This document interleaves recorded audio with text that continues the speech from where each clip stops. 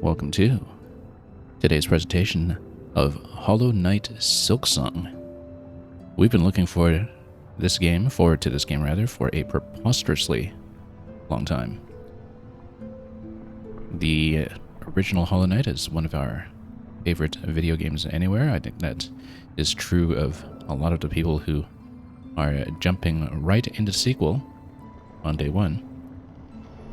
But let's just get into it and find out what Silksong, after all this time, is going to be about.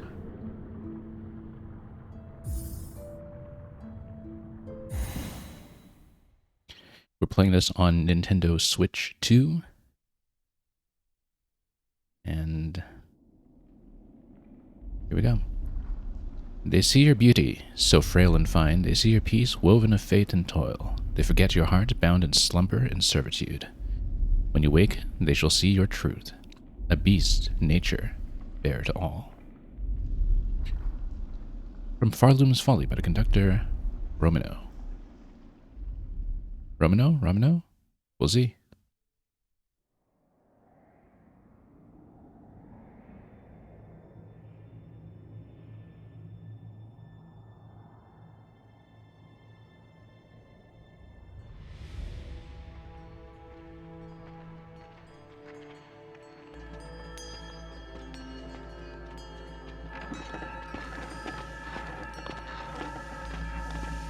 Well, for Hornet, the bell tolls.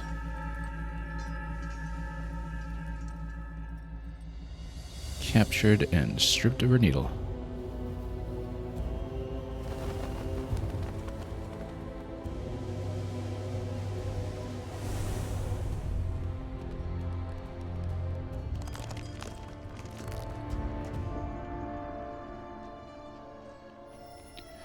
We are going into this game pretty much completely blind. I do know that originally, well, years ago when they first started promoting this around 2019, they pitched this as an ascent rather than the descent in Hellenist that was the first game. So other than some movement upward from wherever Hornet has found herself, we don't really know what to expect. Possibly similar to Metroid Dread, where you start with this fall to the bottom. Act 1. Interesting that there is this separation of acts.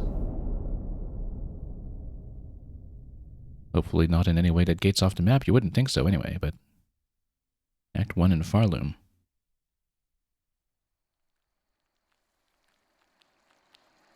Just given how the first game was known for such tremendous flexibility in terms of how you could navigate the world. Okay, so here we are. I guess we can get going and get comfortable with the controls. Bind on A.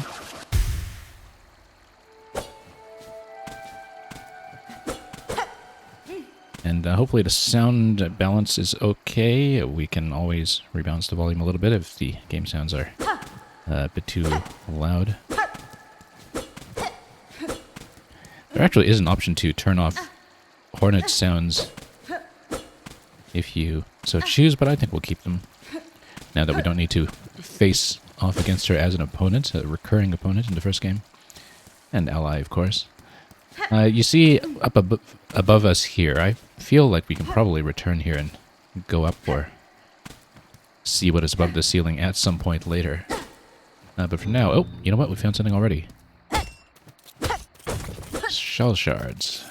That looks to be basic currency, so far as we can tell.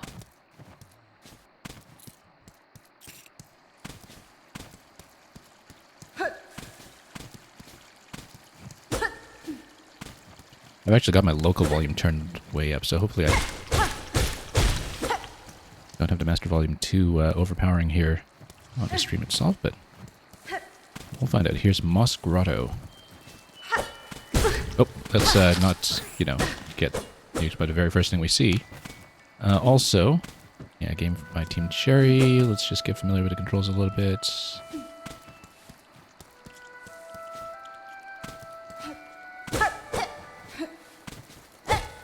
Team Cherry, Ari Gibson, William Pellin, working on this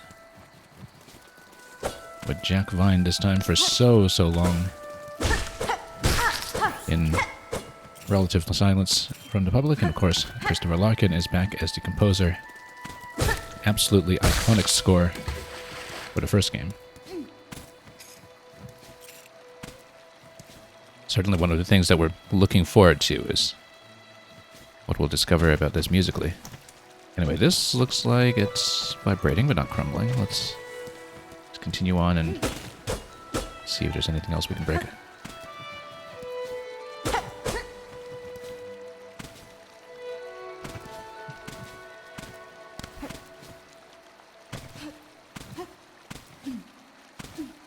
And yeah, as you can see, Hornet's got a little bit of a ledge climb here where you push in and he scrambles on top. And... oh, let's... can we bind? Hang on. I think I used up all my thread. That is in the meter on the left side.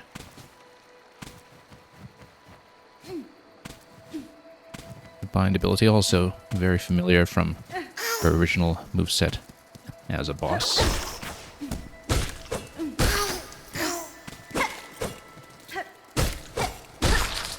Now I've been using the directional buttons on my Joy-Con so far. We're going to kind of get accustomed to this and see if we'd rather prefer that or stick. I'm traditionally a D-pad player when it comes to 2D games, but increasingly with a lot of the games in this genre, the whole Metroid adjacent genre, they are about fluidity of movement, particularly in midair, and so as we've seen with some games like the Ori games, Ori and the Blind Forest and Will of the Wisps, and most recently Prince of Persia: The Lost Crown, and Metroid Dread itself for that matter, that have all gone for a more stick-based scheme, and eventually kind of felt natural in that respect, so just kind of alternating between them a little bit and seeing what we get fluent in over time. I played Hollow Knight originally with, I think, a combination of both schemes, and I can't even recall after many playthroughs what was actually most comfortable in the end, having tried a couple of different controllers and... oop, a little bit stuck in the moss here. You can feel the vibration on the controller for this as well, in fact.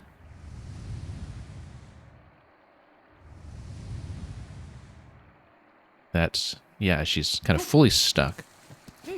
To some degree. For a few seconds, anyway.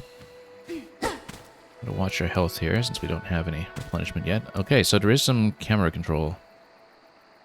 That goes for both the stick and the directional buttons, of course. Let's go down and see what we can uncover. Frayed rosary string. Now, can we actually look at our inventory here? Can be broken and the loose rosaries used to trade. Do we want to do that yet? I don't know that we do until we know what trading it is for. Perhaps we'll hold on to it for the time being. And yeah, of course she starts with her original hunter's cloak. Tool pouch. Oh, interesting that there's going to be some kind of crafting system in this game. And... mossberry. So we have our needle. The blade is marked by time and use. Yeah, it hasn't been sharpened in some time, I guess. Okay, so as far as the silk goes,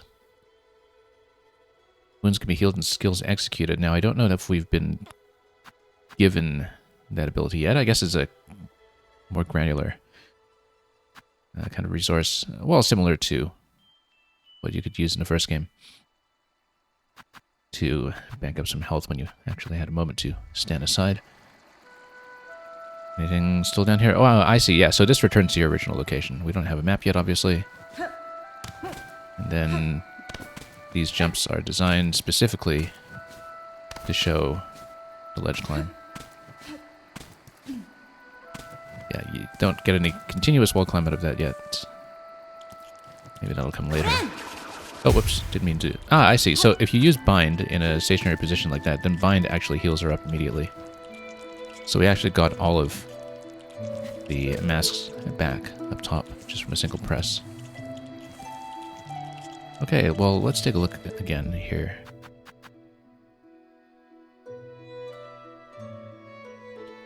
Yeah, so just A with bind to heal then. Can't reach that just yet. That's meant to be tantalizingly out of reach, I guess. Okay. And then we'll see what's going on here. Obviously, that looks ominous. It's not a Metroid-style game without enemies that have this kind of movement. Flinging onto platforms this way and that. We should have checked the right side there, actually, but... Well, whatever. It's a Hollow Knight game. I think one of the chief virtues of the first game was that, unlike many other games in the genre,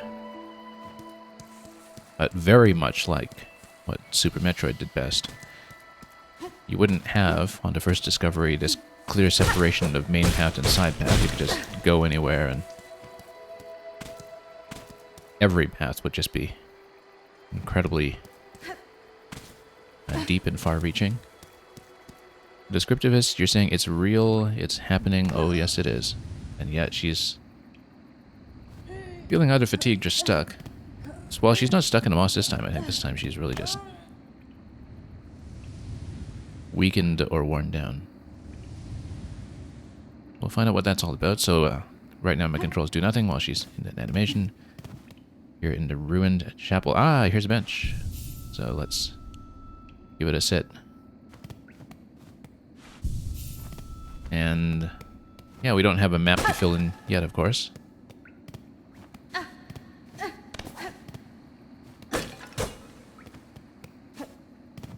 We'll just get ourselves a bit lost. That looks like a tram stop of some sort. Well, no, not really. It's an old worn out sign. We don't really know yet. This looks like a fight. Okay. Moss Mother. Well, we're on a very minimal moveset right now. We just run around and swipe, so... Okay. Just need to watch up top. Okay. So, when you press it down, she does that dive diagonally forward. That's important to know, that her aerial dive goes diagonally. Whoop. Now, we don't have a good situation to bind just yet, so... Let's stand. Oh, no, hang on. Shouldn't have stood there during the bind. Okay, that's our first death of the game. That's okay. Bench was close by. Now, does Hornet have a shade? Does it make sense in the context of the lore? Oh, she has a cocoon. Okay. I see. So then you get your silk out from where you took the previous death. Didn't seem like we lost resources from that. Other than the silk, of course. Yeah, I stood in the wrong place to try to find when we were mid-fight. We should know from the first game that's a very unwise idea. So yeah, not exactly practicing for Steel Soul here, are we? Okay. Anyway. Yeah, so she can kind of chase a little bit. Oh. Got a little caught in that position. Yeah, it does mean that she's not stomping directly downwards. That's something that's very important to know here. So we shouldn't expect that pointing down give me some kind of ground pound. I was platforming with D-pad earlier, but for this fight I've found myself switching back a stick. Whoa, we are in trouble here. Let's try to... In a moment, there we go. 3 masks back. Okay. Yeah, as before, I keep thinking instinctively that this is going to take me straight down, and it does not.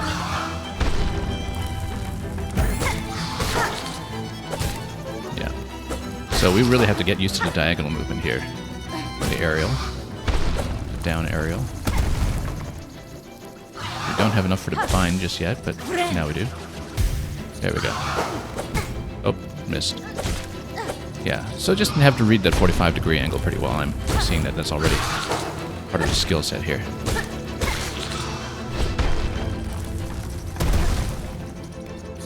And... oh, missed. There we go.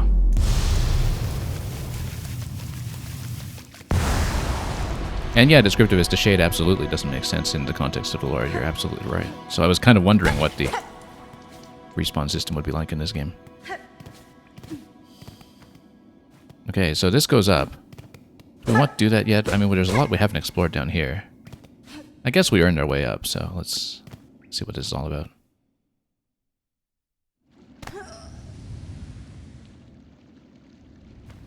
So yeah, there's a lot that we didn't see down below. Now, she can't jump very far right now, so I can't really jump to the left side here until she's gotten some of her strength back.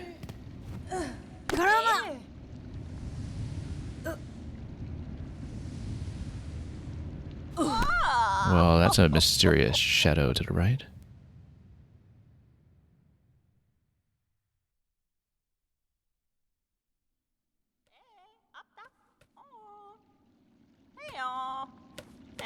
Descriptivist, you're saying something about Sans from Undertale? This is Metroidvania, not Megalovania. Up with you, up. I won't have you dying on my floor. Ah, awake at last. You should mind your strength, traveler. There's no use wasting energy on an old nobody like me, like the chapel maid over here. Catestre. I see that now, madam. My welcome to your land has not been kind. I had reason to be wary. So you're not a pilgrim then, scuttled out of the darkness, to climb the great path and bow at its gilded peak. Buenera. I am no pilgrim. I am Hornet, and I arrive in your land by no choice of my own. I was brought to your kingdom by force, captured by strange bugs, clad in veils. Oh, how curious. The bugs of the citadel at the summit of our land. They veil themselves in service to their faith, or perhaps as slaves to something greater. Mi offende? Then, I shall seek the citadel. If these veiled bugs would go to such lengths to bring me here, I intend to find out why. Oh, ferocious, intimidating. Yours is no pilgrim's spirit. You've the bearing of a hunter. Welcome then, fierce traveler, to Farloom, our holy yet haunted land. Before you depart, permit an old bug a brief warning, as to keep that weapon drawn. Your kingdom is gripped by a curse. Its paths grow wild and dangerous, and though some still attempt the climb to the citadel at its crest, none return to speak of what they see. New objective, yeah. The way I play these games, I just ignore objectives. We'll get there eventually. But this is kind of the overall grand objective, so, you know, it'll be a while before we meander that way, I'm sure. Before we ascend through the lands of Farloom to reach the citadel at the Kingdom's Peak. Okay, what else does this chapel maid have to say? You bear your blade well, hunter, and you've skill, no doubt. So I don't mean any unkindness when I say you still seem a little frail. Da, fenestra. It was a long time spent captive, bound by seals strange to me. My strength is diminished, but recoverable. By the time I reach that citadel, I'll be ready to face what waits. Okay. First of all, we should... Well, let's see if there's a bench before we burn resources on healing immediately. I see this is not breakable yet. I feel like this might be breakable eventually. There's also obviously something up top. Lots of places to drop in notes. And also a continuation here. I might want to double back to see more of Moss Grotto down below, since we obviously passed quite a bit, and maybe it went a little further along the main line than usual. This drops back down. Let's just see where we want to go. Bone Bottom. This seems like a fairly major town or hub location.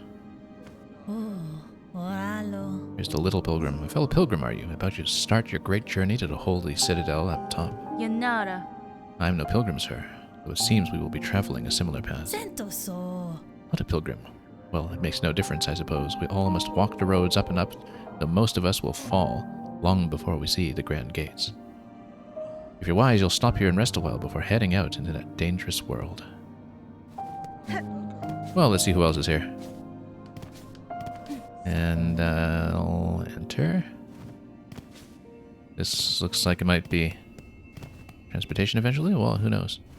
Maybe not.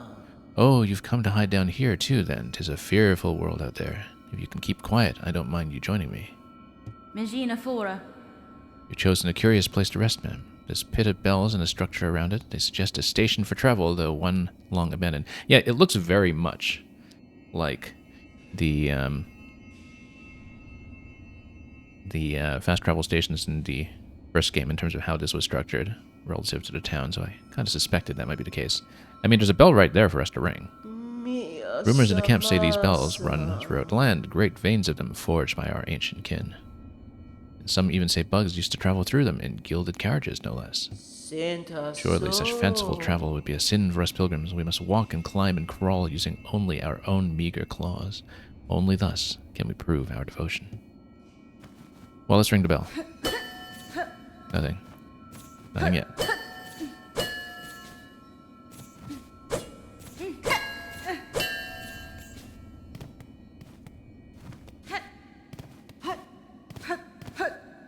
Alright.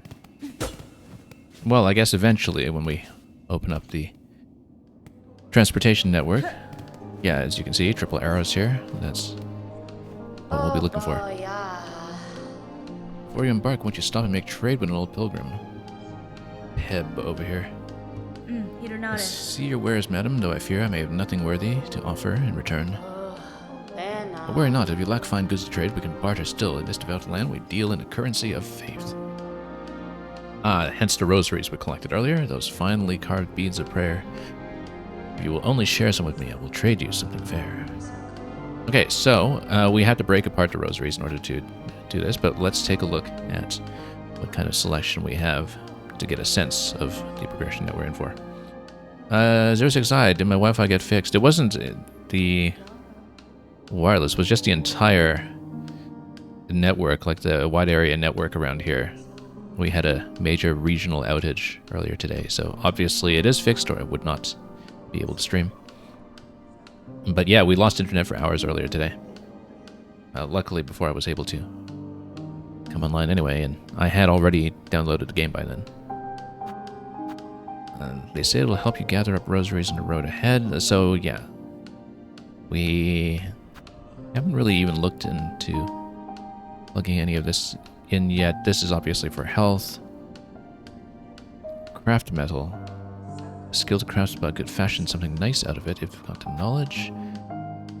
And yeah, eventually we'll want to plug in a key. Ah, okay, that's interesting. So maybe the reason that we didn't lose any currency upon death earlier was because I hadn't broken the rosaries apart yet. They were on the string. Hence why we have 0 currency right now, but we didn't lose any earlier because we didn't break anything apart in the first place. Maybe we still are just getting a bit oriented with the systems here. That's fine. So why wouldn't I just leave the rosaries as is if they're on a string? Flick the fixer is building a sign here. Building a wish wall. It's past time this old camp had one. As a resident fixer, I've taken it upon myself to sort it out. They're a popular thing about Farloon wish walls. Useful too, so many prayers left unanswered. Gives them a place to go. Yeah, indeed, this is the fixer if we need some legal assistance later, given that Hornet has just freshly broken out of prison. We know who to talk to. And yeah, there's a continuation this way. Again, I kind of want to backtrack because I missed so much on the way up to the first boss that we encountered, and we know I missed so much, and so... Okay, bit of knockback on this. Our spidery friends. Oh, this tile here looks suspicious, but... You know what? We'll just keep going. We'll just follow our curiosity.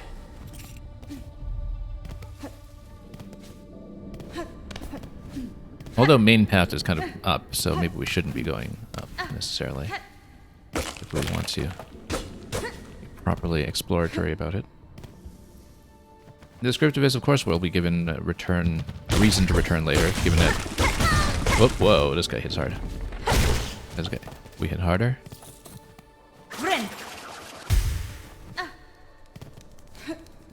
Still have to get used to this angle here. Calculate my 45 degrees. Seems like that's very much the main skill set early on. Okay.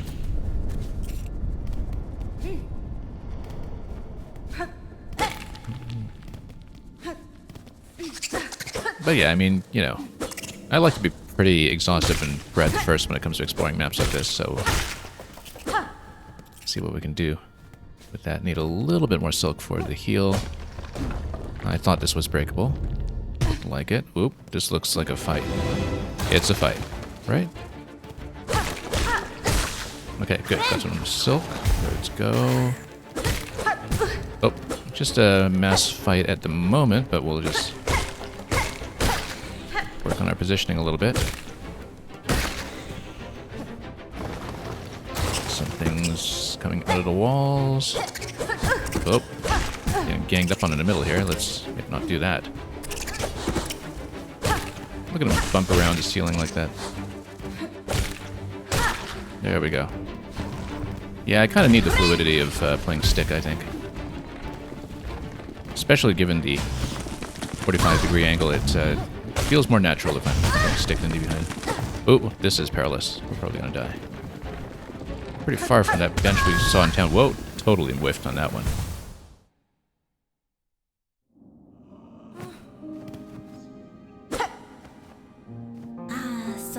And, yeah.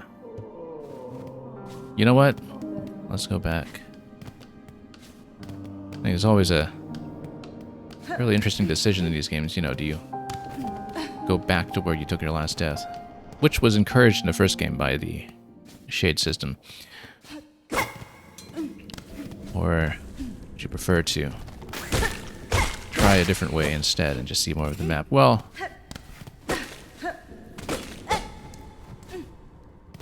I kind of want to have a rematch. That's what you kind of notice designing around multiple paths I've found in the past, especially when seeing things play-tested in games like Mario Maker, is that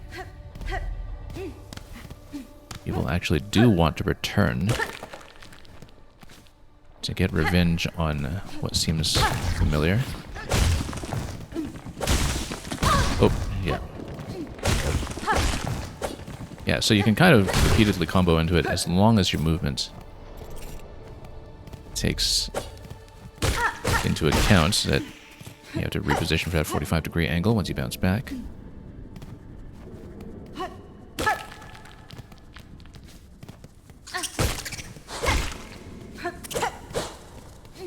Oh. Now we're 3 masks down, so that means that we will, of course, drop the heal whenever that's the case.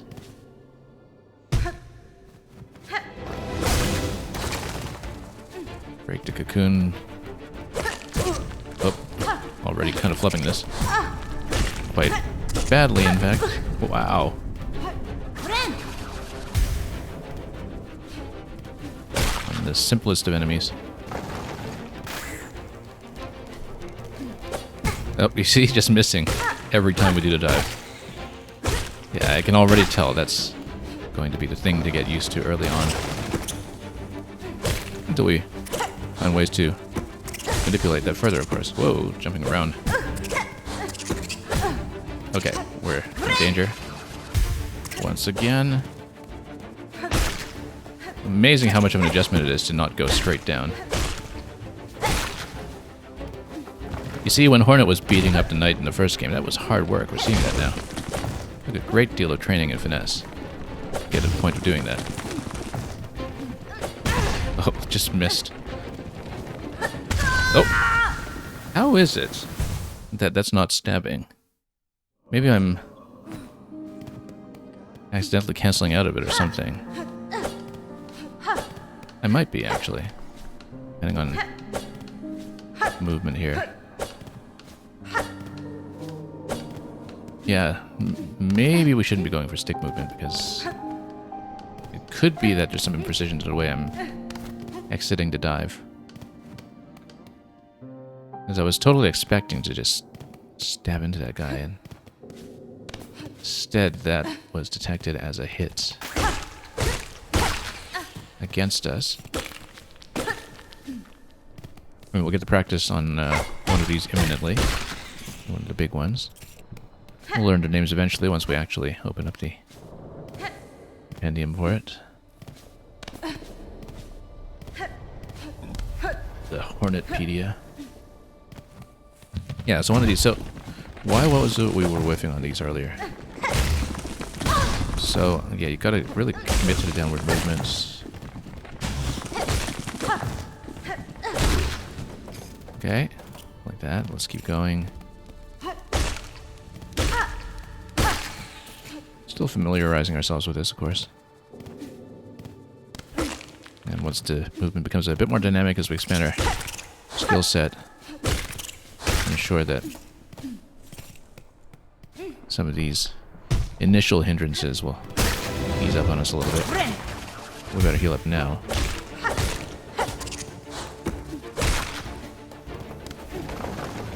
Feels like her initial reach is better than the knights in the first game. Oh, yeah, as you can see. I think there's a bit of a limited range to it. Yeah, there is a limited range to it. That's what it is. She cancels out of it automatically after she dives a certain distance. So you can't just dive indefinitely. That's the thing that we were failing at. That's the thing we didn't really properly understand. Now, you can actually take a little bit of cover here, which is interesting, because the enemies go around. But yeah, we can't dive from too high, because that's what happens when we trip.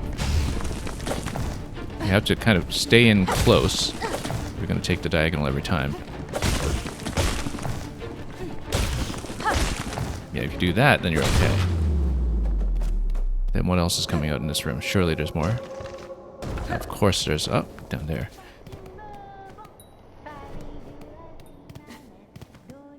I hear someone humming. I bet that's the map system in this game. It's not Cornifer, but... we will see. Oh, I see a switch down there. Let's that. Head towards the sound. She's got to be a cartographer, right? Maybe? I don't know. Who else would hum? Boy, did you see it, Red Maiden? The great gate heard my song, and its infinite and ancient kindness opened the way forward for us. What luck for us to meet at this moment. We can set off on the great road together. Or perhaps I'll tarry here just a little longer. I want to sing a song of gratitude to this noble gate. I'm Sherma, by the way, just another humble pilgrim like yourself. If you ever need assistance on the road ahead, sing out my name and I'll be sure to find you. Me and my lucky chime are at your service. Interesting.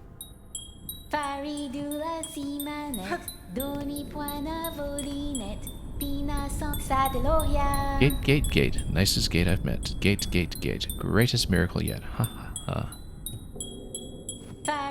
Okay, well, we'll see what else we encounter with her later on, I guess. We did unlock that gate. I wonder if we should continue this way or if we want to do something else instead. Weren't we here earlier? Yeah, we were here earlier. This actually just, yeah, opens up a shortcut to where we were previously. We recognize that somewhat.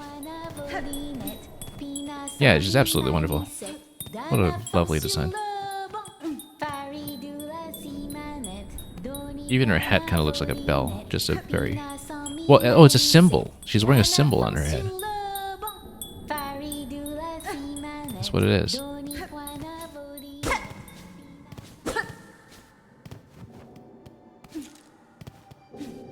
And, yeah, bench imminently. Rosaries. Let's grab some.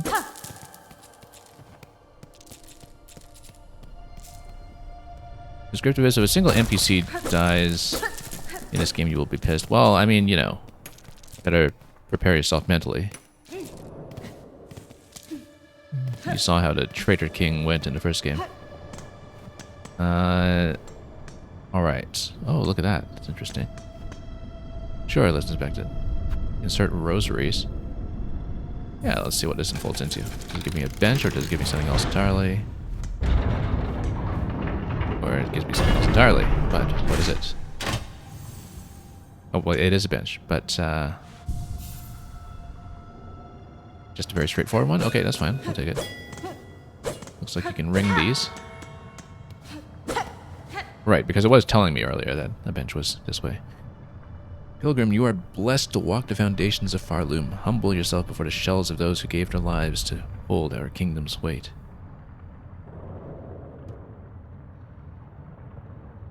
We'll absorbed in mythology here as we go.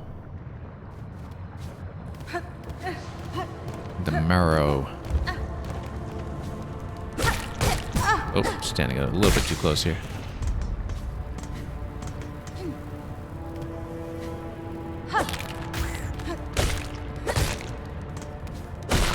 Yeah.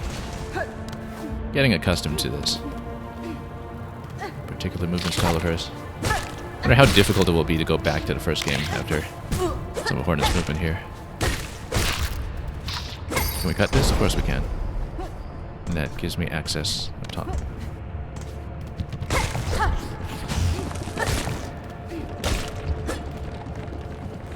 Come on, swipe. Oh. We're standing a little too close here. Let's heal up first. There we go.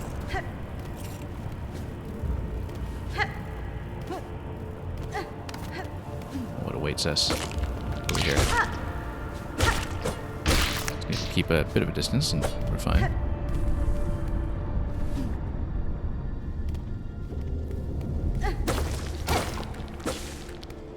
I have not at any point acquired any semblance of a map, and that's fine. We'll eventually get some kind of context for where we are, I'm sure.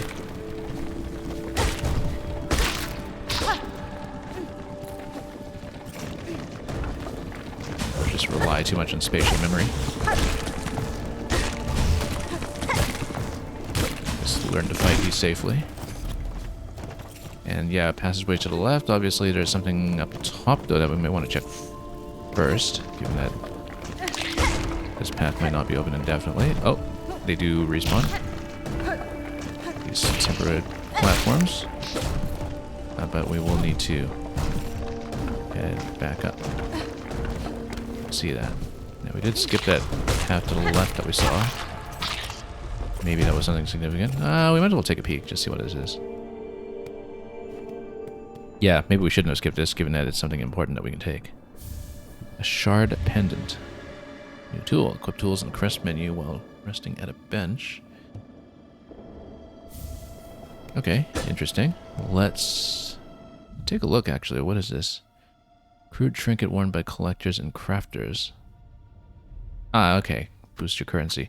Oh, interesting. So you can actually plug these into respective types, I guess. Like this would probably go here, since it matches. Maybe. And so you can kind of adjust what you're doing that way. And so I guess you would have different classes of crests that you can mix and match in a more confined fashion than the Paper Mario charm point system in the original maps.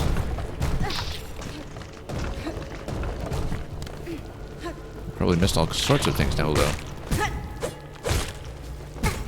How quickly we line up here instead.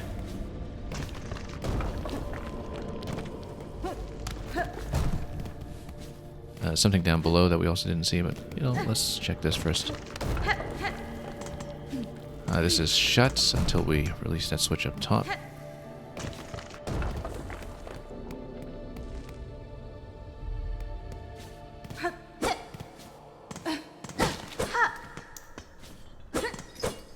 Oh, this looked very much like the chain earlier that we broke, but I guess it's not something we can snap apart. Oh, can't jump off a wall yet.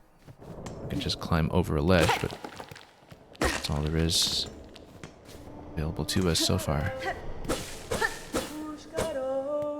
And more singing. Okay, so... Oh! Buzhanka, edges sharp and senses keen. In my land, that is the way warriors greet each other. For though you are a child barely hatched, you are also a warrior. Your stance, your weapon, your movements all proclaim it so. You have keen sight for my skill, Bug, but my childhood has long since passed. What has happened here? I see signs of battle all around. These strange, shuffling pilgrims. In the camp below, they were docile enough, but up here they seem to have lost their senses. They cry out to the darkness and attack their fellow travelers. Yakinesh, keep your weapon drawn and your bearings true. The way ahead is winding, and to lose one's way invites only death. Karkena. I am a navigator amongst my tribe and have been making maps of these lands. Aha, okay, so that's the map-making song that we'll be keeping our ears open for. I can trade them with you, and supplies if you wish. Okay, so, we might want to break some rosaries apart for this, right? So the Moslin's map. We probably do want to get maps at some point. Quill, compass, bench pins, shell marker.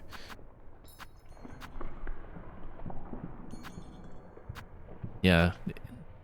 In the original Hollow Knight, it's kind of interesting that, you know, in further playthroughs, you feel more and more comfortable just skipping the compass. Or not allocating points to it. So never mind the pins yet, we just need any kind of mapping. And until we get the base map, of course, we can't actually add to it the benches just yet. Well, let's take a look at our rosary bank and see if we can break anything apart. And these lands' names are given freely, are they not? I am Chakra, wielding rings. If our hunts intertwine again, I will have new maps to trade. Until then, farewell, child wielding needle. Well, we'll buy something off of her before she goes away, obviously. So let's take a look at our rosaries if we can. Contains 30. I guess we'll get the Moslin's map.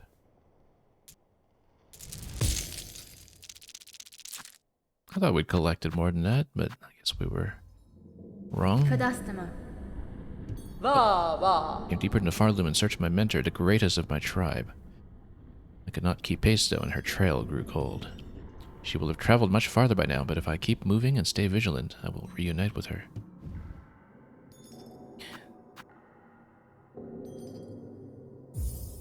Okay. Might as well grab that.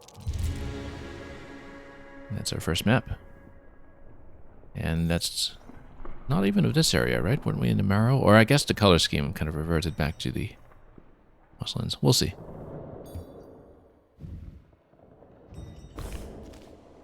Yeah, because no map over here. But let's take a look at a world map. Bone Bottom is over there. Can we zoom out any further? No, I guess not. I see. Okay.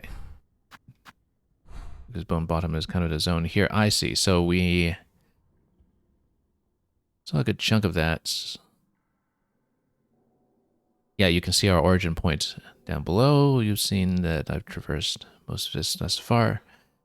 Until we get more rosaries, though, we won't be able to add wood quill just yet.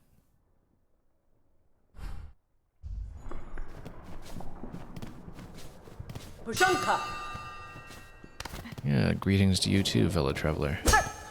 Gate over here, with the bench, incidentally. I guess we can wrap around there. We could have gone up that way. Let's check this bit first. More rosaries. We were sitting on so few earlier. Well, let's see. We want to make our way to that bench somehow. I don't know if it'll be up above or down below. It'll probably be up above. This seems like it's going to shut behind me. Oh, this is one of the mad pilgrims trying to jump us. Grab some rosaries off of that, though.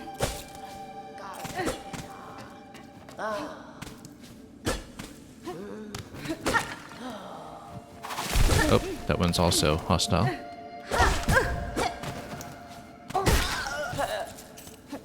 Might as well farm up some of those rosaries, though. From fellow pilgrims, who certainly won't be using them anymore.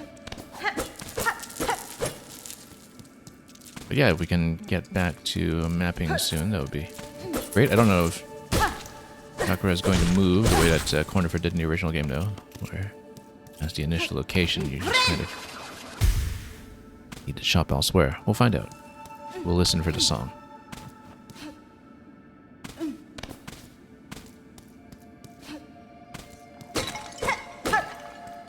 So yeah, I haven't gone above here. I guess we'll get to that bench and do the wraparound pretty soon. Getting pretty close to the rosaries we need too. Yeah, because of course you'd have to beat up fellow pilgrims to obtain them. That makes all kinds of sense. Now, should we go for the the second zone map first, or do we go for Quill first? Well, we need a few more rosaries before that is something we can answer, so let's pick a few more fights, perhaps. Fast travel station pretty nearby, except we don't know how to unlock any of that yet. Maybe we can ring the bell. Oh, I guess we have to rescue this one. And that's the equivalent of the stag in the first game, perhaps. Except we can't chop these fast enough. So I guess until we have the ability to chop this quickly enough, then we cannot, in fact, rescue our form of transportation. Yeah, currently we're just not able to chop that. So we'll have to keep that in mind. Looks rather distressed. Probably we'll get our relevant ability for that soon enough. Moss Home. It looks like it's back in Moss Zone, perhaps. The Mossland Zone. Green Zone, as it were. Okay, good. Now we actually have enough to do a bit more mapping. So do we go Quill first or Marrow first? I think we want to go Quill first. Because we're back into some moss here. Okay.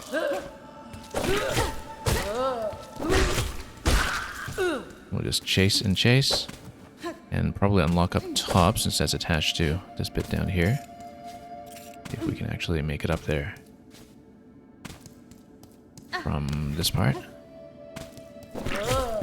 Oh, shot in the face. That was such an obvious one too.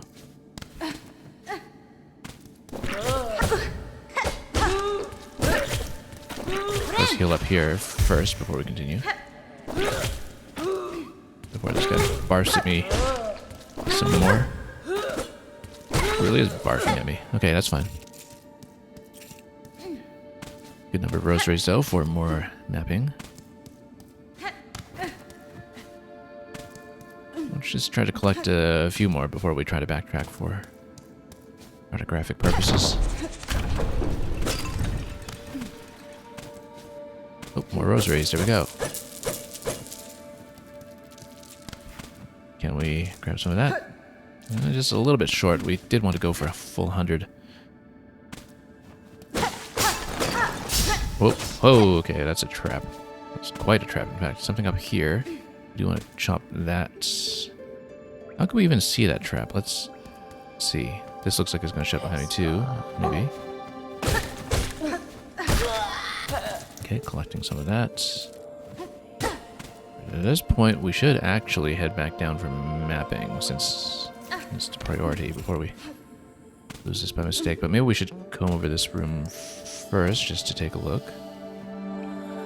Weaver of Farloom, by grace you warded, by thread you healed, for your favor eternal, we offer our song. Yeah, we don't want to die to any of this before we're mapped out. Really had to watch that diagonal. Wow. Okay. And our health, for that matter, we're a little bit short of silk right now to repair any of that. Whoa! That was a trap that I did not expect. Okay. And look at that, we lost all of the currency, all of the rosaries. So we do, in fact, need to go back to that location to get them back. That's okay, we just needed to get a sense of what the system was like.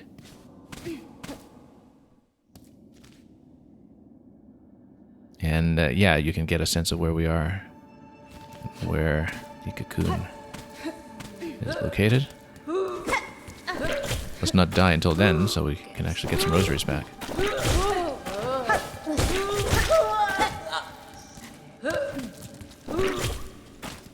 Try to walk around some of these ones strategically. Okay. But yeah, we should definitely backtrack for mapping. Okay, that, I'm sure. Oop. This one's really zoning me out. We can hit the projectiles, but that requires me to actually aim. Whoa. a little short now again on silk. That's not good. Hang on. You know what? Let's backtrack for a moment. Let's just be very, very cautious. Because I do want to get all those rosaries back from up top, so let's just go back for a moment.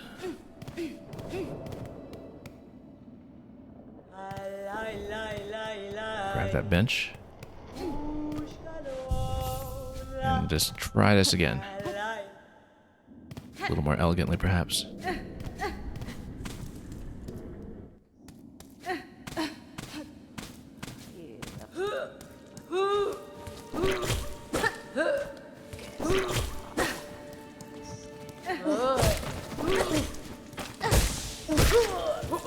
Okay, that worked out a little bit better. Barf. Just kind of need to rush in a little bit.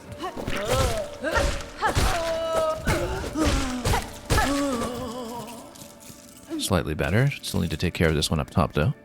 But at least we do have enough silk for one heal at this point. Oh.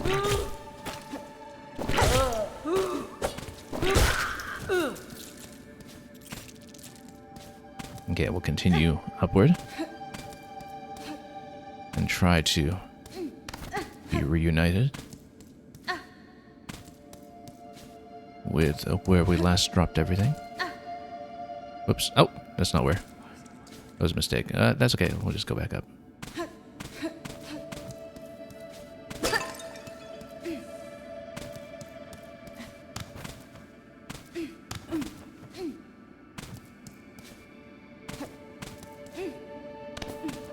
Then once we get a mapping system going, we'll no doubt go a little crazy with mapping everything. And of course, yeah, once these have been taken down, that is it for those rosaries.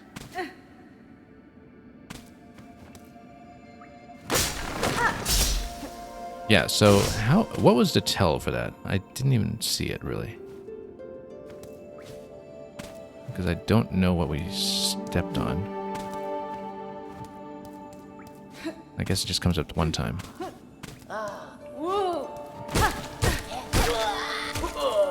Okay. Now we were pretty close by. Here we are. Watch out for that trap. Yeah, right, when we chopped everything down. Okay, got the rosaries back. Great. So if we cut this down, we need to jump off. Yeah, so the tell is just dirt. And it just does that to you once. Aha, okay, and so this is another one of those gates that we will need to know how to penetrate in order to get our fast travel system going. I said something about going back for a map, didn't I? But, well, this is too interesting, so... Oh, yeah, once again, just stepping into every trap here. You need to react pretty quickly to that, it seems.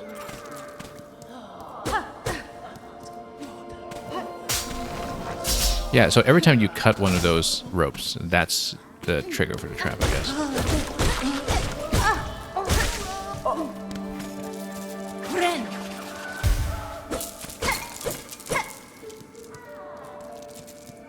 Yeah, so that's why they're kind of one-time triggers when you step into these zones. So we just need to watch for the tripwires. Well, that's very familiarly spider-like. Daughter of a distant land, we who remained have waited long. Bind our strength to yours. Proclaim the future of our haunted kingdom. Okay, sure. Perfectly fine. Let's find out what could possibly happen.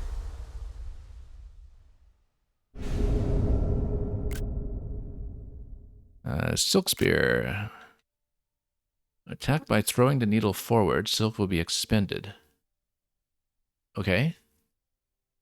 Silk skills can be equipped in the screen of the menu. So yeah, you tap into the same resource pool as the heal. That makes sense.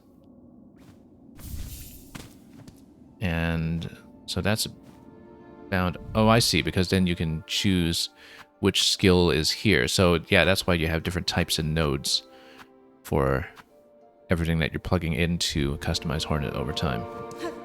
That you can put something on her special. And the Silk Spear does break that, which means that we can get our fast travel system going if we return to what we saw previously, as long as we bank up the Silk to do it. Whoop! Oh, saw that coming, and yet we didn't get out in time. More rosaries to keep for later.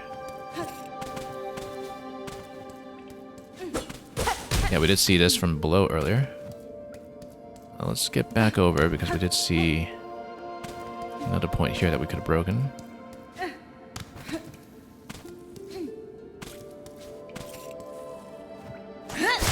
And let's make sure we don't trigger any traps while doing this. This goes below. That looks very smoky to the right. Smoky in such a way that looks kind of hazardous, but... Oh, that looks like a bench, though.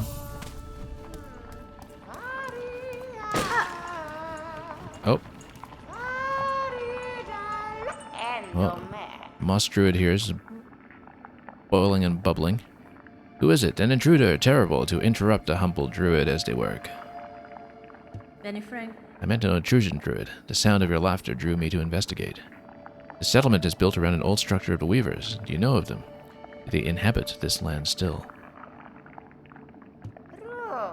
What settlement? What Weavers? You speak nonsense. You are here in here, so why did you send you? Did you hear my wish? Granter of wishes, you. Pasvin? Granter of wishes. Wishes, yes, my wish. I need fruits of the world, 3 little darlings. I need them, so I wish. Does the kingdom not send you, little you, to grant my desire? Ah, okay, so we get an NPC quest here. Sure, why not? What could possibly happen if we take up a quest? I guess we have to keep that promise now. Binding stronger than sin. Bring me the 3 mossberries, precious fruit. Grant my wish, and then the work begins. Now, I do have 1 mossberry. So why don't I just pass one now? Having enough fruits. Okay. I didn't really figure out where we picked up that first mossberry. That was very early on. But I guess we'll head over, and as far as the quick map here goes, we see where we were off to the side. Let's drop below. Let's see what happens. Trigger more traps along the way, I'm sure. Oh.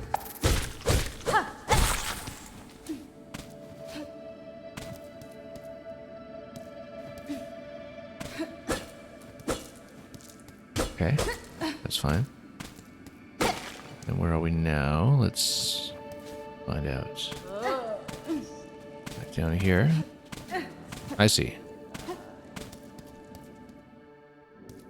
So we should have done a loop at this point, which means that we can open up the travel system. One hopes. Or is that a fight? That's a fight. Bell Beast, okay. Yeah, it wasn't going to be that easy.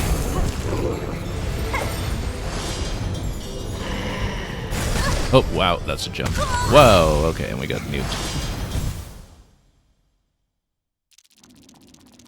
And there goes all of the rosaries. That's fine.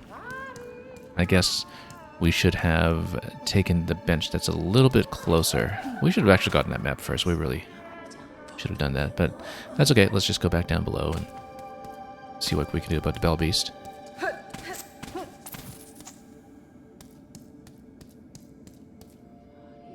We'll not pick too many fights here along the way. Well, it's just a matter of learning the pattern and dodging things. So let's take this one first. We'll go back for that cocoon and see how deep in it is placed when we just engage in a fight. So if you get this back first, yeah, you know what? Let's go down and spend on the maps first and then come back for this fight.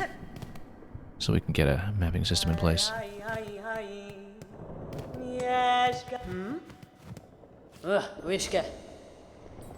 We'll soon leave these crumbling roads, but if you stop by the settlement below, we may meet again. Passes are often to trade with the pilgrims. Yeah, the same kind of system as in the first game. This is a temporary shop until she relocates to the main one. Okay, so I think we definitely want the Quill and the Marrow map. We can afford more than that at this point if we really want the compass. Yeah, markers we don't care too much about at the moment. We do want to pin the benches at some point, but I think, given that we're learning this game, we probably should get the compass. There's a lot we can buy in town as well, as far as rosaries go.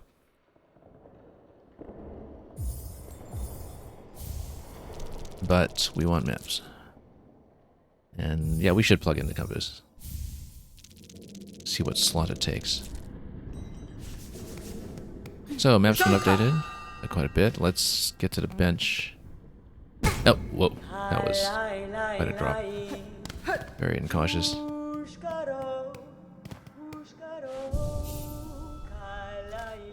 And here we go. Moss Home, Bone Bottom. Let's take a look at the main map to see what we're dealing with here.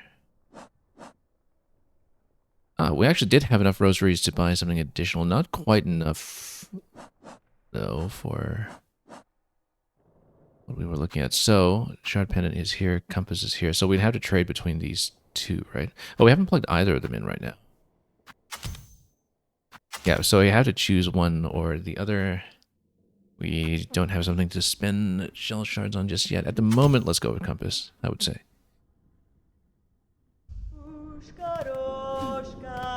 Okay, because then...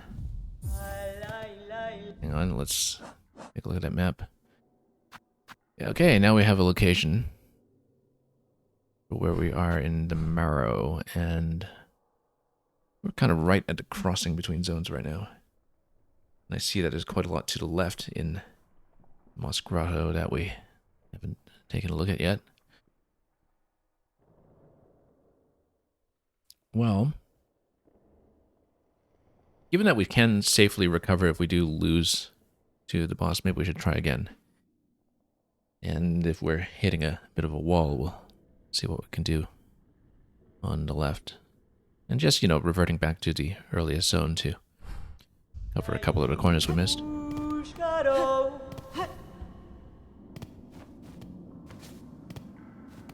Okay, let's do it again. Weren't really using our special that time either, so... Okay. Whoa, that's quite a charge.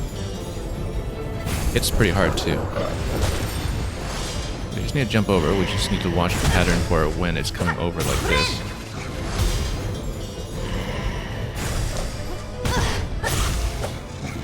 Okay, we're probably going to get whacked on the next one. So we need to listen to the audio cue, probably. Whether it's going to jump. Whoop. Nope, you can't just whack that. That just rolls over you. That's fine. We'll learn the pattern. It's so close by. There's not much of a run back, so... really not too concerned about it.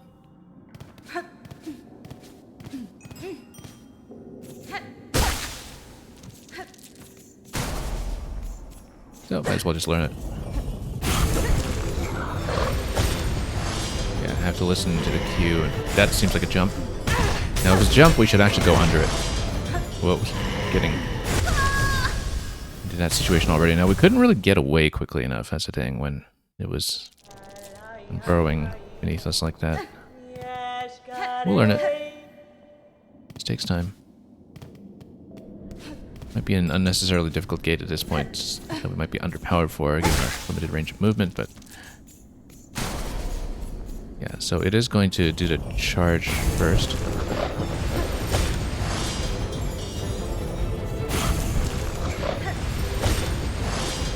Let's tap it one at a time.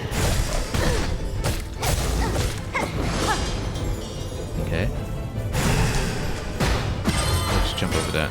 Jump over the bowling balls. The bells, I guess. Just minor movement here. Those seem to be different colors in a way that might actually be relevant. I feel like we might want to deflect, but... okay, as long as we get a decent range of movement here. Yeah, so you can bounce on them, but... So here's the problem, is that I don't know how to dodge that if he's right below me when he jumps up. And we just don't want to be too close to the side. Like when we see the rumble, we might want to just move away anyway.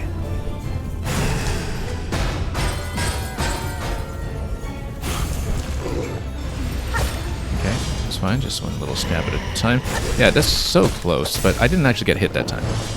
That's interesting. That I can, in fact, go above. Oh, phase 2. That seems like a lot of danger incoming. But we just need to watch where everything's pouring from up top, and I think we're fine. Not quite enough to work with here for heals.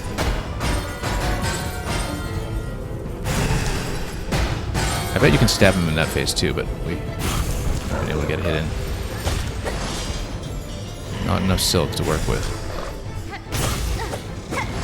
Oh, and dropped on Hornet's head. Whoops.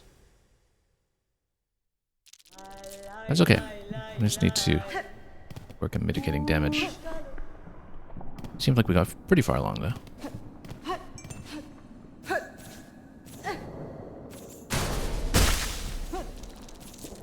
So yeah, that was a death that was far enough along that we did have to spawn the Bell Beast in order to reclaim the cocoon, but not a lot of currency that we're losing here anyway, so I'm not too fussed about it. That does take off 2 mass pretty much immediately.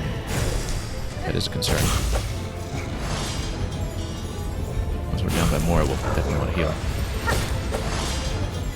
Yeah, so you can't really just continuously stomp when you're at a diagonal like that. I don't know if there's a better way to deflect these or anything yet, but I'm not risking standing in front of it.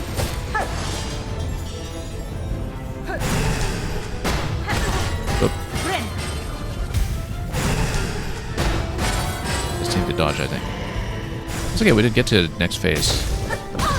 Ooh, it just didn't get a good position there at all. Yeah, when he jumps up like that, there is a way to kind of get above and stab your way up to avoid damage. We did manage to figure that out for a moment. We just need to and a bit of consistency there.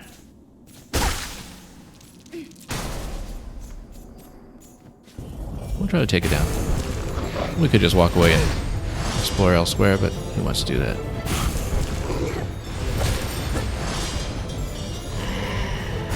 Yeah. So you can back out of that a little bit. You have just enough speed to do it. Oh, yeah, just missing. Oh, no. Lost that immediately after that heal. It was not great. I'll probably do 2 hits on the charge like that. Yeah, if you go kind of with a back and forth movement, then you can avoid the rising tail of the beast there.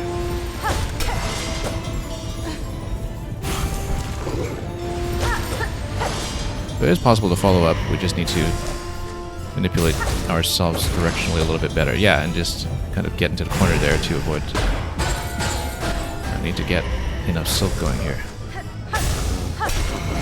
Probably is something that we can use our special for as well here that we're underusing. But let's get back into it and figure this out.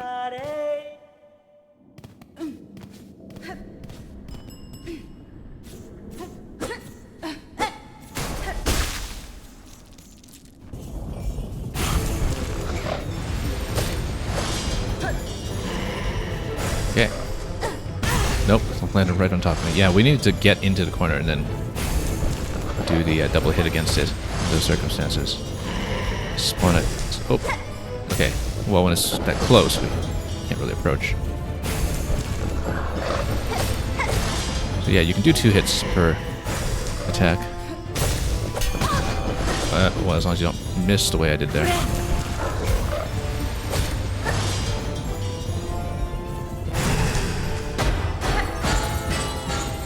Again, still not really sure what I prefer. stick or D-pad movement for fights like this. I'm going stick right now just because we want a lot of those mid-air directional changes, but yeah, that's the kind of position that we don't want to be in, where he's coming up from right underneath and I just get away.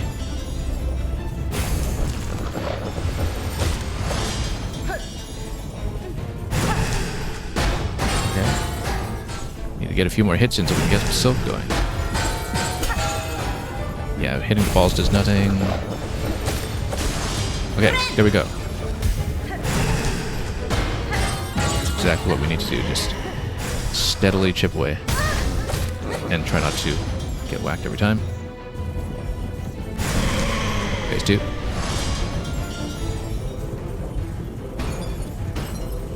Just watch. Everything's coming down on the ceiling. Okay, standing in a corner kind of worked out there. If he's coming in that close, we try not to get caught. Yeah, now we have to deal with the ceiling and the standard pattern together. That's simple to understand. Go under. And we'll just watch the ceiling on every attack. So we don't get something dropped in our head. Yeah, it's just dodging two things at once. It's not too much of a concern, I don't think, as long as we just don't get whacked by anything.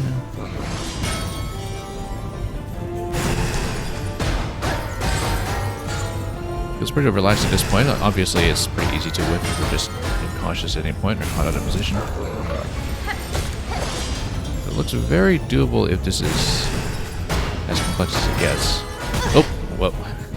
I say that, of course, right as I just got whacked by something on my head. Didn't plan that movement very well there. Unfortunately, it puts us very low in health. Oh, and yeah, that's too bad. Whipped on that heel, just standing too close. It's okay. I feel like it's doable if we're just cautious for the rest of it.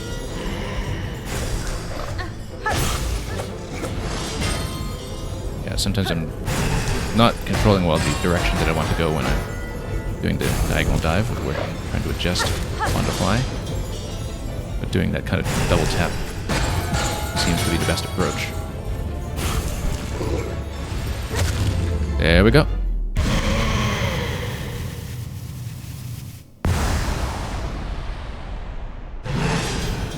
And thank you for the GG. Liberated. It seems. So, do we get a fast travel system? Let's find out. What's our new power?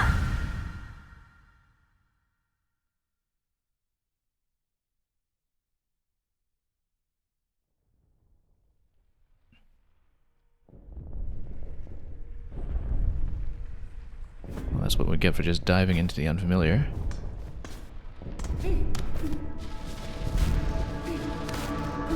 Rise, rise. Love this effect, incidentally. The wibby, silky filter that we have on right here. Child, spider. Our nature. Oh. Our strength.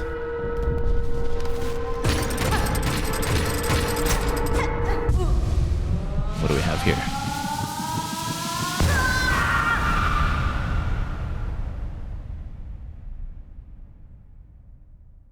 Come, child, witness our waking.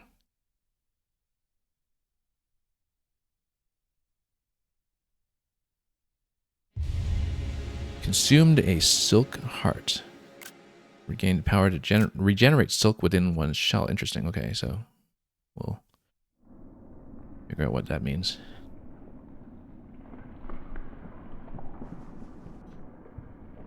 Yeah, because then we have a pattern of resource replenishment if we can somehow figure out how to use it. Is this our fast travel system? Yes, now that we've liberated our friend here, the Bell Beast. We talk? Bell Beast is also cute. Yeah, very much so. I just want to see what's over here first. We probably should use the travel system to get back to town in just a moment, but might as well see what awaits. Oh, I see. Yeah, this continues quite a bit. Let's use the system first just to map it. Distant cousin of the ancient stag. Saw us so many places in the first game. So yeah, the Bell Beast just goes back to Bone Bottom. We know that. Interesting that this is the shape of the network this time around, though. And yeah, I guess we just ring the bell at Bone Bottom to summon the Bell Beast to come back here. I don't think we have that much currency at the moment to make it worthwhile to go back just yet, even with the rosary that we have here. However, if we do go back, then we get a chance to just backtrack a bit. Yeah, with Bone Bottom, we can kind of drop back into the initial zone and scan that a little bit before we proceed, since we clearly missed quite a bit back there.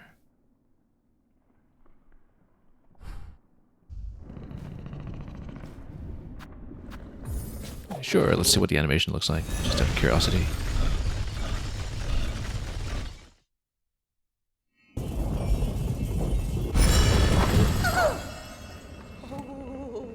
And what do you think of that? Horrible beast. Rather unfamiliar with such forms of transportation, I see. It's okay. Back to town we go. I know we can't really afford anything with the rosaries at the moment, but we'll drop down below to the Moss Grotto and just go back to where we were.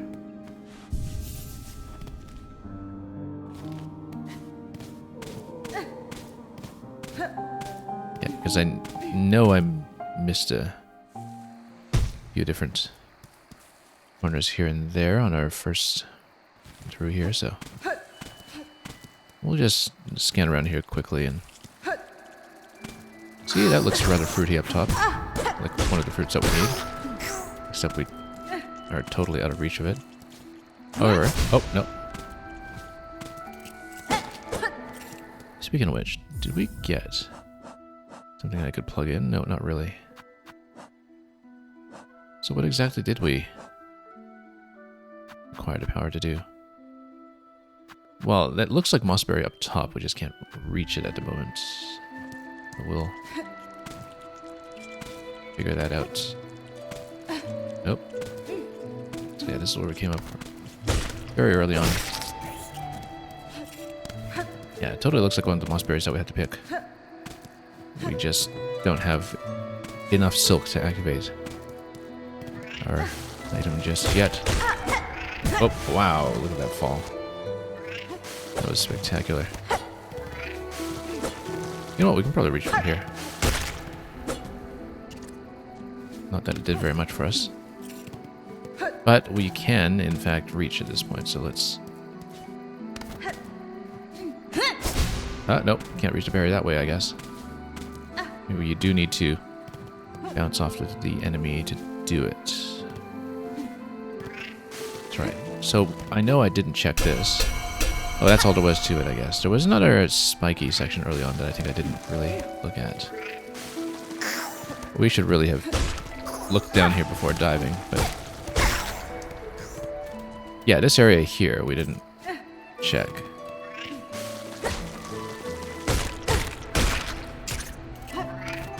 Oh. Ah, I see. There is something up there that we could have picked up. Let's heal up first. Be safe. Lure him down. Lure him down. Just a little bit by bit. There we go. Oh, it was just shell currency, I guess. Shell shards. Nothing more. Yeah, this was the place I was curious about early on that I know we skipped. So I guess we didn't really miss that much. And... yeah, because we had mapped out everything here, it seems. Alright. In the tutorial zone. Although, some places where we could Grab some currency on the way down.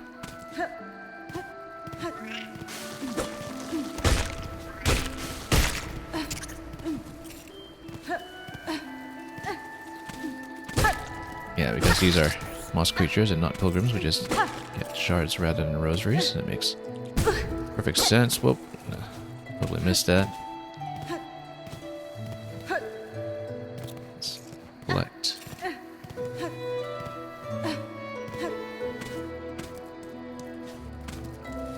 Hug right. And hug right. There we go. 4 shell shards for the taking. We really should see about that fruit, though. Up top. I feel like that was obtainable somehow. So yeah, this is just retreading what we'd seen much earlier. Right, because this was just the initial loop. Okay, so... we've seen that. We've seen the path up to the ruined chapel. Guess we'll just circle around here. Yeah, it was that area in the bottom right that I hadn't checked, and so... I think we're satisfied for the moment until we have more reason to come back. Should really see about getting the fruit, though. It seems to be the main thing that we should see about solving, if we can. If we can deflect off of a nearby creature. That was beside where the fruit was dangling.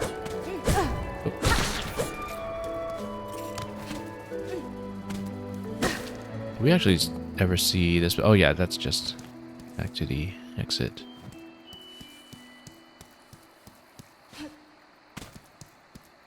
Right, because you do have to go back up through the ruined chapel if you happen to drop in here instead. Yeah, this is what we opened up previously. Is there anything I didn't look at? Not really, because this was the ascent. And this looks inaccessible thus far. Alright, let's just go.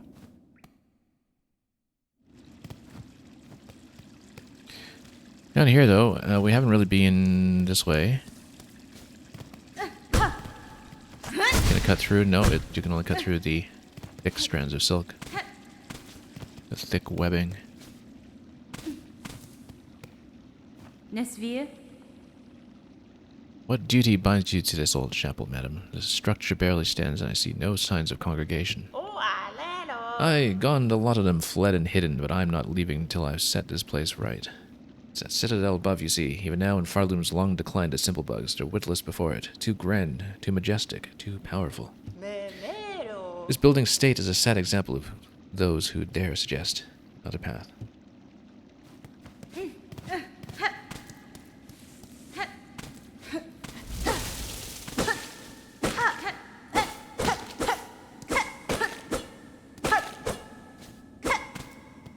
Okay, so... yeah, previously we dropped in... go back down, now we'll just continue past the encampment again. Anything new here? Cadestre. This camp seems in poor condition, good bug, with the lands turning around... with the lands around turning deadly. I'd worry for its safety. Aye, we surely aren't seeing its finest moment, but this place has been serving us passing bugs for as long as any can remember. It's faith, you see. All those pilgrims now and past. Our devotion holds it together. The camp will remain and provide, no matter the troubles. Okay, fast travel station over here, but let's check out some of the costs here again.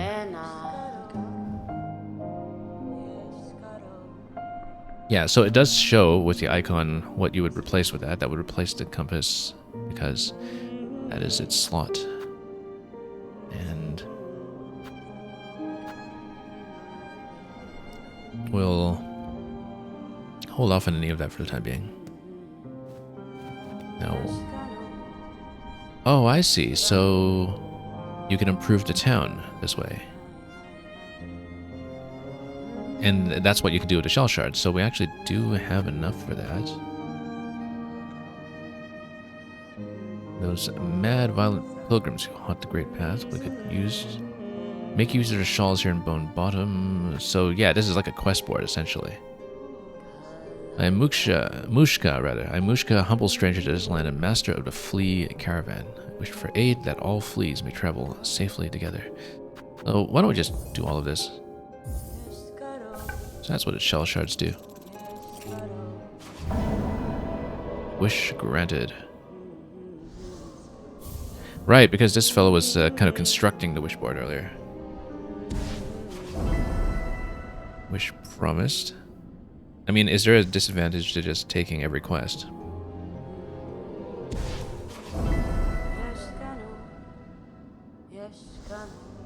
So it doesn't say specifically what we have promised until we go to the quest log, I think. Unhaunted pilgrims, 12 of them. Yeah, we can easily do that.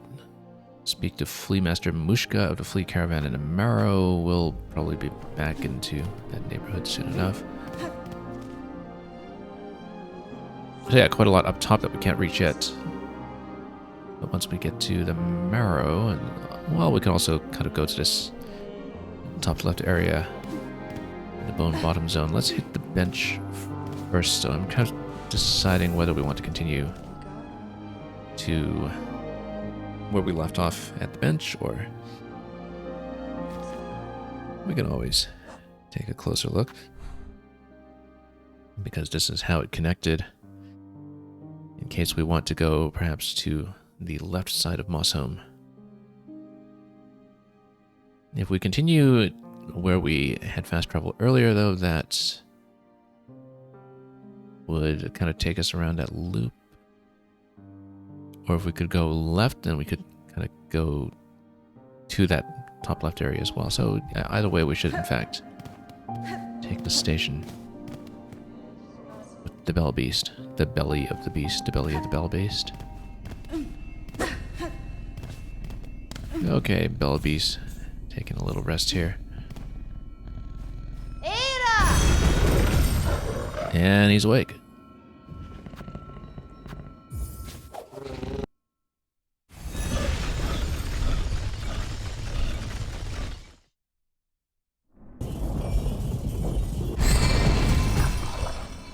So yeah, let's go left side first.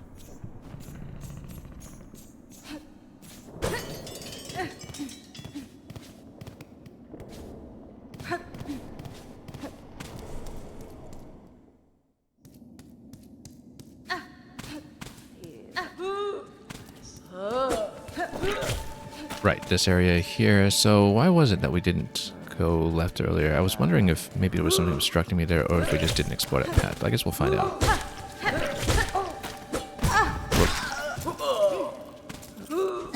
What do we get here this time that we could take? Pilgrim Shawl. What's that? That is new.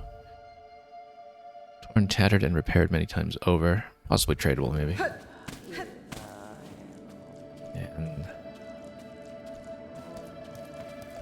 you know what? Stab. Oh, can we? It doesn't really take that much silk to do it.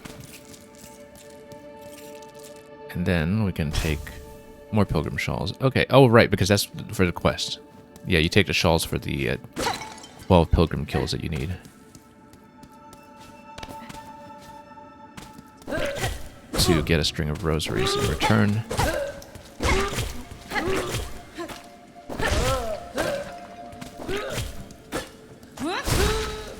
Might as well bust that down.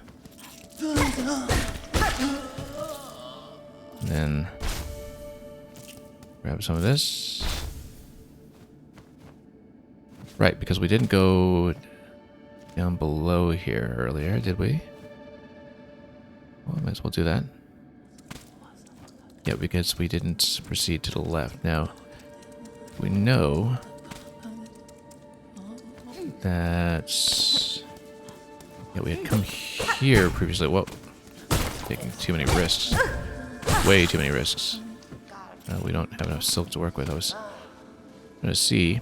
See, this is why maybe we should have pinned the bench, rather. Because we totally lost track of...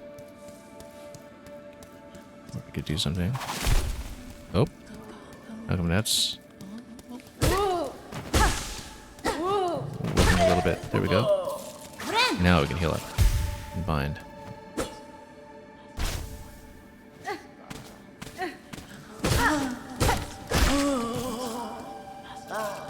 This is new. Oh.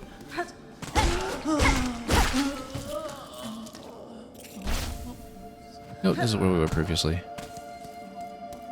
And up here, I see, because that's the other path to the marrow. And that just goes down below to this path. Yeah, we've been here. Okay, let's go left side. Oh, we see more pilgrims along the way. We'll just smoke them out as necessary.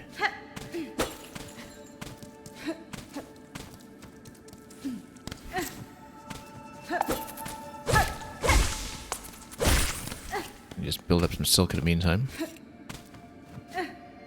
Oh, I see. Yeah, we actually couldn't reach that in this position. We do need... Well, let's see. What do we miss? I think there was one intersection up top that we should have proceeded to.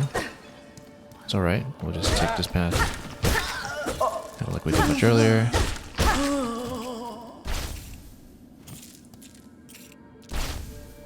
Take the shawls that we can. And loop back up.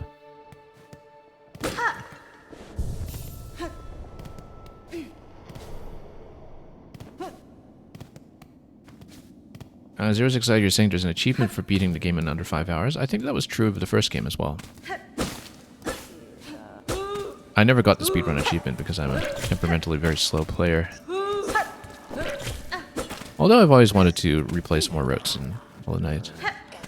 I replayed a lot of Metroid Dread, actually. I'm not usually a speedrun person, but I found that game was kind of just crisp enough once you know the map that, you know, it's very approachable to learn the fast routes even as a non-speedrunner, because the sequence breaks are very readily executed once you know where to look. I'm sure that's true of Hollow Knight as well, if you can bear the more difficult boss fights on a comparatively low resource pool.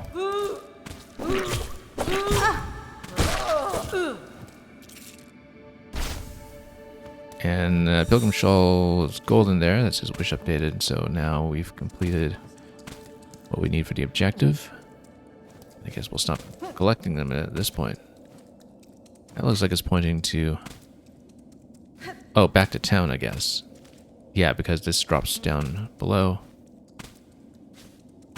Let's not do that yet, then. Let's try to continue here first. Now... Assuming we can actually get over there, I wonder if we can drop the cage or something. Seems like that's quite a chasm to cross here. Maybe we should just check whether I can do something below, or do we drop straight down? Okay, we can come up here. This is above the ledge where we were able to go previously. Catch some of those rosary beads. Possibly create a return path if we can.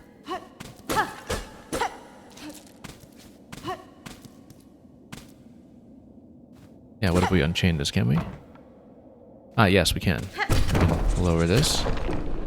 And then we have a lift system that has been made available. And then this area here was above where we could traverse previously, so we'll also take a look at it.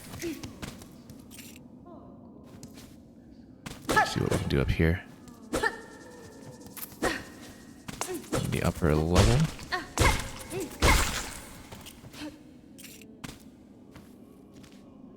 Yeah, we hadn't been to this corner so far.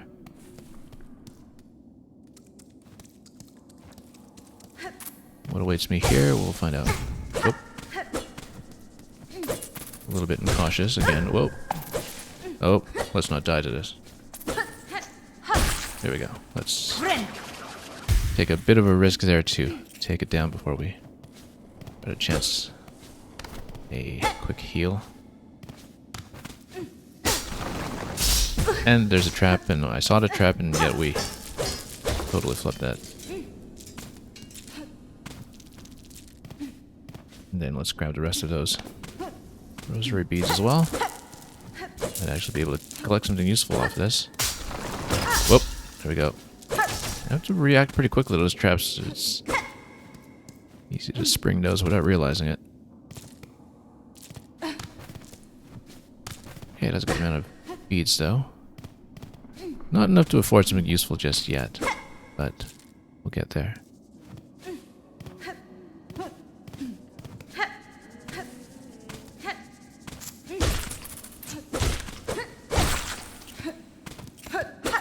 You can also string up 80 of them for safety. Back in town. Whoa. I think we might want to go back down for that bench. Let's do that, given that we have unlocked a lift to go back up.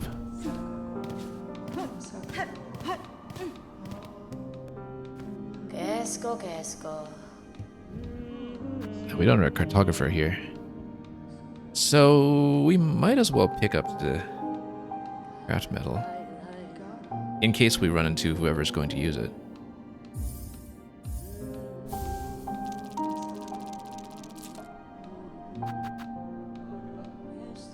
So if you pay 80, do you actually keep 80 on the string? I think we're going to try that to see how that goes, because then basically every time we return to town... Oh, I see. So it contains 60. So you're paying a premium of 20 in order to preserve these from death. Okay, so we probably won't do that by and large because, you know, we're generally going back to the cocoon anyway. But now we know. We needed to see that to learn what it would do. Now, what was I doing? I had something in mind just a moment ago. Ah, yes, just right, the quest board. So we can turn in the quest. And we did earn some beads here, didn't we? We earned a necklace. And that contains 120. Great. So I've got a decent amount of work with. We'll just keep them intact until such time as we want to spend. Yeah, no reason to break them apart until we actually want them. Tempting to trade out the compass to build more towards resource generation, or rather wealth generation.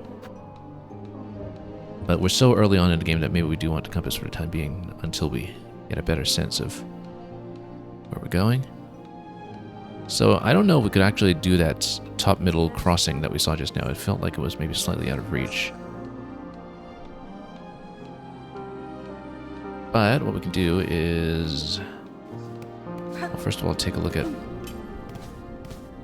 our current map of Marrow.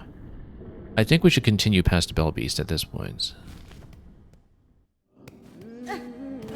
Or possibly go back to the cartographer, Chakra, if she's still in that original position, since she's not here in town yet, and then maybe get the bench pins, at the very least.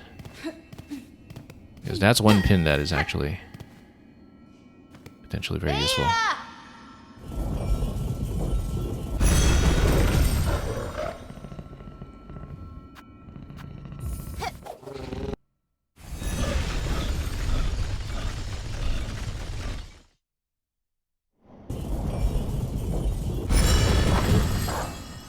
Okay, out we go. Yeah, we'll go back. We'll see if she's still there.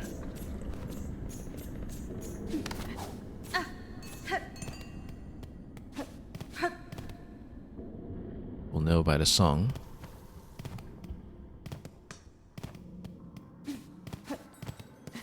Not hearing music here, though. But was she a little further along? I don't know. I think she was here originally, so I guess maybe no further mapping for us for the time being. That's fine. Then let's continue. Past the Bell Beast.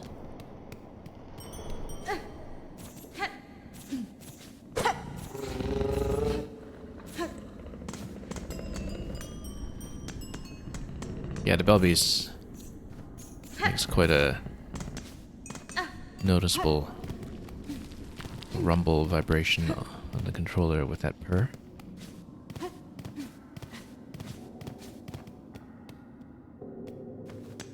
Okay, so what does this give me? I kind of want to stand away from where it's pointing for a moment. Ring.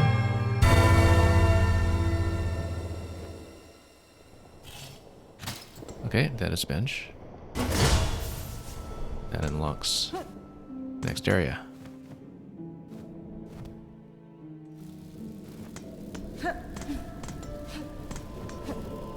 Here's the marrow once again. We'll open up the passage that takes us back down below, connecting the path to where we were earlier.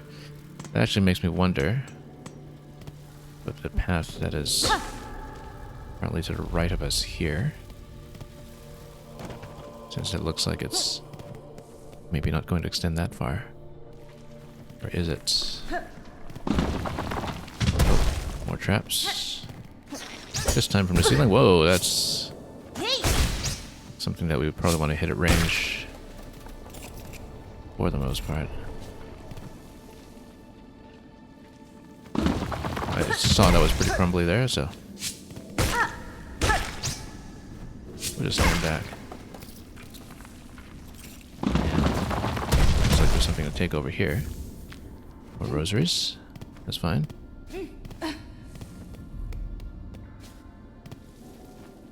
Gladly take that.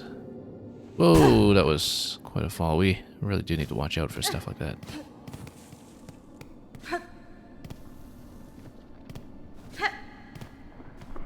And actually scroll down. Yeah, you can do it with the right stick as well. The camera movement is probably the easiest way to do it.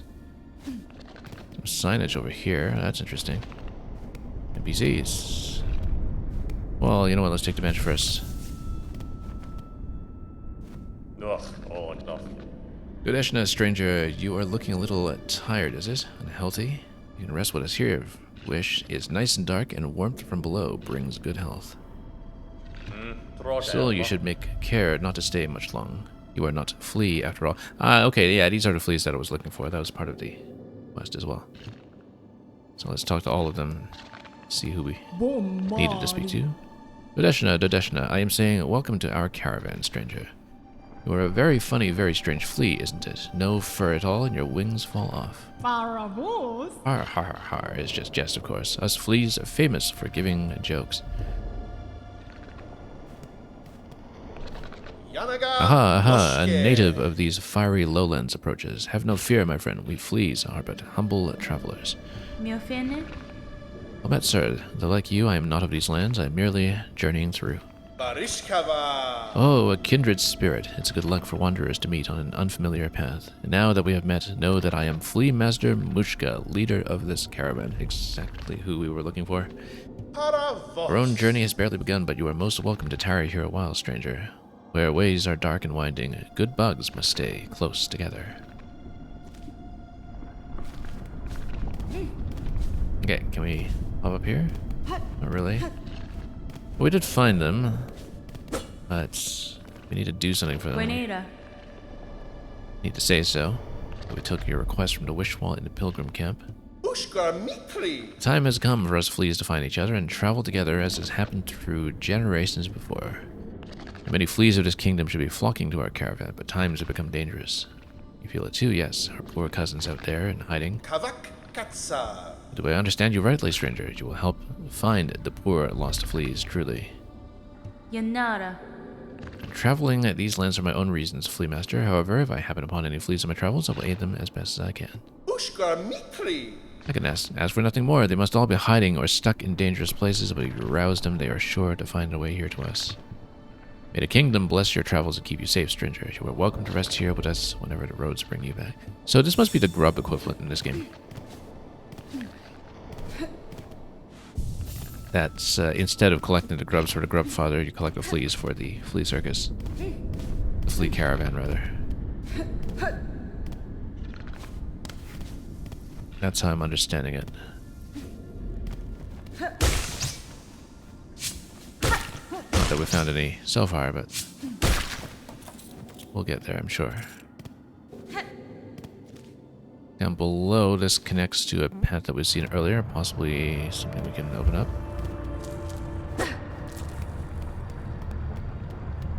So, right, because this light tells you that the fleet caravan is nearby, perhaps, unless... Well, we'll see.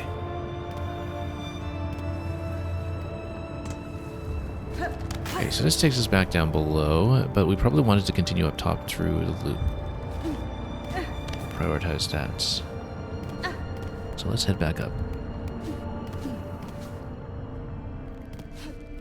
I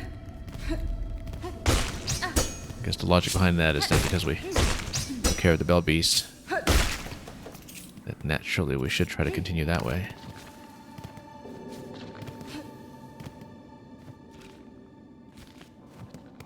Also a continuation over here. Ah yes, because we haven't opened that yet. That's fine. We can get back to that. Good time.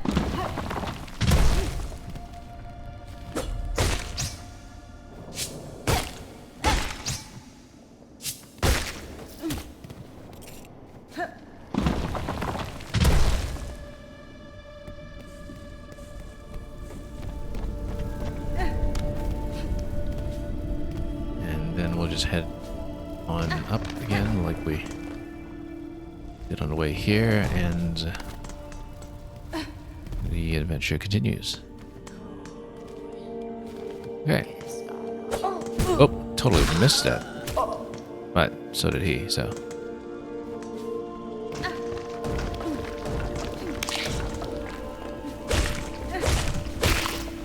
So we'll just give ourselves some space to work with over here. Heal up soon, but we'll get to that.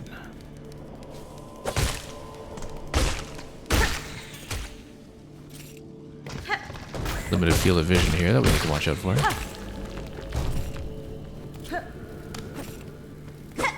Something down below. More rosary bees. Probably we need to pop it for this guy. Not a lot of room to jump. Whoa, we need to get out for just a moment.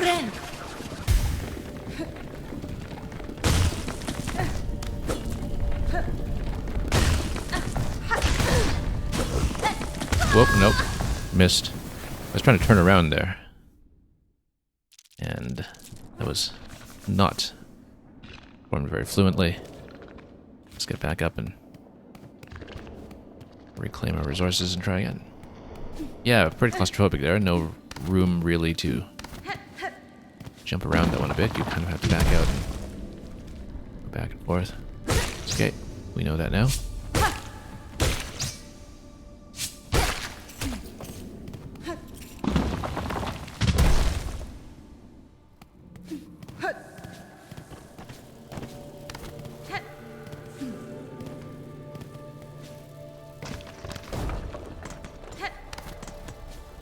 So we'll just head on back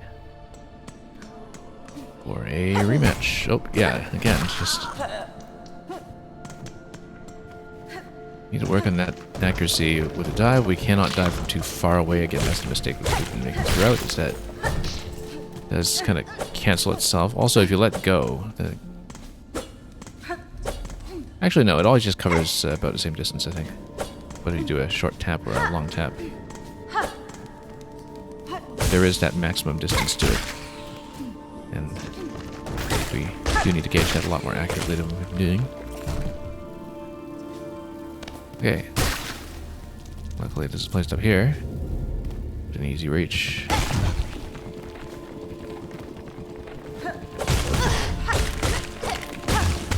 Oh, and again, that really just body checks you. Been dying to that a lot. Let's head back and be a bit more cautious. Also, I'm pretty sure we had a closer bench available. That's okay.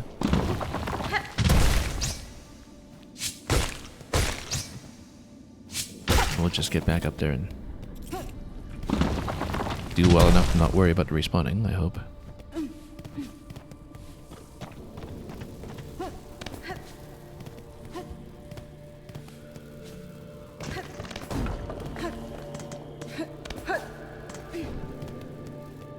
Okay, where do we go? Once again.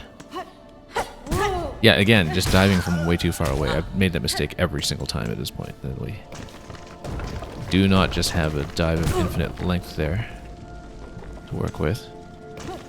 Maybe once you eventually have some crests that modify that attack, then we can have a bit more success. Until then,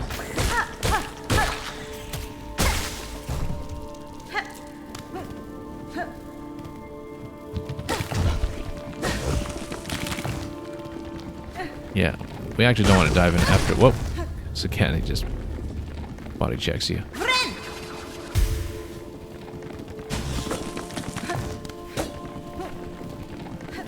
Okay, having a little bit of trouble here.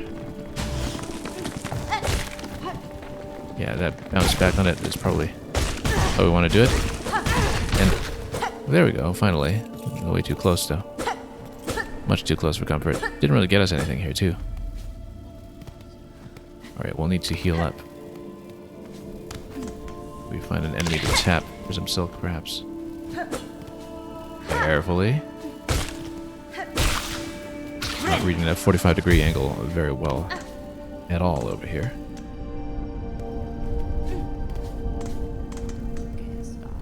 That's interesting. That looks like we can probably poke it. Oh, maybe not. What about on the left here? That looks potentially explosive. Yeah, very explosive. I thought I'd seen something like that earlier too, that maybe we didn't poke accordingly. Anyway, let's actually watch our feet when we land. Whoa, that's a lot of explosions. Oh, we did read that somewhat more accurately. This gives you a piece of craft metal.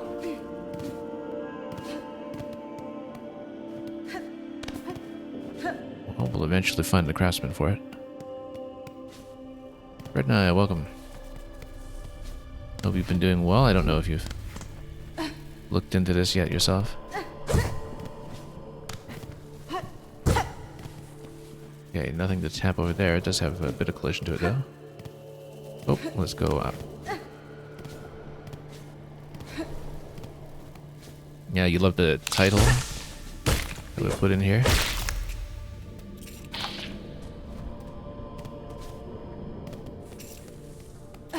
This incredibly polished game, from what we've seen so far, developed over 7 years, that nevertheless has us hunting for bugs. Okay, can't quite reach that yet with my current tool set, I think.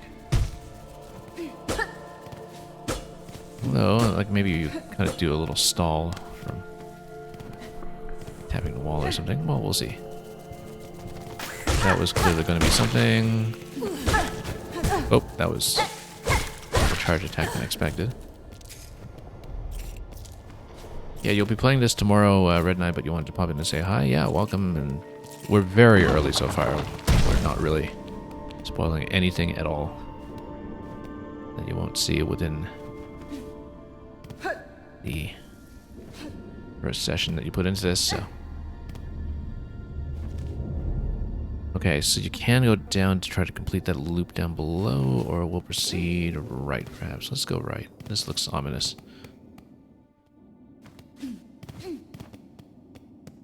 As usual, follow one's curiosity. That looks very ominous. Friend or foe? Obviously foe. Now, you can back out of this when you're not trapped in it.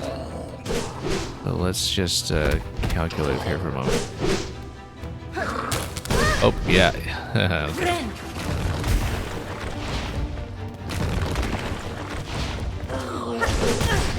Yeah, can't really get around. Well, maybe we can get around this way.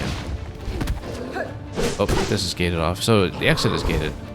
And we'll just get the jump. Okay. That's fine. Just need to learn pattern. We don't have much movement available yet, but we are way back, having not grabbed a bench in so long that we were actually off the map completely for the cocoon. That's okay. We'll go back. Steadily make our way. Also, it looks like there's an alternate passage here that... Oh, yes, that's right. That was what was enclosed previously.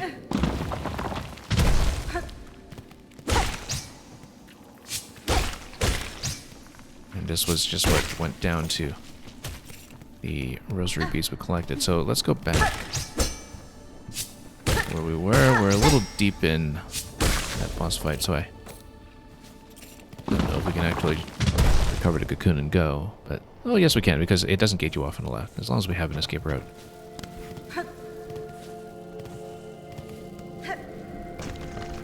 Yeah, we should probably try to find a closer bench, though. And actually have the presence of mind to activate it when the time comes. Oop. Very sloppy on my part over there. Oh, that was something up top. Have we actually seen that previously? No, we hadn't. Nope, nope. Should be able to wrap around that.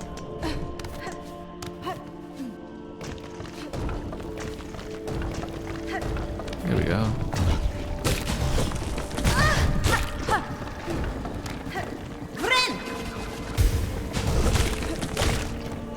Okay, give ourselves a bit of room so we can actually jump over it. There we go. Just need some headroom. Those. Now we probably do want to go back to where we were to reclaim the cocoon before we get too deep here. But I just wanted to give this an initial look.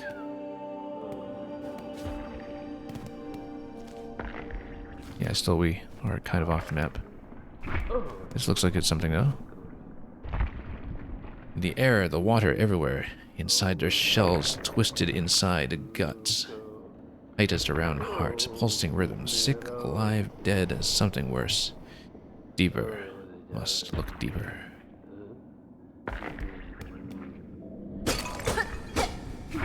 Well, something about deeper. Can we actually dig down here? No, not really. So we'll eventually learn what that's all about.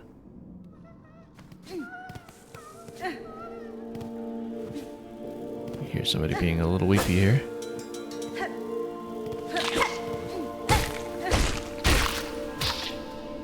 And some platforming over there. Yeah, I think maybe we should go down and reclaim that cocoon first, but, well, we can regret this decision later. Okay, so now this, we'll need to maybe lure it over. Wow. Really got knocked down here.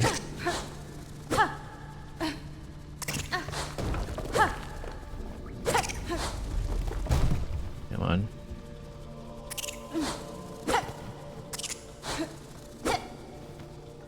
Again, just trying not to go diagonal against it when we're standing surrounded by so many spikes. This wing would just tap from here, that's fine. It's not too bad.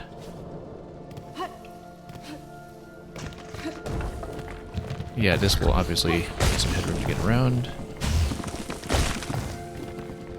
We'll just take it patiently.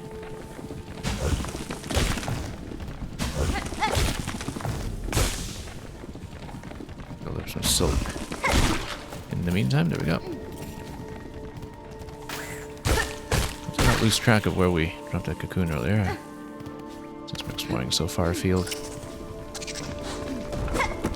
That looks like something that would probably be a jumping off point. Oh, I see. Some... Yeah, the blue there is just where it respawns. A little blue cluster. There we go. And where does this platform go? Isn't quite clear. Oh. Here we go. Okay, now that that's one that's out of the way, we can just take care of this instead.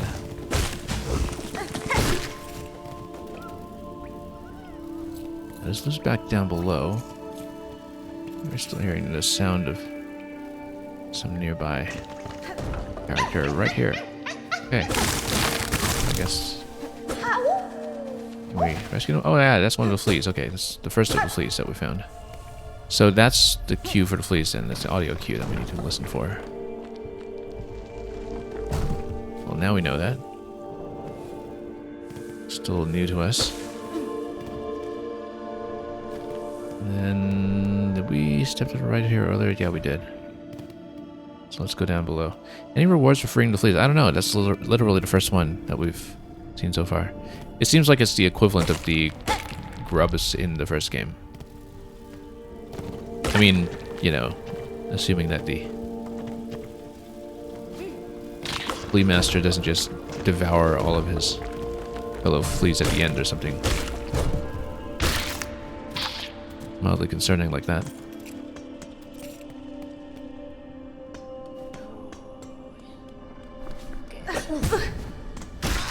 I've made that mistake maybe 4 or 5 times in a row now, diving out of range toward that one, forgetting that the dive is a limited range.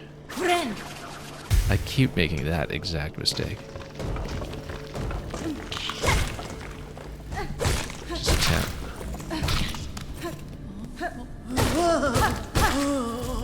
Okay, we want to get back to where the cocoon was left. That was quite a ways out from here, so...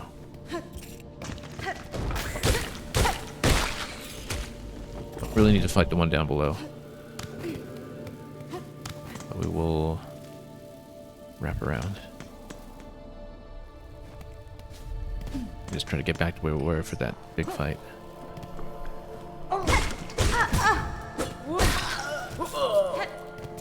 Rather too sloppy here.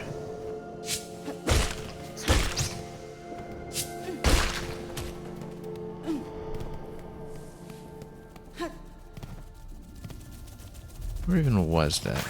We were definitely here earlier. I think it was along this way. Whoop. Yeah, we'll heal up there fairly soon, I think.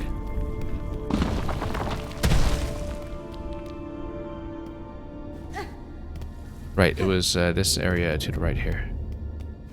We should probably try to find a closer bench.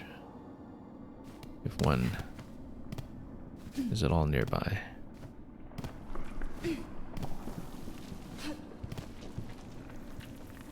This is somewhere new.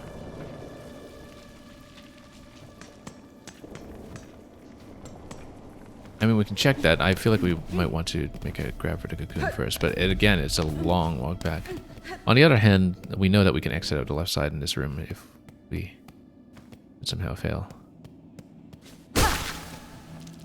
And maybe we should enter that other area below first before attempting this part, but no, let's just heal up.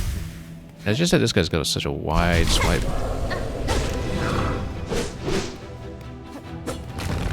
Okay. Oh. Oh, was trying to get around. That's okay. Let's just back up for a moment. And hopefully not die to the next little thing that we tap into.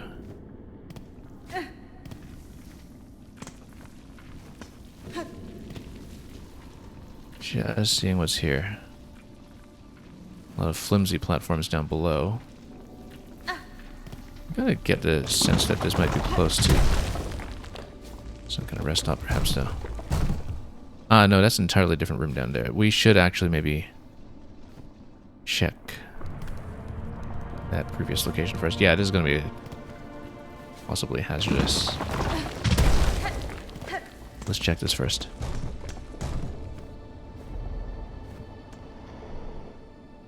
And indeed, a nearby bench will present itself. That's exactly what we were hoping for, so we could make another run at that other fight. But we should see what's actually going on with the NPCs in this area first. Looks like we can break them out. Oh, nope. That's not very thankful.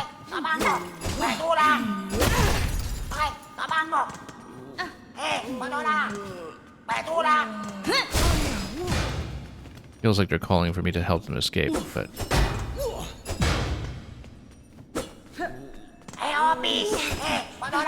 Okay, sure, let me go down. Looks like there's somewhere that will go this way. Sure, why don't we speak first? Get us out of here, since one's a little like thievery worth a lifelong sentence. Alright, now what? Are you gonna steal all my stuff?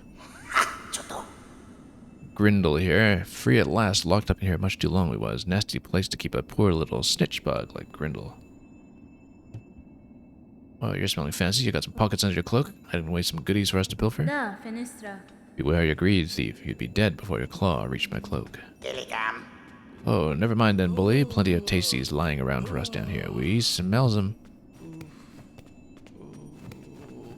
Yeah, well, first of all, there's something glowing here for me to pick up. Straight pin. Interesting. So that seems new. Let's take a look. And yeah, that's in a slot that we haven't used yet. Light throwing tool designed for rapid attacks. Okay, so we actually have a limited range weapon now. So we plug that in.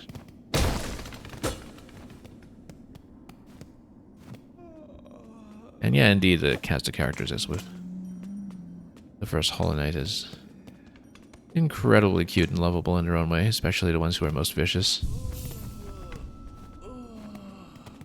Now, where was that one that we... Oh yeah, here's this fellow here. We should actually get in here and plug in that pin. There we go. So, up and R. Okay. Ah, okay. So we probably want to face the right way for that, though. Whoa, instead of camping the bench. Okay, so now we actually have a ranged attack, and it shows you with that circle there how much ammunition you have, it seems. Does the ammunition fill up at a bench? It does, but why does it take...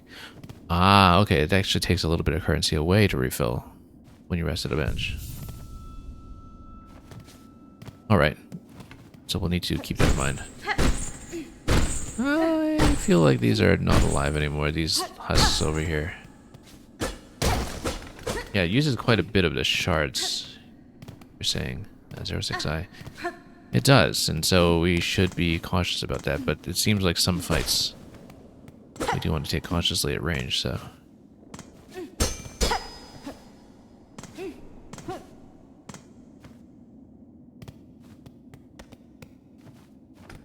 It's also one of those things where I feel like control-wise, it'll be easier to do that with D-pad or directional buttons rather than stick. I'm still kind of alternating between both. I occasionally find myself just doing a lot of ordinary movement with the directional buttons, but I'm actually doing the fights by stick. But we're still trying to find a comfort zone for how best to operate this. No wonder I couldn't remember which one was comfortable in the original Hollow Knight, because I kind of played it both ways. Yeah, the Joy-Con D-pad. I'm not using my Pro controller, my Switch 1 Pro controller, because as I discovered when I played Prince of Persia earlier this year, I do have a bit of drift on it. That has become increasingly concerning.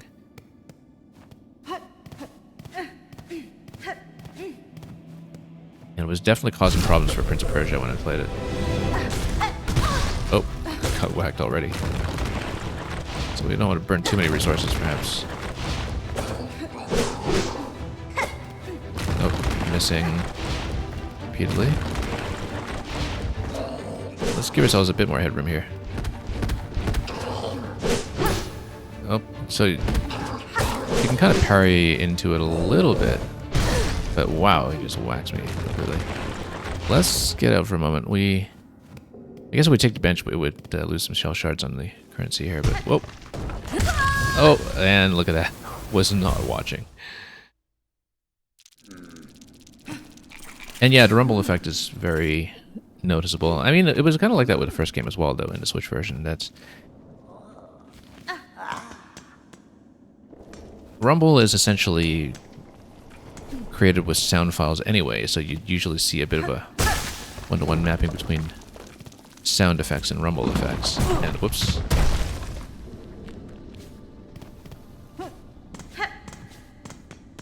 But it adds a very nice extra oomph to a lot of little things. The purring of the Fell Beast being the real standout so far. But even just, you know, a very light tap that you feel when you land the character. That was something I kind of noticed immediately about the first Hollow Knight as well. Okay, let's see if we can go further with this one. Just watching that range attack. Wow, what a leap.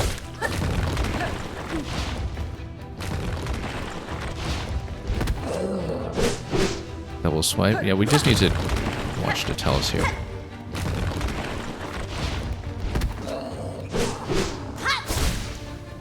We just swipe. Oh, no. Yeah, this is not going well. We really need to learn that pattern. Let's just heal up again. Need to learn the tells and the spacing. A lot better here. We'll stay in this area until we do it. I mean, it's so close to the bench anyway. It makes sense to try to puzzle out the approach.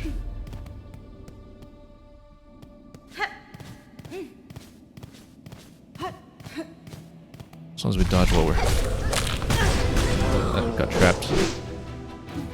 Yeah, so it's very much a frontal attack, which means you can kind of go over it and get behind, unless we go back immediately, which just happened. That's okay, we can get back there very quickly.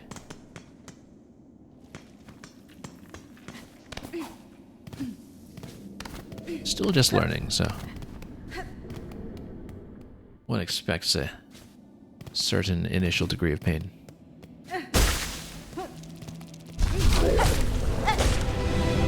Yeah, kind of doing the 45-degree angle attack and then backing out and doing it multiple times, I think is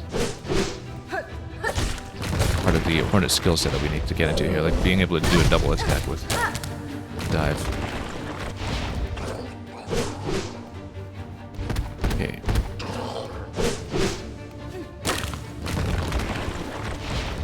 Just need to give myself a bit more room to jump.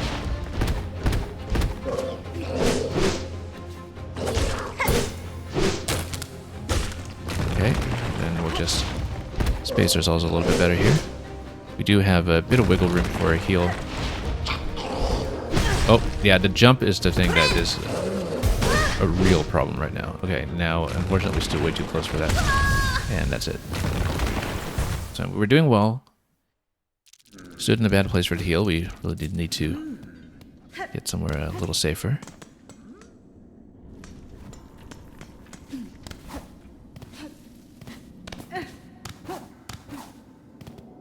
But that's alright, we'll just go back and redo. Yeah, the double swipe we can deal with. The jump we're having some issues with.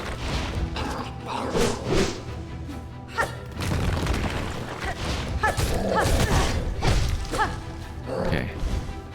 Oh, yeah. Major issues with, in fact. Oh, standing too close again. Hang on. Just back out and heal up. I think we can do it. We had a good defensive pattern on the attempt that was 2 good attempts before that current one.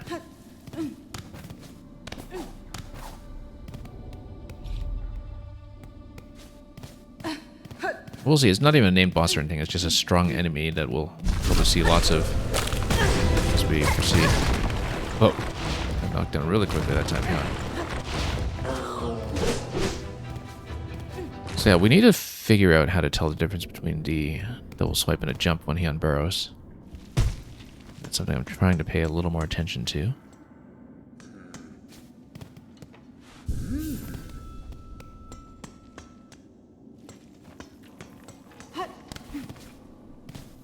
I mean, you know, when he's about to unburrow, we should generally stay grounded so we can run away from wherever he's coming up. So it shouldn't matter too much what he's doing. Getting trapped in a corner here again. And, well, that was it. Need to work on our accuracy there with how close in we're getting when we take a swipe.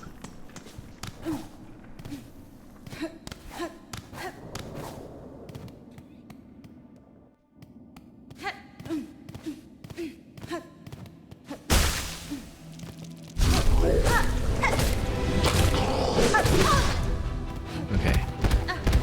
Hit a bit here. And once again. Okay. Oh. Trails you pretty closely. Haven't really found a good opportunity for a heal yet.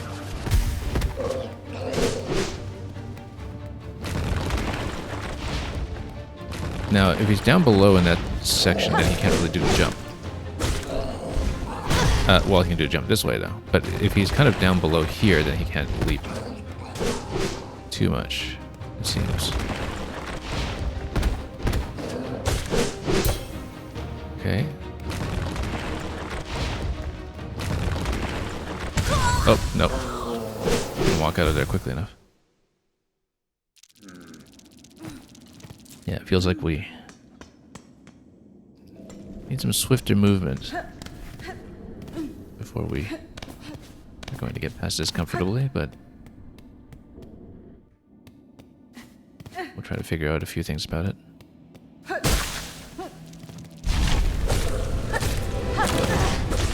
Still getting in way too close early.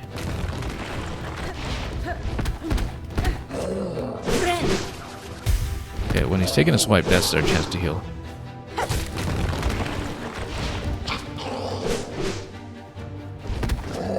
But I like the idea of staying under the low ceiling here so he can't leap towards me.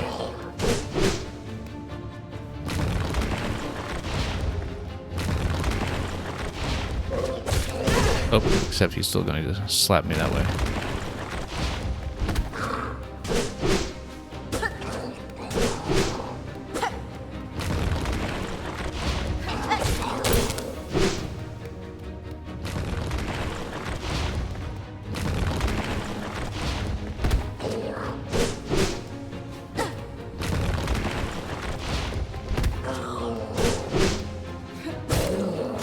Oh, standing way too close there, but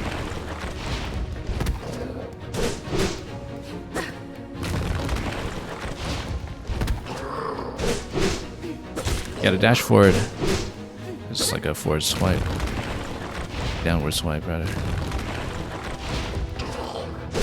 Oh no, stood too close. Should have seen that was double. But that's okay. Yeah, as you can see, if you stand in that corner, that actually helps quite a bit because then you just don't have to deal with the leap at all. It seems like if he tries to go to the leaping pattern while he's in that position, then what happens instead is that it burrows again immediately. So you don't have to deal with the leap. The issue is that I don't have the headroom to approach with the downward diagonal attack either. So okay, back out a little bit so we don't get trapped on the other side.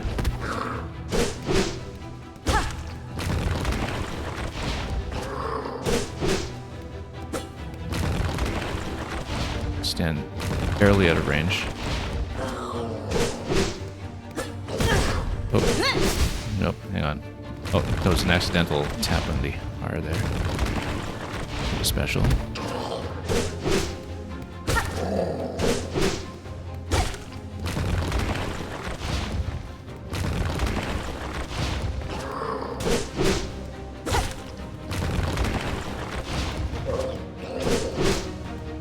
And you can just kind of approach him this way. Almost have enough for the heal, but we might not have good timing for it.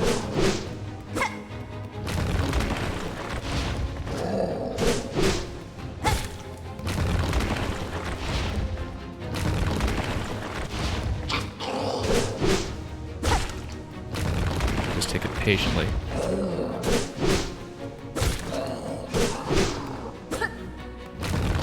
And whiff some of the attacks, but that's okay.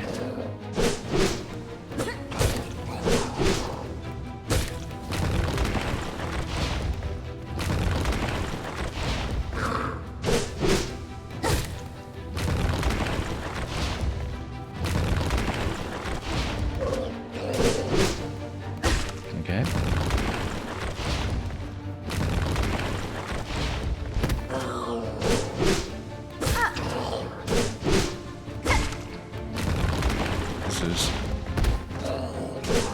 possibly a much slower method than we'd like, given that we're not really able to get into more than one swipe at a time, but it is safe. As we don't dive in too quickly.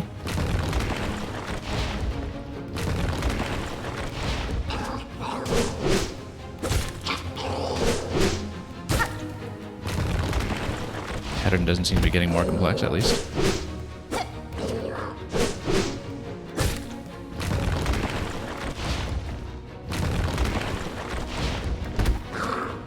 Oh, wow. That might have spoiled the whole thing after all this work.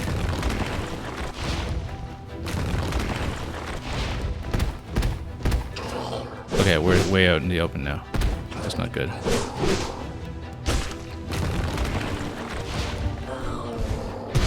Okay.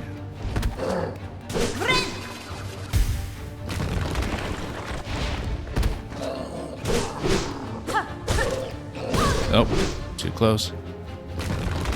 Getting a bit incautious here. Pattern has not increased in complexity, we're just starting to get a bit careless.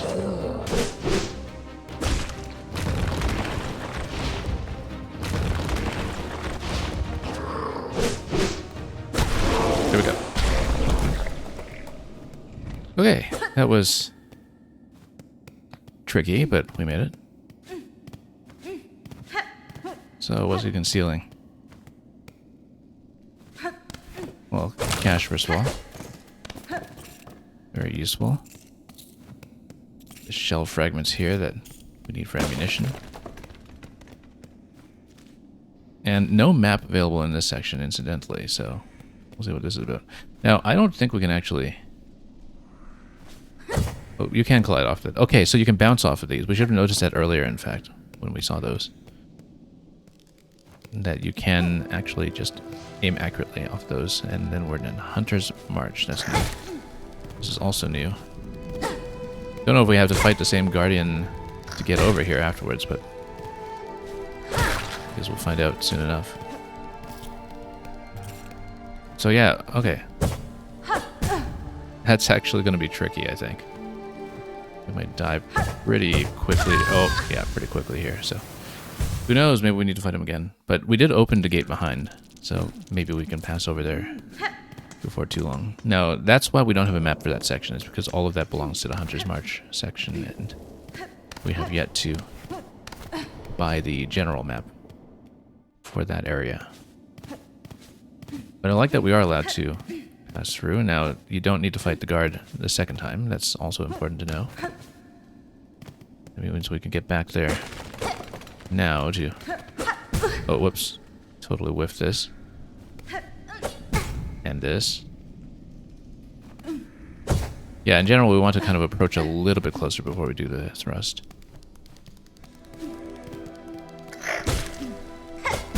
Oh.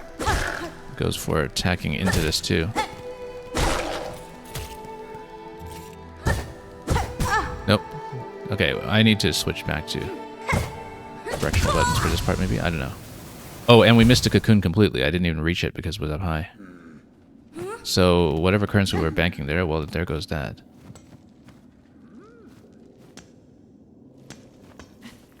I think that's the first time we've seen ourselves fail to reach the cocoon so far. So that might have been a big resource loss over there. I mean, what are we holding at this point? So there is a cap on the number of shell fragments that you can collect at once anyway, so if you're close to cap, then...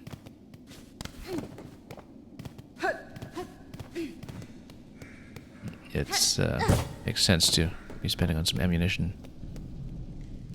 Well, let's see if we can do this accurately. It's a little bit tricky. Very tricky, in fact.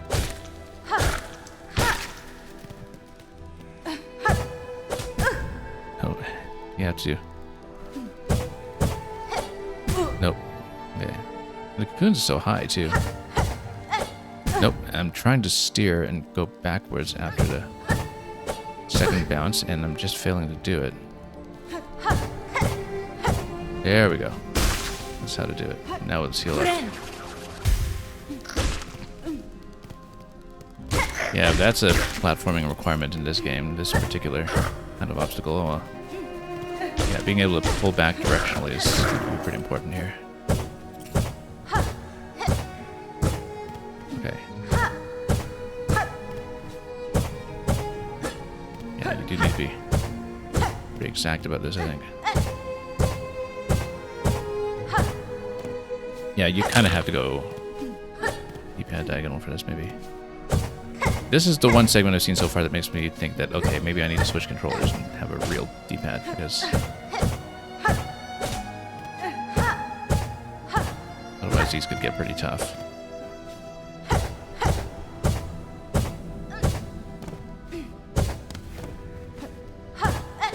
Oh. On the other hand, you know, if you kind of get accustomed to doing a stick movement, stick is better for kind of adjusting your position in midair quickly, but the thing is, I'm not pointing in the right direction for the down diagonal after that.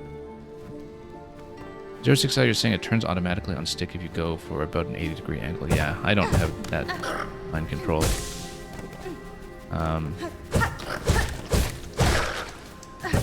But yeah, as long as I can get used to setting the direction. So I'm back on stick for the moment just to try to learn it.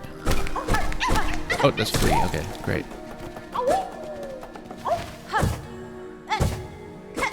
Yeah, I feel like stick would be more fluid for these, but I'm definitely having some trouble with the directional changes.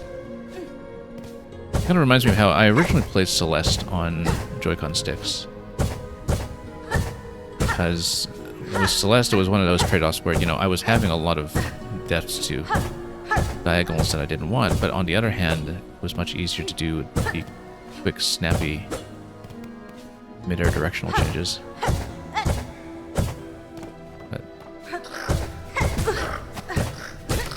And of course, having to fight those at the same time, that's a tall order, perhaps. Let's heal up first. Just get rid of them before too much else happens. Just lure them down, at least. Try to build up resources. A lot of it is timing, too. I mean, we've been having enough trouble just, you know, reading some of these 45-degree angles in the first place. Here we go.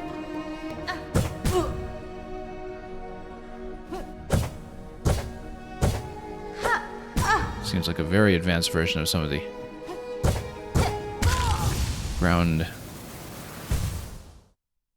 tapping technique in the first game. I mean, the first game is essentially just the same kind of thing you deal with in games like Shovel Knight, or itself kind of based on Zelda 2 with the ground stop movement. But here, you know, with the diagonal and with that kind of movement range, it's going to take a little bit of training. Quiet in here, good for hiding out. You got some little clicky clackies on you then, the roly roundies. What do shops like to swap for? Share some of your little clicky clackies with us. Help us fill our pockets. If you do, we'll share a sneaky secret with you. Well, we will need to pop some rosaries first, so let's do that. Pop one of the 30s.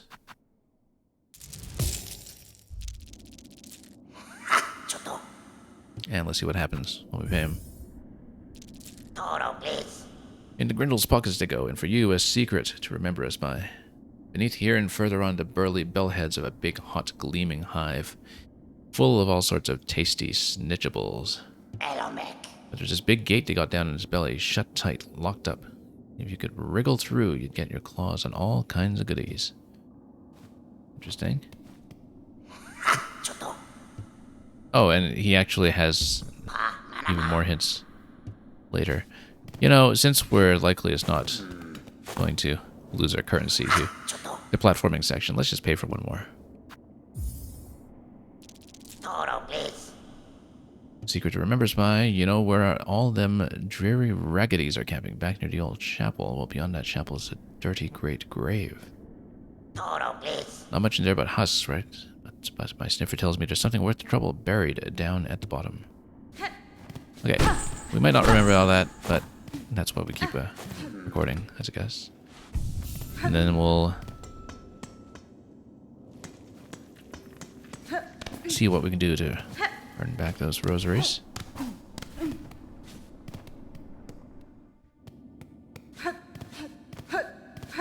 So yeah, I might as well push against the platforming section here. I would like to get to a point where we can buy the area map. Of course, we would like to reach the cocoon here first before we lose everything.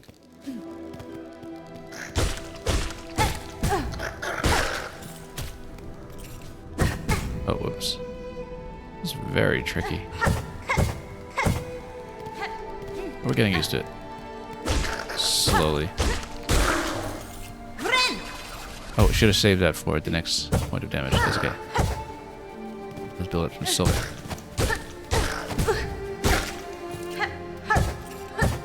Like I was saying, the next point of damage.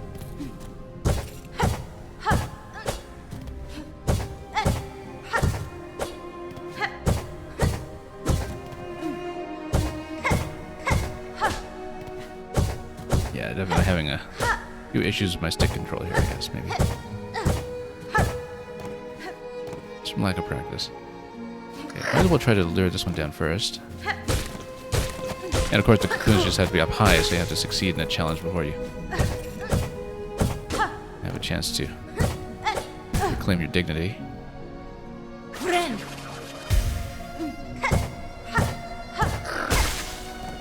Okay.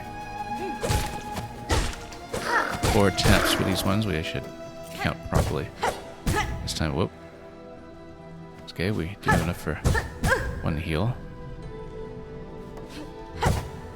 Wow, this is really quite tricky.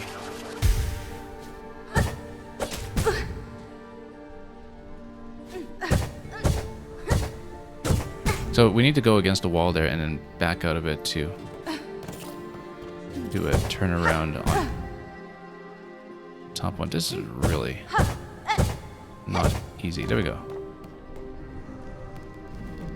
And there's more.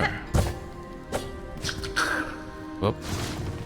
We'd better not fight that yet.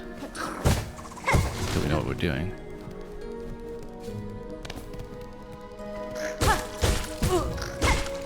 Okay, getting a bit low here. Not that we haven't many rosaries to recover in the first place. It's also another warrior. Wow.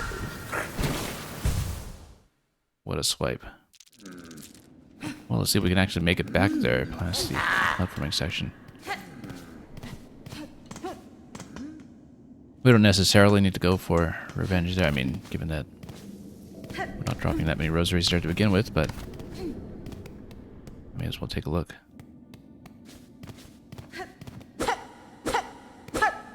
Wonder how much I lost in that first cocoon that we failed to recover earlier. I wasn't really keeping track. Well, it just takes practice.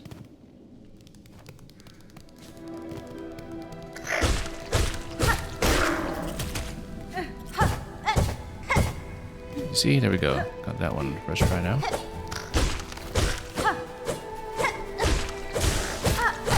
Okay. Swipe those quickly enough to get more taps in. Yeah, a lot of it is positional, like being able to back out by just enough to get the required distance.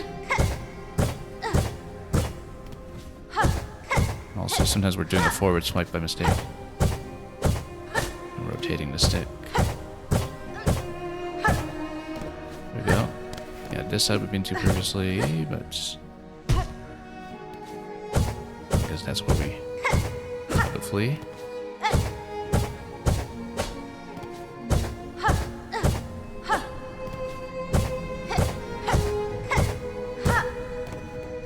Then here we'll clear that first.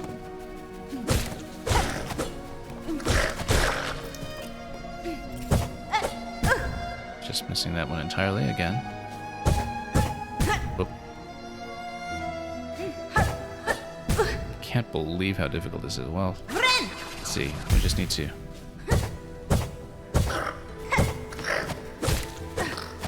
stand in the right place at all when it comes to Hornet's Dive. Which we've absolutely had great difficulty with. Okay, it's gonna come up this way. Whoa, that was a bit more of a distant attack than we were ready for. That's okay, there is a pretty big tail on it though.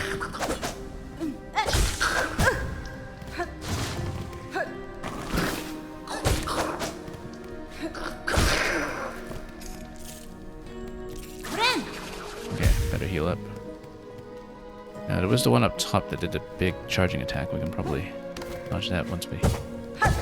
What's going on here? Reclaim that. Yeah, you just kind of need to back out against these ones. Just a tactic.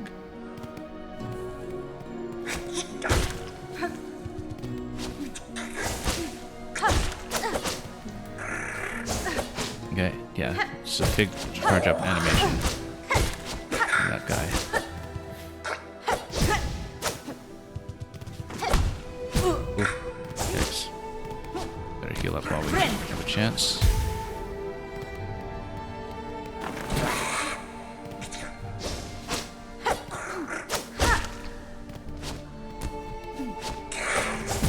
Nope.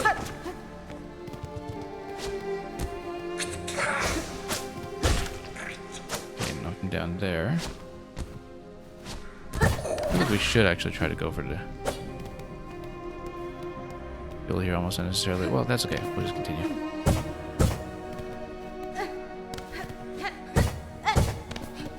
Didn't really get a full measure of that one's pattern. But, oh, here it is again. See, you can port around when burrowing.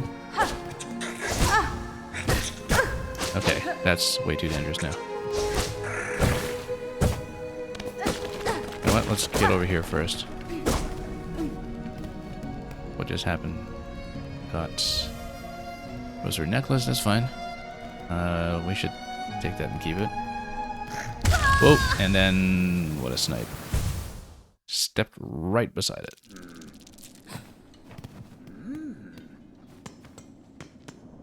That's okay, more rosaries. Always quite welcome. Again, we're trying to push into that zone. Hopefully to the point where we could find a map. Or even a bench for that matter.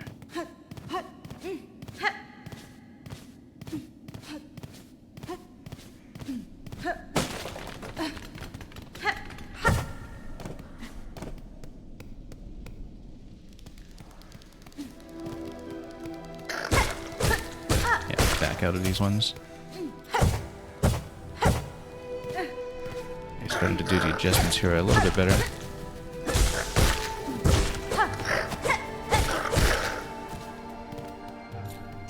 Just steadily improve.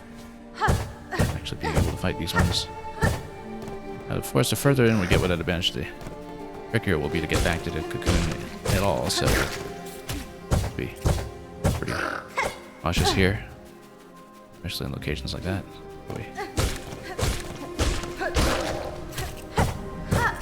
Just have to deal with enemies along the way. Well, there we go. Yeah, the eventual platforming challenges involving this mechanic, I think, are going to take some work.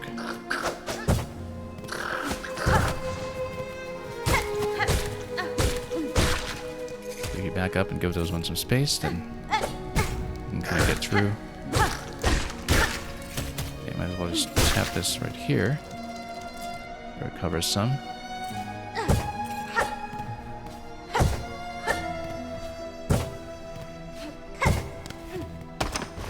Oh, whoops. Wow, what was that crap? That was... hitting me quite a bit harder than expected. Yeah, I wasn't exactly sure where to look for that trap. I heard the rumbling and saw the animation from the ceiling just at the last moment.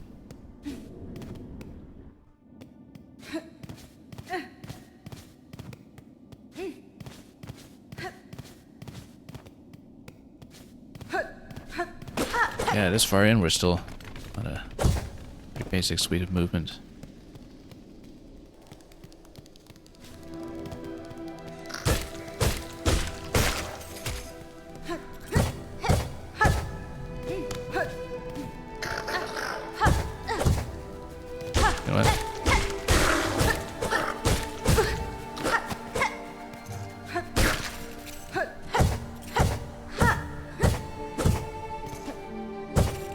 to not point sideways by mistake when we're adjusting direction.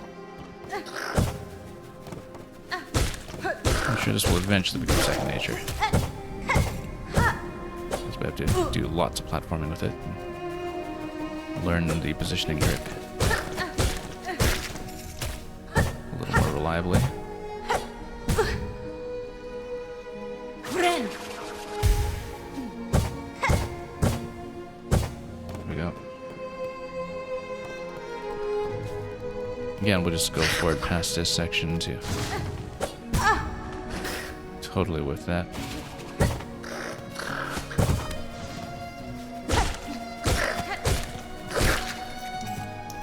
That was a bit of a close shave, but we made it. And that, there it is again. Yeah, okay, no, we just stepped into a single trap there. Yeah, is this panel... Oh, and we stepped on it twice.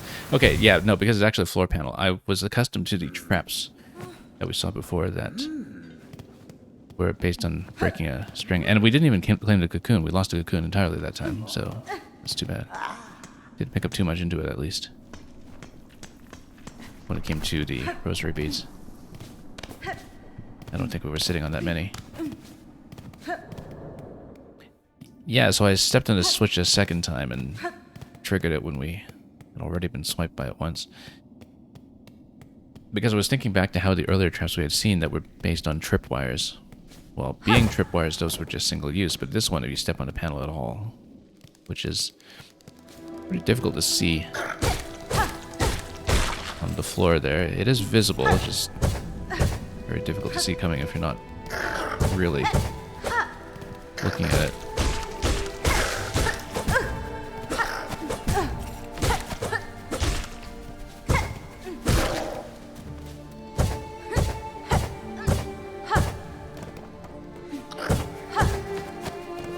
Clear this one down first.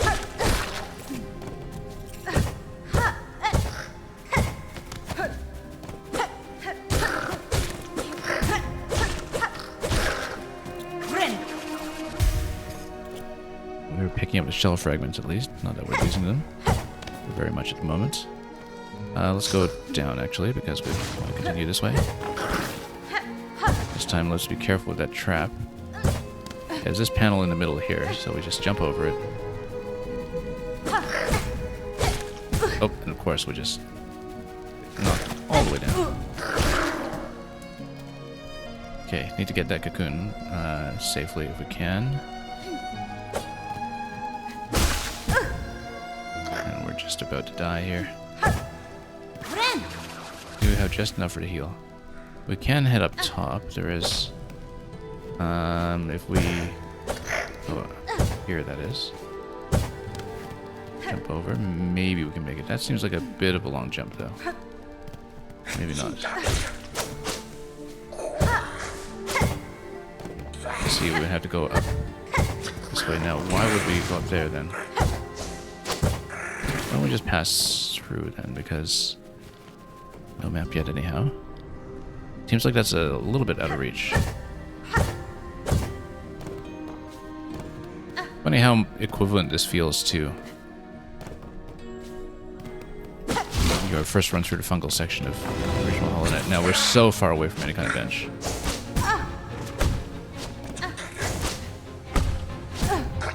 Yeah, this is going to be a long road back if we go against this guy. Now he's pretty well defended from up top, so we actually need to swipe him below, I think.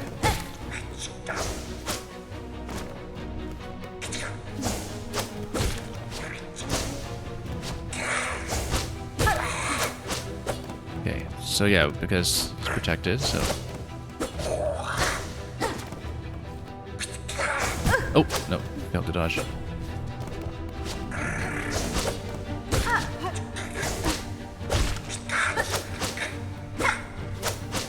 Nope. That was it. Okay, again, long way back. Since we didn't find a place to recover along that path.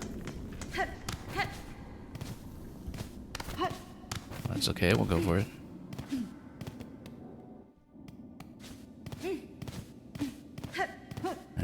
press on.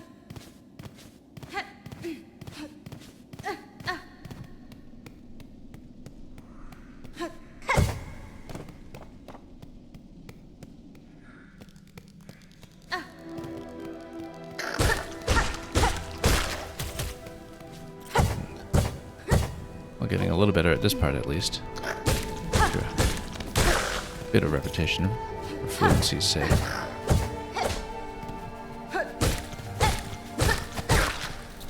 I mean, if we can just not get casually hit here quite as much, then we can at least build a little more silk for heals.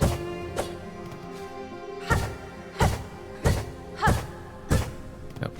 Again, when we switch directions, I'm perhaps pushing too quickly before we're pointing down again for the downward swipe.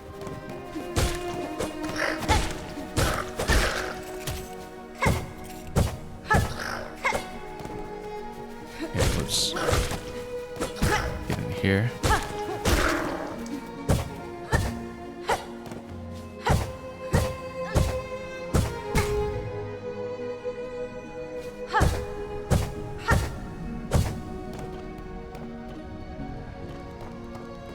And again, we'll just take the bottom half since we know it's...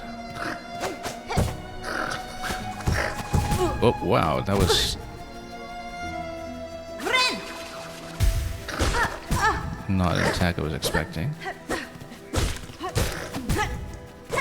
Okay, we're way too far down at this point.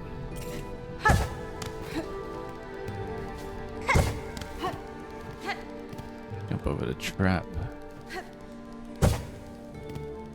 And we'll make it over this one.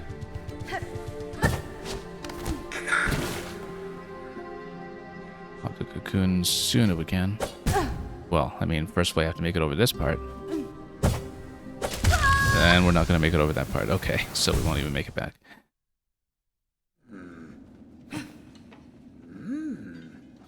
Yeah, really need to work on that aim.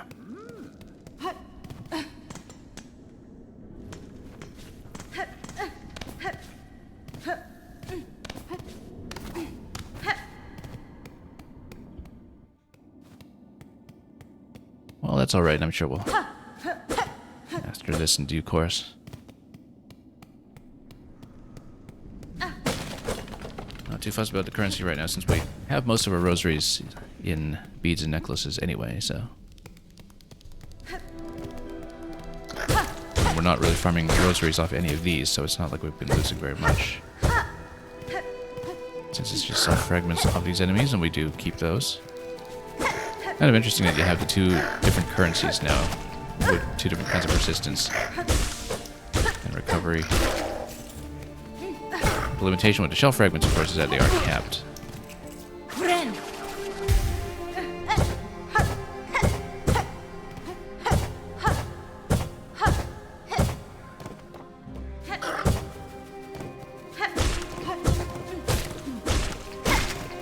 Okay, now let's get in here. Whoop.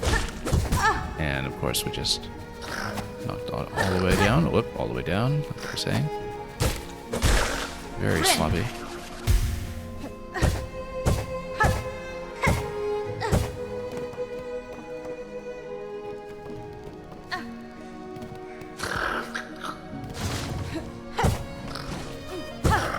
Nope, once again, just missing the swipes. Not facing down enough on the stick when we need to do the downward movements.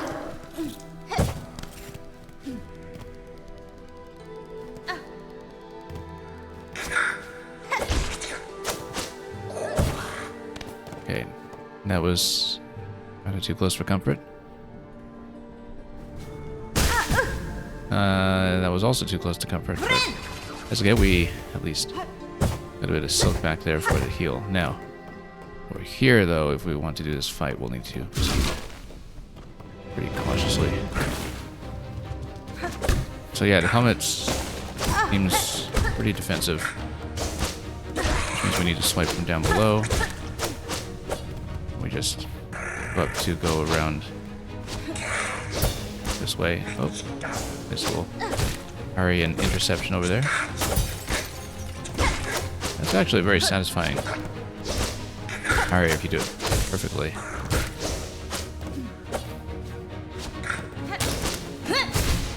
Just go for the sting this way. Every now and then. There we go, that wasn't too bad. Now, is there a second part? Yes, there is. Do I have to earn the map or something? Or... Oh, here's our friend, yeah. I think we do have to earn the map, that's the idea. Let's heal up then. Oh. We actually survived that.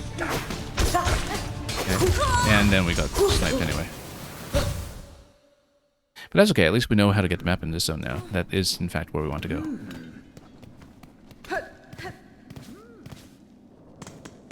I'm sure we can get through it.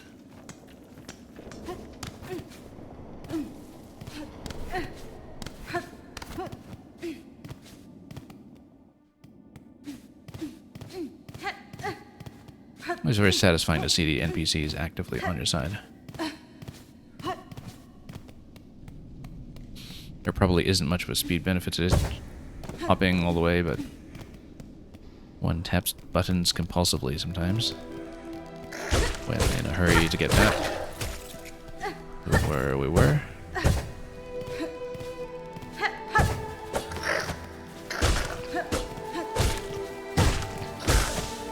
Now, the more elegantly we play through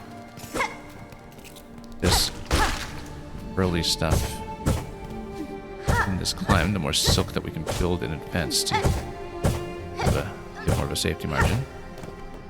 We've just been so sloppy about this every time.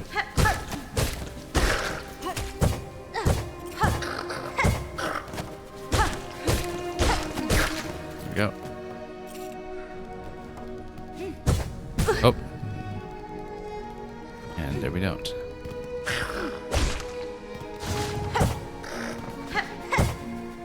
Yeah, it just needs to be a lot more deliberate about the down input, I guess.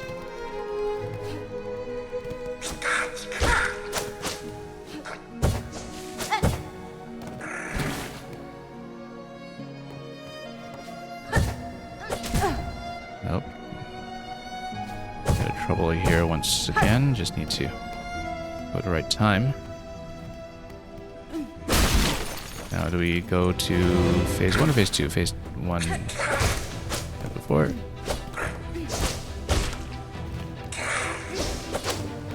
It's okay, just need to proceed cautiously.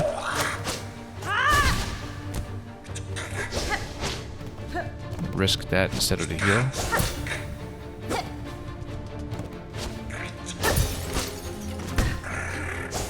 Oh.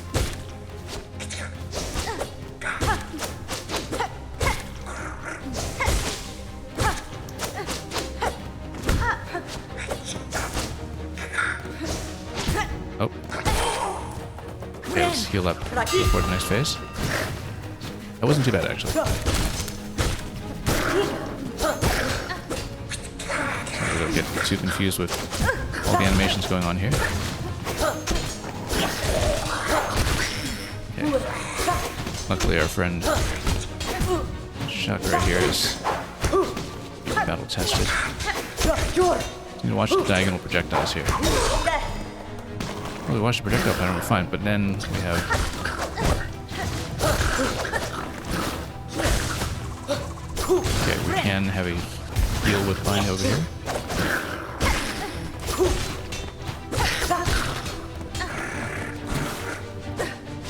And now we have a bit of everybody. Yeah, getting a little bit low here. Yeah, as long as we kind of stay safe and defend, we actually can let her do most of the attacking here.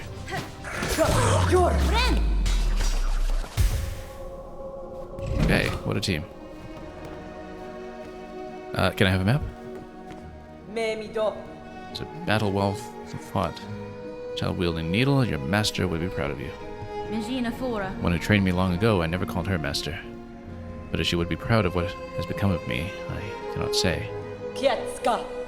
New Hakata, whether she is dead or alive, have faith that nothing a pupil does escapes their master's sight. Okay, so we'll need to pop some of the necklaces or beads for some of these, obviously. And let's see. We don't need the markers of our own just yet, I think. We should probably get some of the standard pins, though. Bench pins and bellway pins, just so we don't have to hunt so much. So let's see.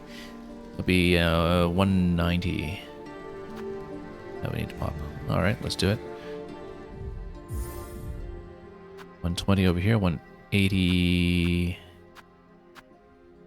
Not really an elegant way to divvy that up. So let's just do that.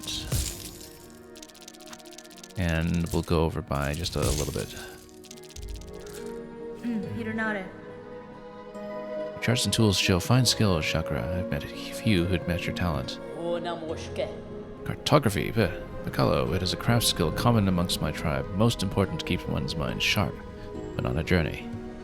The charting of caverns, the memory of travel, the knowing of one's place within the kingdom, an engaging task for a warrior's mind. An unfortunate thing that my great mentor never learned the skill. Her talent at getting lost, I should almost be impressed. Okay. Oh, let's read the description. Burrowed paths of red shells, their stores and shrines are frequent throughout. These tunnels must grant a swift passage about the fields below. Yeah, the red shells whom we've been fighting all this time. And yes, let's remember the benches, and furthermore, the bellways.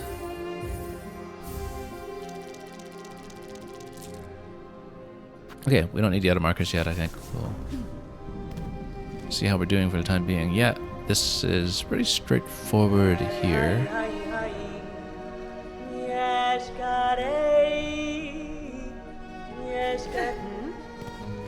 Oh, didn't want to interrupt the singing there, but that's okay.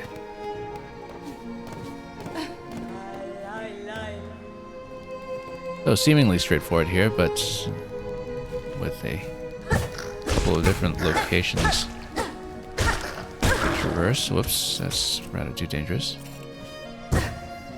Whoa, okay. I was hoping to reach something up here, but would it be? I see, so you can pop each of these perhaps. More silk. So that's how you do silk replenishment. We failed to get that one, of course. There is something up there that we possibly could have reached. I don't think we can quite get there unless we go up top, perhaps.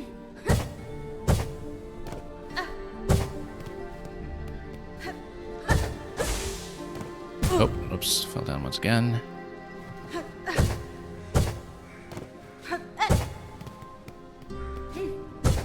Nope. Once again, just whiffing downward swipe.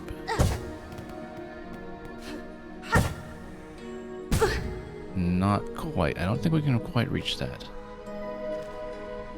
Well, we're pretty far away from any kind of bench, so we better figure this out. Yeah, I don't think that's going to be reached here. Nope. Should have just proceeded safely instead. Well, long way back, but we'll do it. Now that we're through some of the most critical fights, we can skip many of the not so critical ones.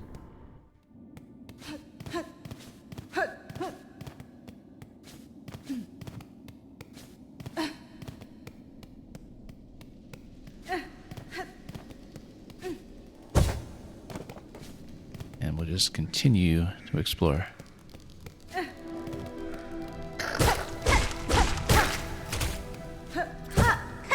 Oops.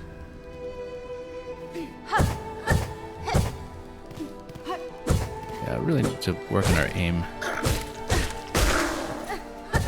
when it comes to downward input.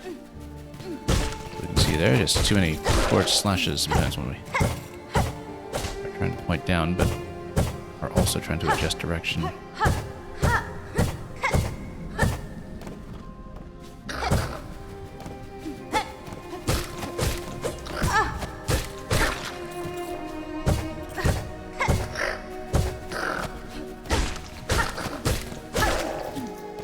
helpful, somewhat.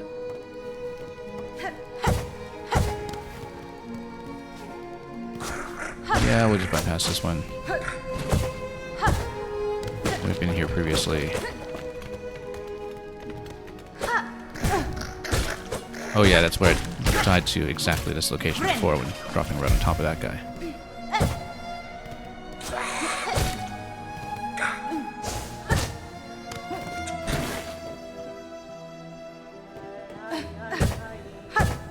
Okay, this location at least has been secured.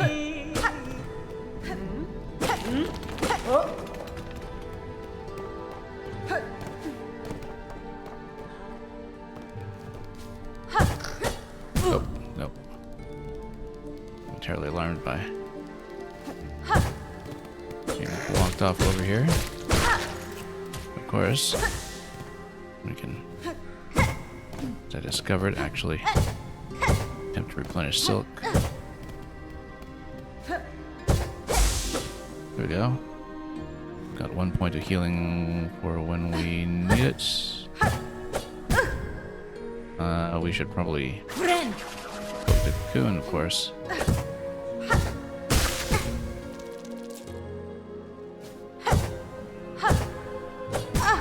Nope. There we go.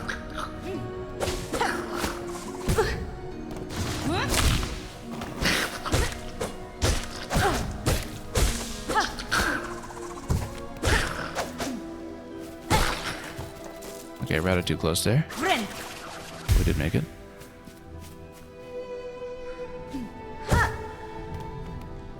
Now, here though, we can... First step first, this feels like a trap.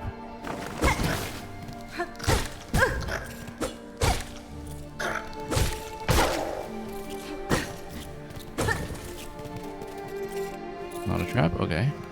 Then what are we doing here?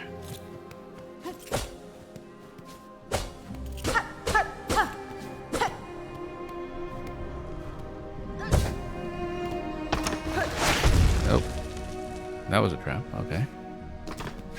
I see there's a switch right there. Yeah, I think that switch wasn't actually uncovered until we stepped on it the first time. I didn't notice it anyway.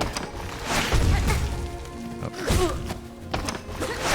Rather trapped between everything there. Dodging too many things at once.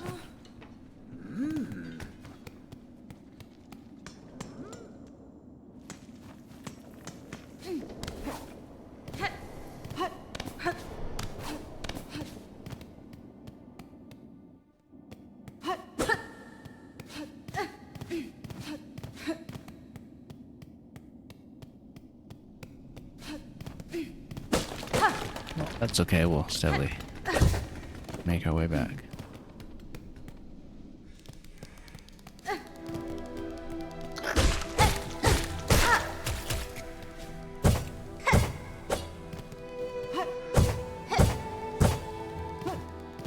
And again, just try to be a bit more consistent about banking resources in these supposedly easier sections.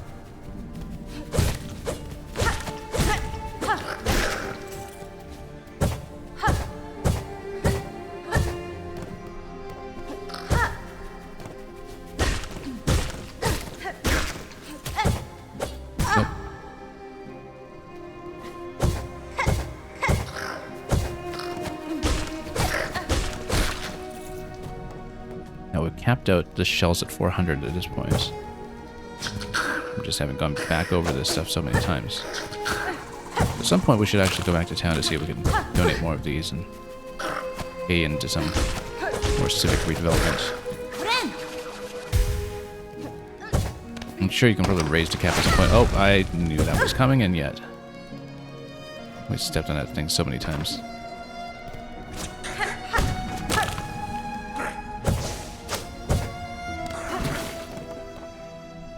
Well, might not make it too much further here, given how things are going, until we get to that part where we can grab some silk off the webs.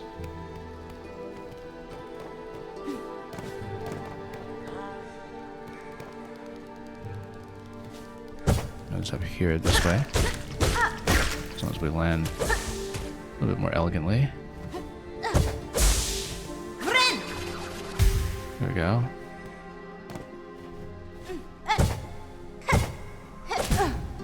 And of course, we'll just whiff this every time.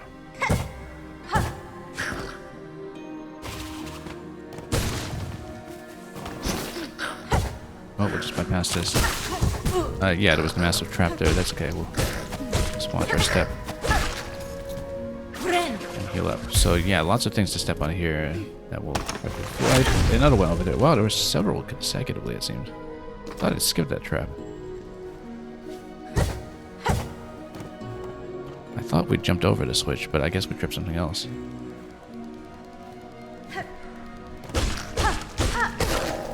Okay. This current pushing up seems potentially interesting. I see that there's some hideaway all the way to the right that we'll go to eventually, but... Whoa.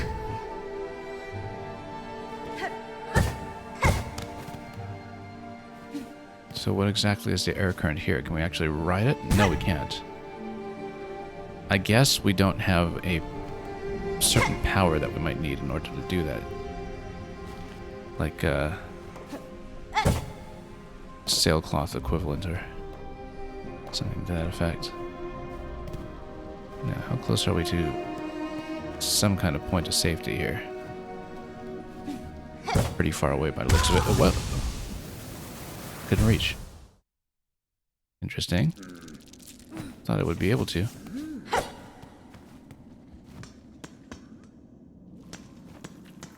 Well, we might have dropped the cocoon way out of position there. Jumping that far. But we're still going to push along this path and see what we can discover.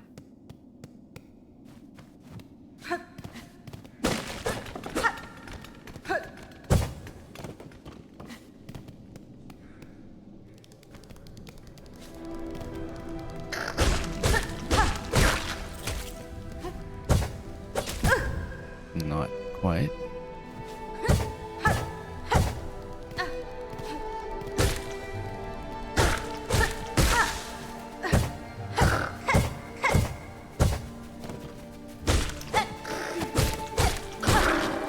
Okay, that was a little tidier. Actually, I should remember, since we are at cap when it comes to shells, next time we respawn, we might want to try to port back to town first if we can. We're pretty out of position with that, but...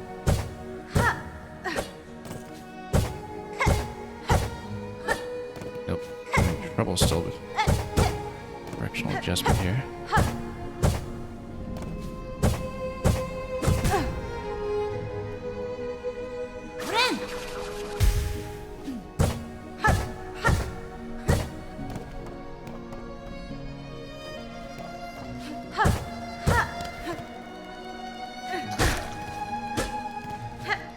You know what, let's just tap a few more of these if we just grab a bit more silk off of them.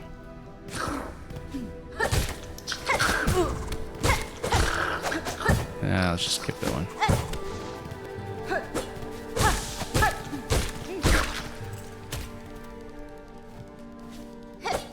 Just here for the silk.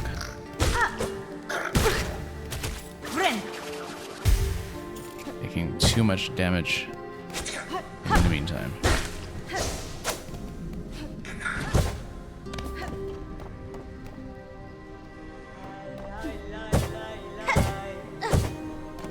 Let's see if we can push very much further.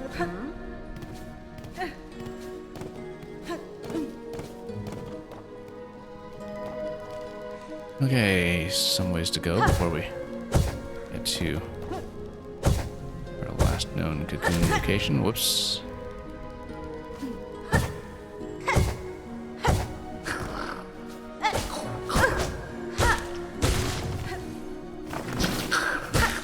Looks like we're reasonably close to where we'll do eventual double jump, maybe.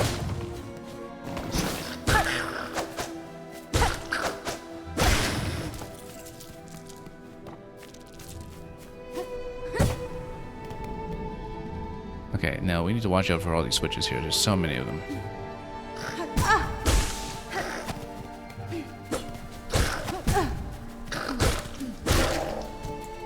Yeah, there are actually 2 traps in a row. I see. The second one's pretty well buried. It is 2 consecutive traps here. Very difficult to see the way they're concealed by the art. So. Okay, it looks like we can't really continue upwards yet. Given that we don't have a way to ride the updraft. But we do want to maybe continue down below somehow. Maybe bottom left gets you to something like a bench, but we can't actually traverse that yet.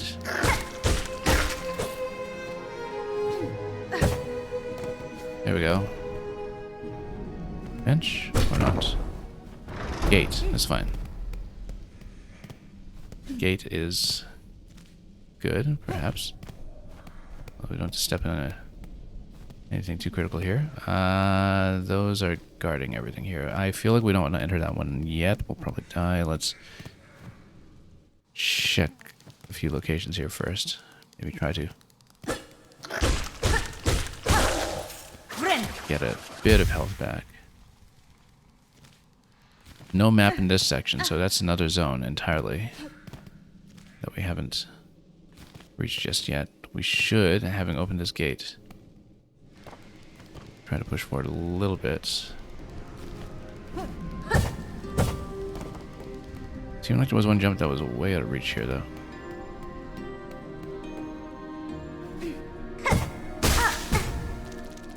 Yeah, I mean... Oh, whoops. Nope, and then just not reaching that at all.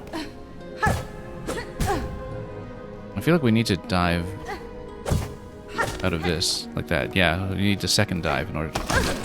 Oh. Well, we need to break out of the cage to fight this one.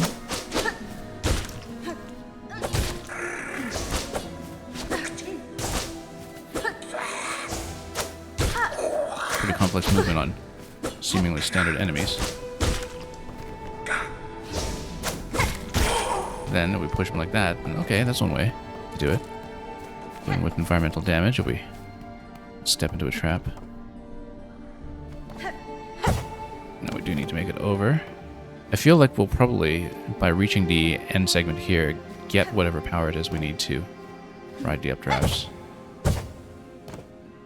Like off of whoever was in this trap. We'll drop the critical item. Memory locket. Okay, that's not it. What is memory locket? Can be used to expand a crest.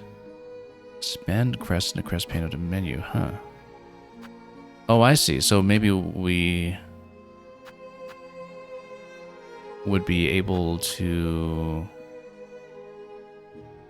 extend each of these types, perhaps? Yeah, so they are color-coded for each of these types. So that's how you can hold multiple of one particular class.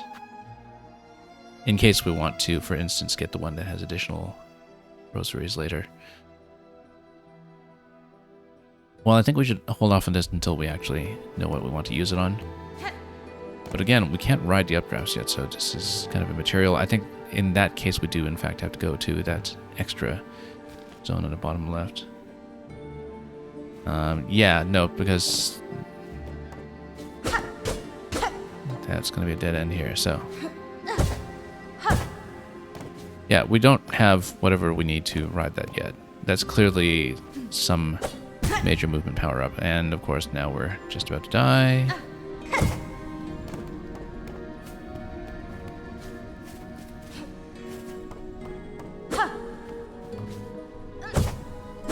Oh, and so much for that.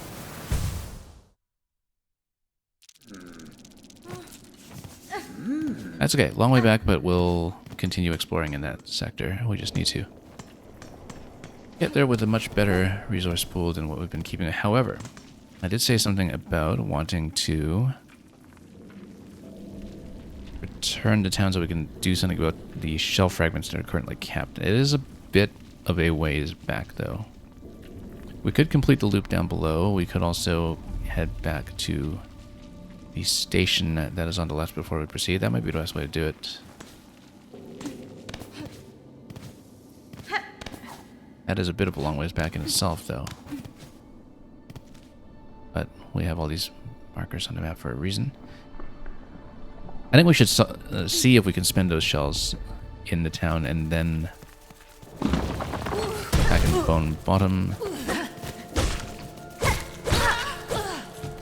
And from there, see if we can come back here and continue the Hunter's March. So we were pretty close to something interesting. Also, I saw this previously and didn't take it. This jump, because I don't think we knew how to do that at that time. So coming up here is also new. Because, yeah, we didn't even try to jump these until much later. So we totally distracted off of our original intended paths, but this could be something useful and interesting, so we'll try to take it. And we'll try not to die since we reclaim a certain cocoon. It's just rosaries over here, it seems, but it does open. More platforming in the dark. Whoops.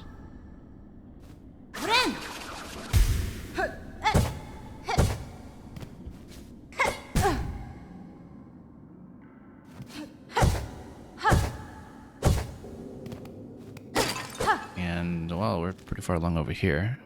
But it does seem like it might connect over to more of the locations that we want to approach.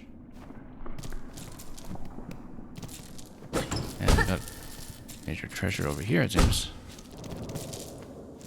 Does this continue? Doesn't look like it.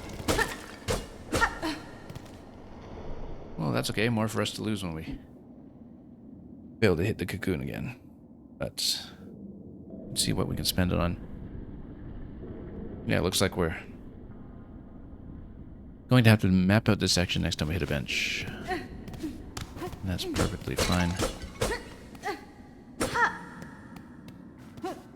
As long as we can make it back.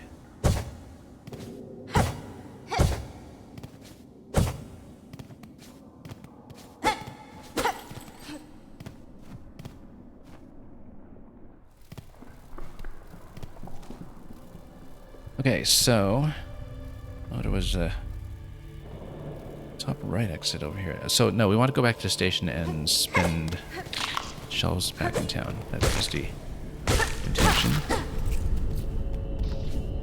Since we're so deeply camped in those right now.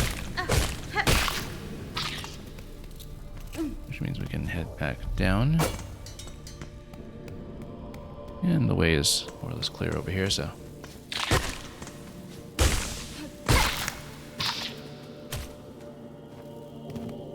Yeah, we passed that down below earlier. That's fine.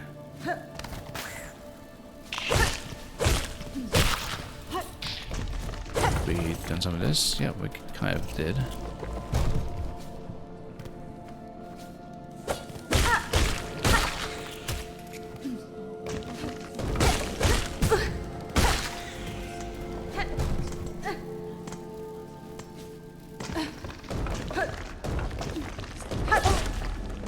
And sure, that one's just going to leap to its death. Oh yeah, this is the one that we always make the mistake of trying to jump into.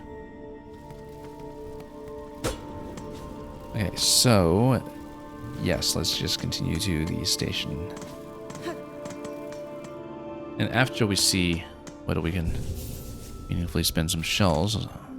Oh, did we really want to take that bench? I guess we should have taken, once again, the one that was closest to Hunter's March. But that's okay, we'll explore.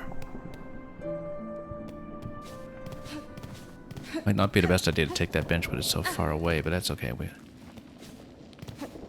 maintain that a heal is a heal. Where's my bell?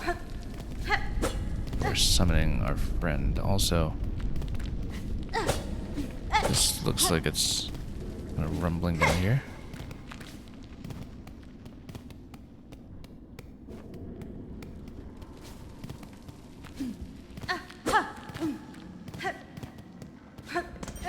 Oh, here it is.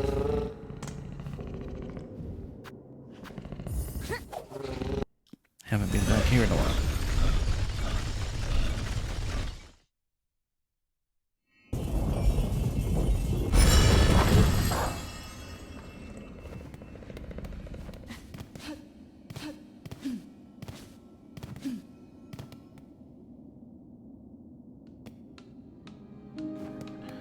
Okay, so let's look at the board and see if we can do anything. Nothing on the board. So what do we even do with all these shell fragments? I guess we'll look around and see. Yeah. Do we want any of this? I think that since we're able to expand by one slot, we should actually expand to accommodate the magnetite brooch.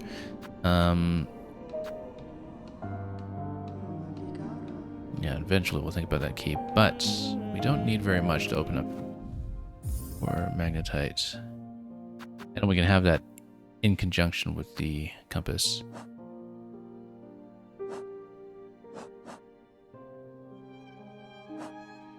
Okay, we would have to spend quite a lot of this, or expand quite a lot of this, however. This takes you up to 190. I mean, we can always maybe reform some of those back into rosary string if we're really concerned, but...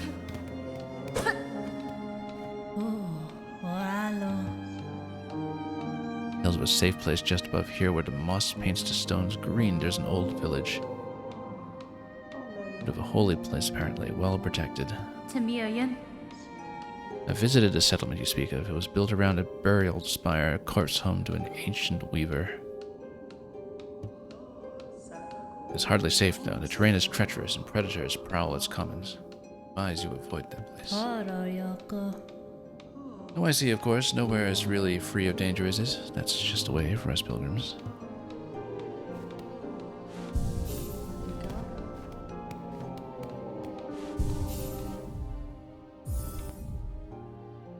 Well, when we pop this, we'll spend 120 of it.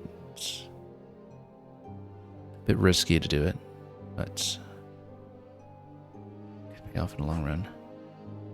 Either that or we save that for more mapping. I think we saved that for more mapping, given that we were about to enter another zone.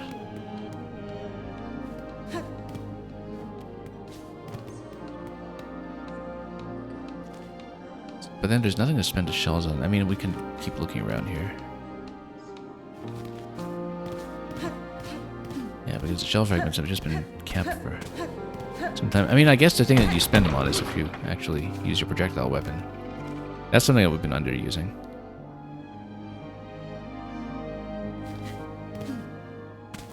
How do we call this back? I guess it went off without me. There we are.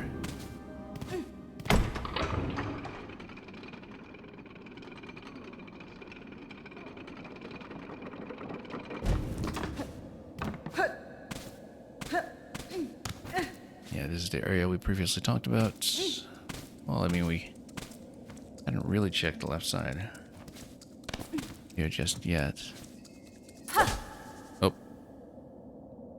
I guess we could stab a few of those in succession is potentially achievable to head a bit further to the left.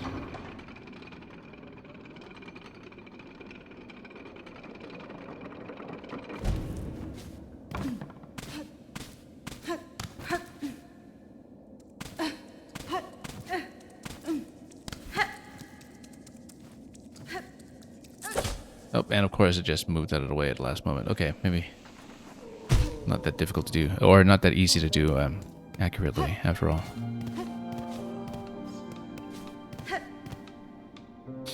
You know, we're actually risking a pretty significant number of rosaries currently anyway. The risk doesn't change if we hop a 120. We're still going to be sitting on a bank of 70-something. So, actually, change of mind. We will, in fact, buy.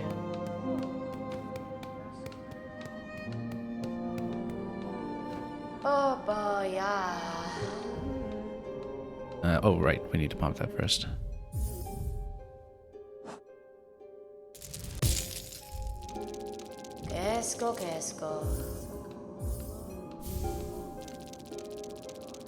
Okay, having done that, let's do a bit of configuration.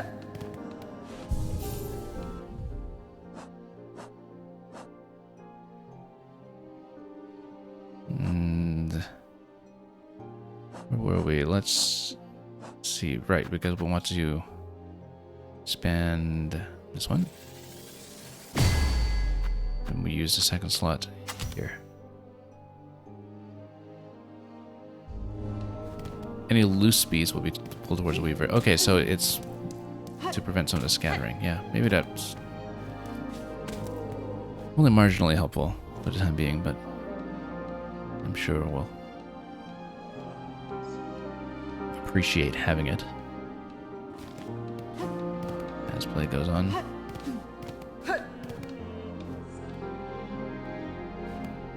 Let's head back.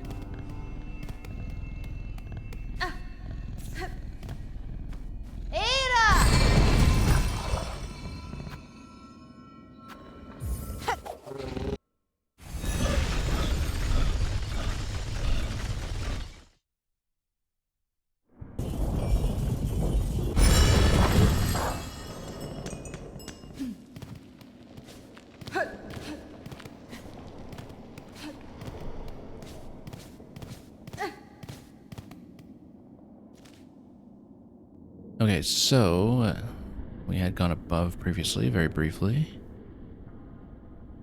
I think we should get back to the same bench that we were using earlier for the Hunter's March. We could always try to explore a little bit of this midsection here, though.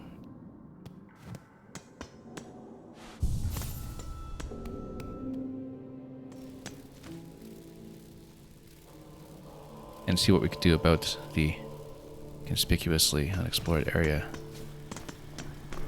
inside. With nothing too deadly, given how much we left behind at the current cocoon location. Not that much, actually. We didn't have that much that we're being precious about when it comes to resources.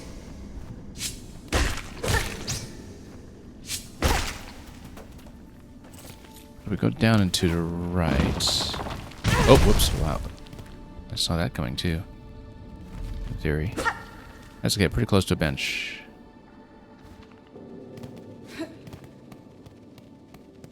We're returning to fleas so far. What do we get for returning to? More fleas are starting to make their way to us. What a precious thing. We have much to thank you for already. And yeah, we'll need to get a set of 5 first, I think, before anything happens, given the quest indicator. Let's see what was over here. Oh, yes, no, that's right. The reason this is marked as unexplored is that it's blocked off. So you do need to loop around the other side, I think. Because I believe this was also gated from below. So maybe we should establish some of these passageways first before proceeding too much further. Oh, whoops. Yeah, we've been here before. This was just where we picked up a rosary necklace, I think, some time ago. So let's just keep going.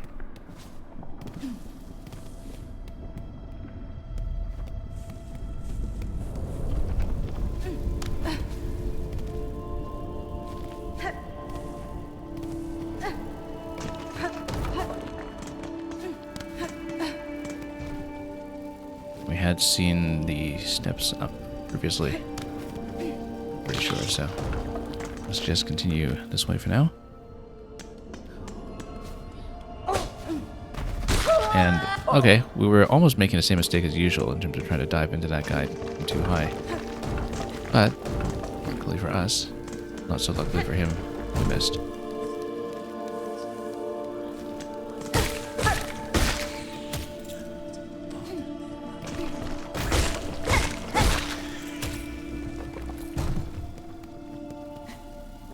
Okay, so we are taking that path. We'll continue here.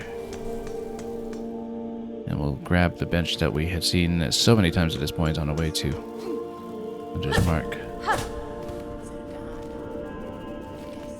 By heading down this way. Assuming we actually make it there first.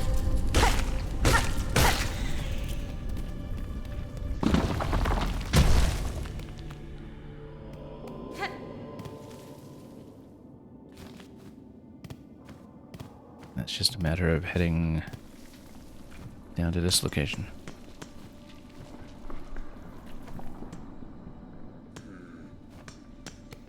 You would think we'd find a bench somewhere in Hunter's Mark by now, but that's okay. We'll keep exploring until we have sorted that out somehow. Now, it may make sense to go down below and try to complete a bit of a loop there, but yeah, as you can see in Hunter's March Shower, last cocoon is way, way off. We're not able to reach any of those other locations until we have an updraft, but given that you can drop below from there, maybe the updraft is obtainable somewhere nearby. Had we the stamina to continue into that section. Yeah, we should maybe wrap around to the marrow on the left first. The concern is that we might walk into some kind of big fight that scraps the other cocoon, but at the end, we're not losing much out of that. We had maybe 20 rosaries bound up in that, so let's actually finish what we can of this section with marrow. Then that seems like the natural thing to do. Hadn't proceeded here previously, but we will now.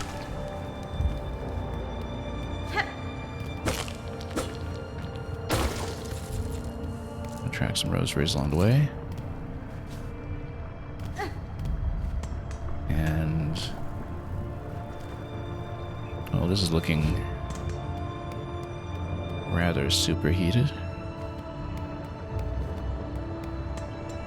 Down here, oh, interesting. So, transportation system that we can unlock, presumably. Yeah, because now that allows us to go back and forth. That establishes a shortcut. This, however, is a drop from above, so we can't do anything with that yet. Ah, okay, so we can actually ride this with either switch. Okay.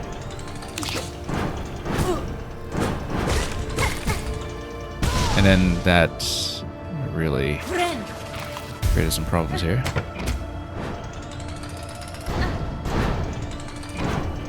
You know, we haven't really been using that projectile that the shells are supposed to be for. We have to do it from a standing position. Oh, we need silk for it, yeah. You know what? We don't really need to hit those. If we don't want to. It does just bring you back here, though. It doesn't bring you up to where you need to unlock. So, yeah, I guess we can't go up in the middle here just yet. Unless we find some other way to go up in this section.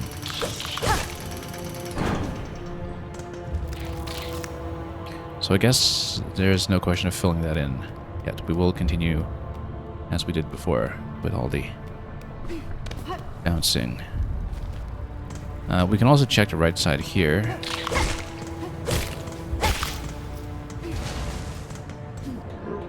Oh, that's new. Rather well defended up top. This one. Not very well defended from the side.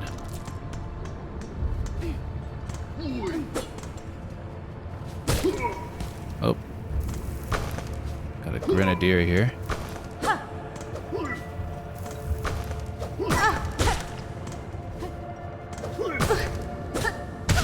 And of course, look at how it landed exactly where we shouldn't have.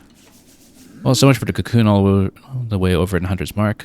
However, this one here we should try to retrieve because we were this time sitting on quite a few rosaries. Just immediately down below, though, so we reached that pretty quickly.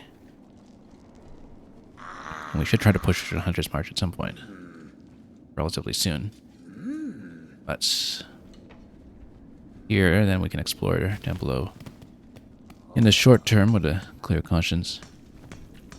Or at least a clear wallet.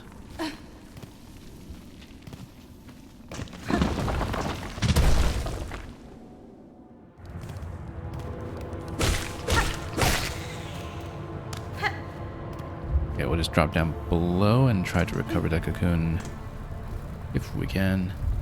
Let's try to bait this one.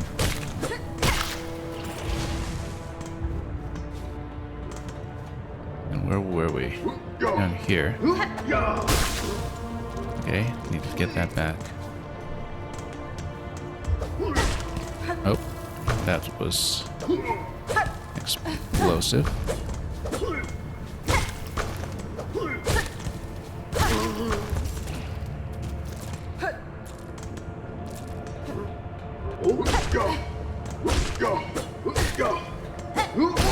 Well, this one can't be hit from on top, but at least he can't reach very far.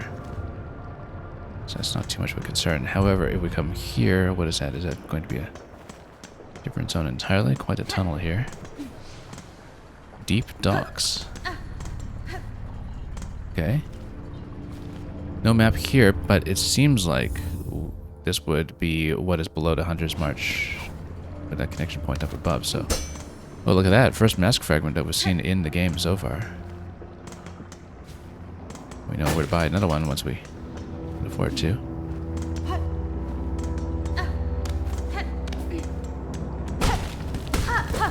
Anything to look at over here? There's the explosions. I don't really see anything else to interact with, though.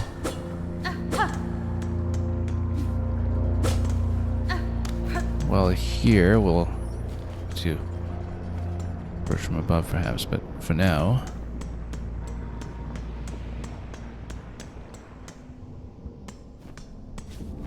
bench going up. Yeah. Actually, we should actually take that first before we proceed, because then we have a closer position to work with here. Interesting. There is a spot over here that we should through.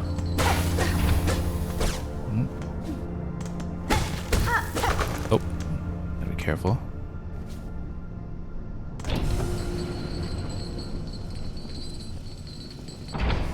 Bench still going that way.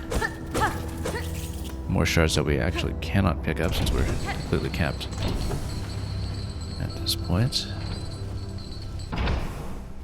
Here's the bench that we were promised. Insert rosaries. Yes, let's unlock that.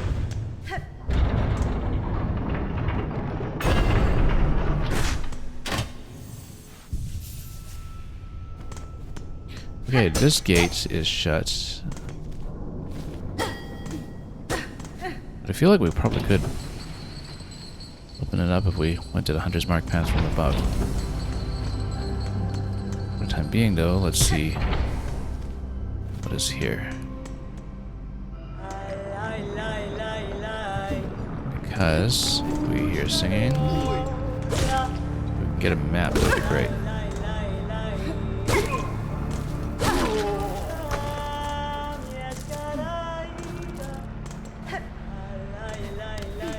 Well, let's see. We can locate the source.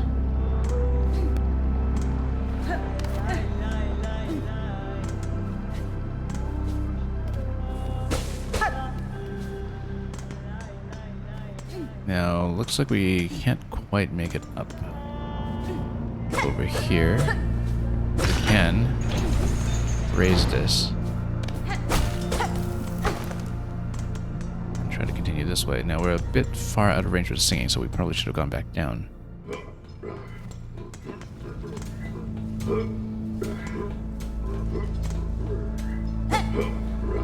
That one's digging quite heavily over there. We should actually go back then, just to see if we can follow the singing.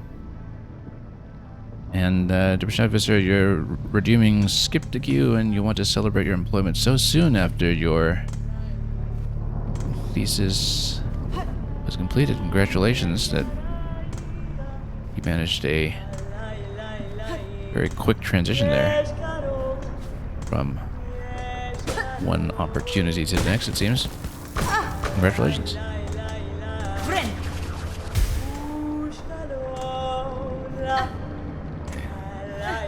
I guess we should lift this. And I don't see what to land on down there, that's the only thing.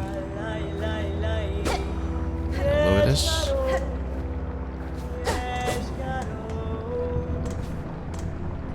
didn't completely miss here, at least. Alright, let's get a map. And Bashad Visir, you're saying surviving employment hell in this economy was quite a task, yeah? Yeah, that seemed like you really had a smooth way of going about it. Child-wielding needle. What do you make of this huge groaning structure? That's fine. The scale of it all impresses me. If this is merely an outpost of the citadel above, their capital must be grand beyond measure. Nogala, perhaps so. You must have prized indeed the work done here to build something so vast in such a dangerous place. Okay, we will of course get maps, and we have more pins now as well. We don't need the custom markers for ourselves just yet. I tended to hold off on those in the original game as well, but definitely the zone map is the priority. And I don't think we have other rosaries to afford the rest at this moment, so let's just see. So yeah, Deep Docks, we've got the map here. We see how that links up above. And I see, yes, that's where we did in fact see a gate that could have connected earlier. Had we actually come from above in the Hunter's March successfully and continued along that path, it does mean that we would be able to access a much closer bench, and so maybe we should wrap back around to the Hunter's March and continue along the path that we know about so we can actually complete that loop. Now, to the bottom left of us here, it looks like there is something as well. And indeed, it should be a fast travel zone, so let's ring the bell.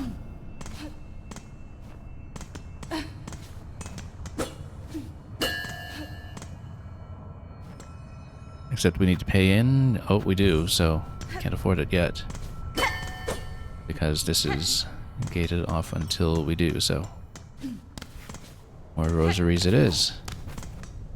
Unless we had something in our inventory. I don't think we do anymore, no. That's okay, it's not that many. So as long as we fight something, it would hold some for us. To Prashad Visitor, you're saying you've had a head start, you had an internship there, and you're getting transferred to the same team. Your old boss just loved ghosting you and suddenly dropped the interview date on you. Yeah. Never hurts to be on call for such eventualities. Okay, these ones at least drop just enough that I can get my fast travel point done quickly. In fact, immediately. Does this room have anything else for me to interact with, though? Not overtly yet. But, good source of a couple of rosaries that we needed immediately. So.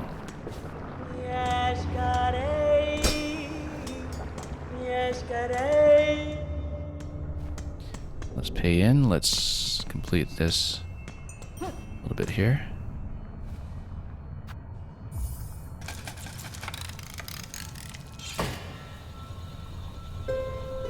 And then, should be able to ring the bell at this point.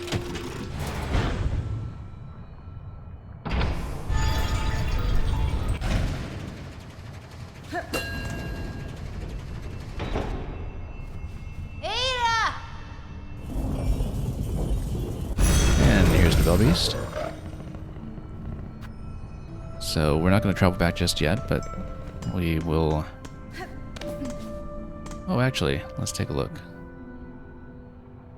Would we want to travel from Damaro? No, we're going to travel... Well... Let's take a look, because we want to go back up to the Hunter's March. It's a bit of a trip back around, but I think we can probably do it.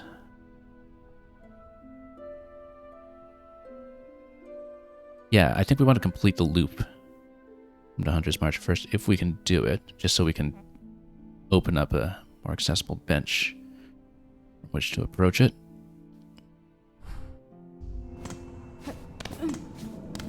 Let's do it that way.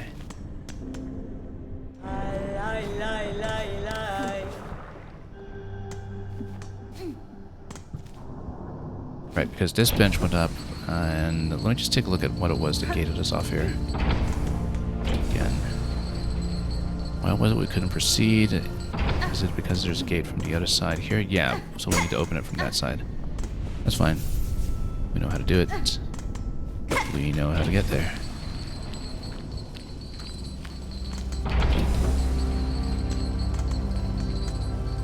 Let's just complete that loop if we can. I won't go too much further than that for the purposes of today's stream, but... Okay, so the mask fragment is here. We actually did see on the map that it kind of connects to the top path coming in from the marrow.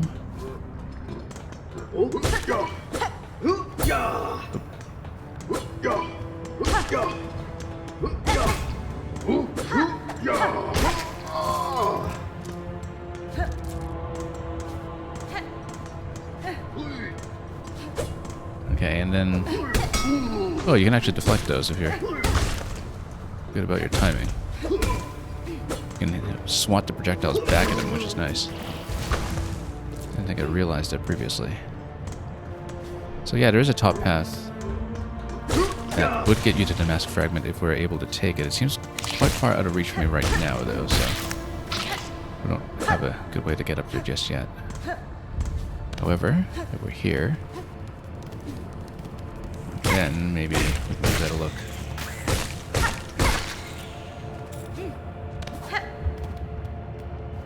But we don't have a way forward through this kind of obstacle yet. No way to climb that. So that looks like that is what precludes us from getting the mass fragment so far. This looks like this might open up something. Nope. Let's wall off. Back up then. And hit the bench.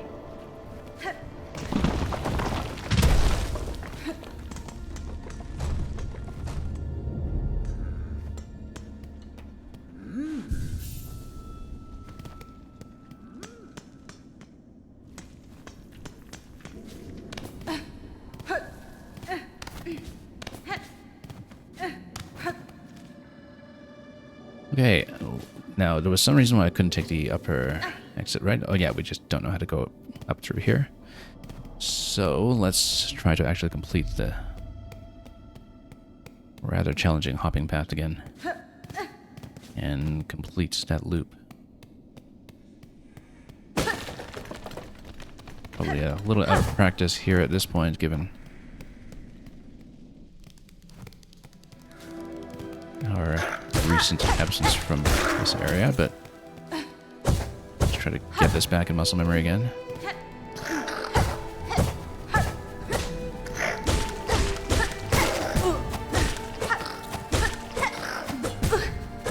Nope. Too many little problems here. Gotta remember to really pull the stick down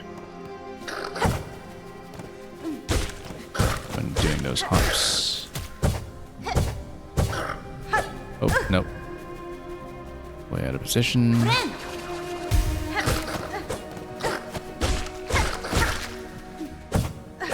Nope. Can't believe how much trouble we have with this mechanic. You just know there's going to be some kind of White Palace equivalent that tests this like crazy, and then I'm going to struggle with it.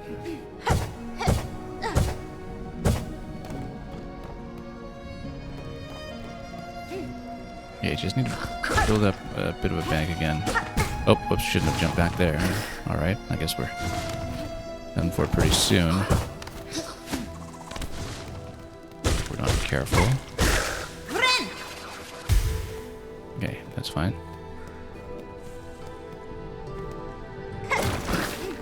I'll just continue this way to get out of here. And again, just building up some silk. Jump over.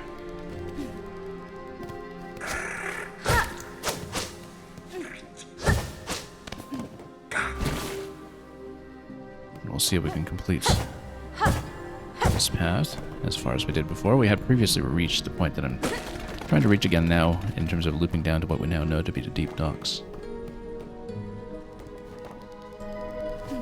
So we'll take the lower route if we can do it safely. I mean, we might want to tap the enemy up top just to reach the point where we can grab some silk off the webs, I recall.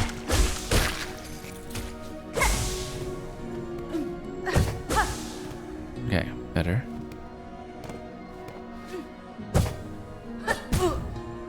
Way off.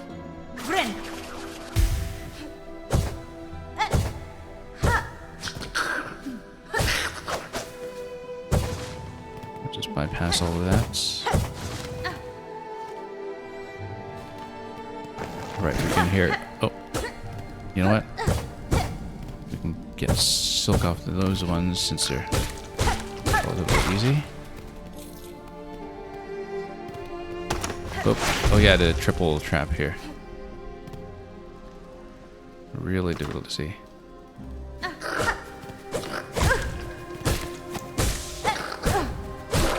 Of course, I don't have much range of movement here since we want to step on all the traps.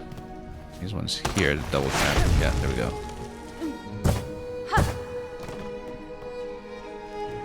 Okay, we got a little bit of a bank of silk to work with. We know how to get down to the deep docks. We know we can't go up here yet.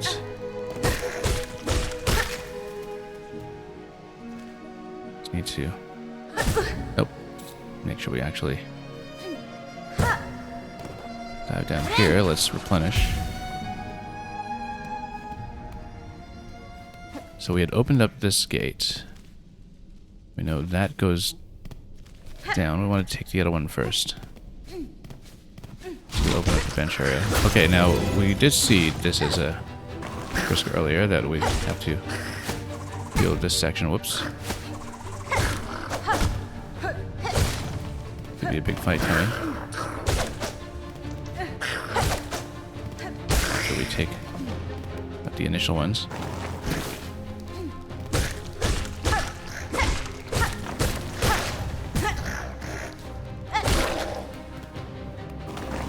Just watching out for an opportunity to replenish if we can.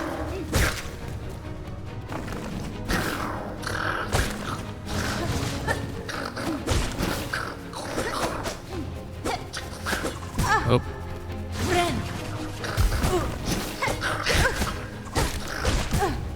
Okay, we're getting a little bit trapped here.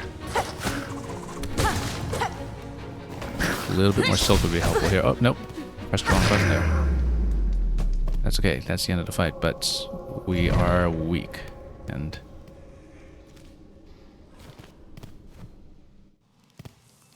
could be some distance to cover yet until we get to a point of safety. Yeah, we should tap that one, but I don't know if we'll build up enough silk off this. Not quite yet. Rock coming down. Wait, alerts. There we go. Do this one. Perhaps just bring it up so we can... Ooh, close one there. Almost whiffed that.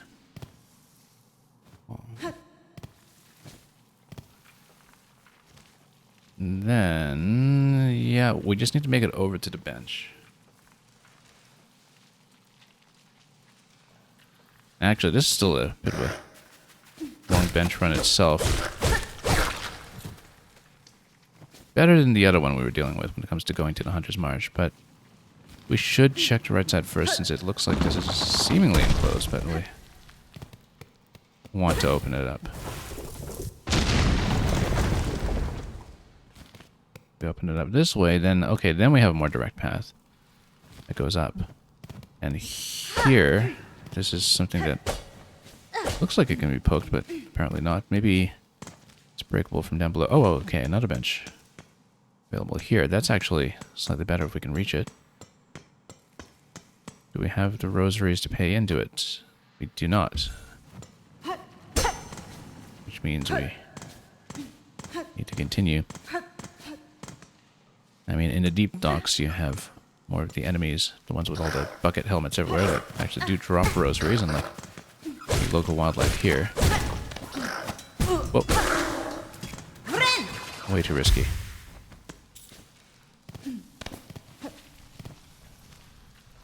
Yeah, this just takes you... Oh, whoops.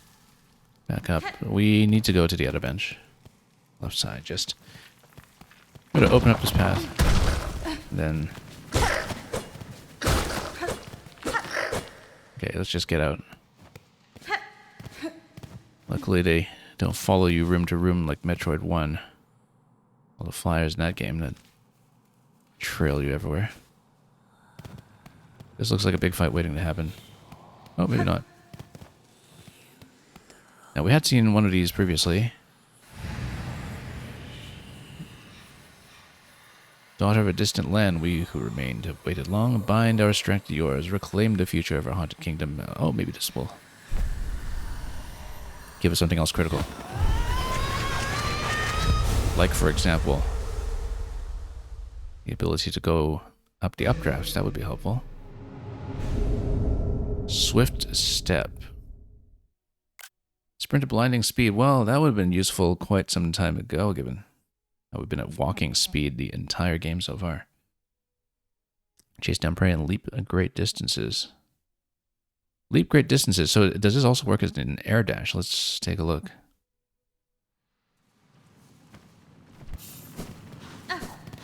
Yeah. Finally some movement. Might actually be able to dodge things now. Well, this opens up a lot, actually. That you get the dash and the air dash sort of at the same time here. You actually skip a big section getting that from Hunter's March. Interesting. I mean, you know, like with Hollow Knight, there's probably a lot of routing that we will remain totally unaware of until I play this game a second time. Or eventually see some other runs. Got someone with a helmet down there. Yeah, so we still want to unlock.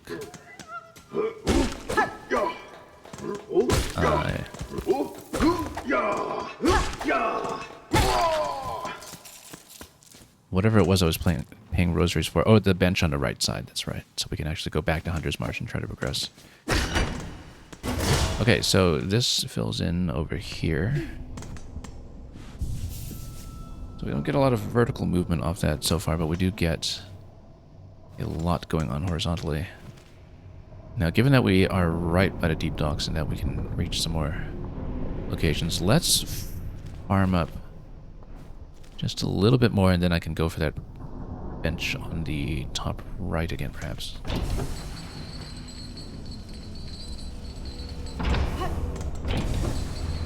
Yeah, because here I'm thinking, well, how else will you get there? But, you know, that's a mystery to uncover later. Not something we need to worry about right now. Now, let's check again. This place to the top left that seems out of reach. Oh no, that was the mask. We definitely can't reach that yet. That was gated off. One side. Yeah, it'll be interesting when I'm much further along in this game to eventually be at the point where I can watch other people and see how much our paths differ. It's a nice thing about discovering this so fresh as well, that nobody's taking any knowledge into this game and into this map going in with them. I rather like that state of affairs.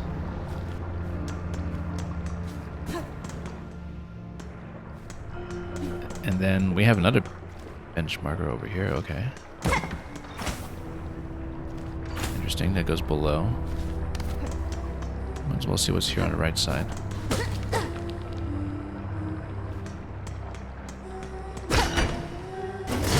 And lift all that we can.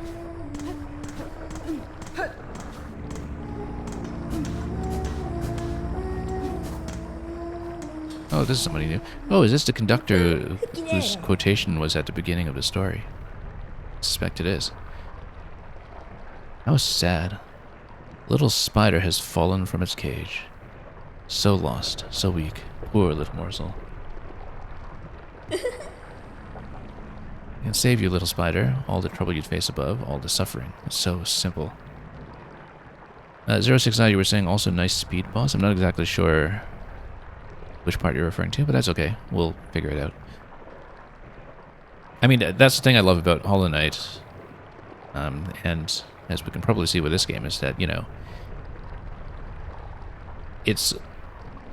In the case of Hollow Knight, it was always the one game in this genre that I felt actually captured the sense that one got through a first playthrough of Super Metroid specifically, where you just don't have as much of a clear distinction between main path and side path as you see in a lot of offshoots of the Metroid format, including some of the Metroid games themselves, like Metroid Fusion, for instance, where there's just this very clear separation between the two.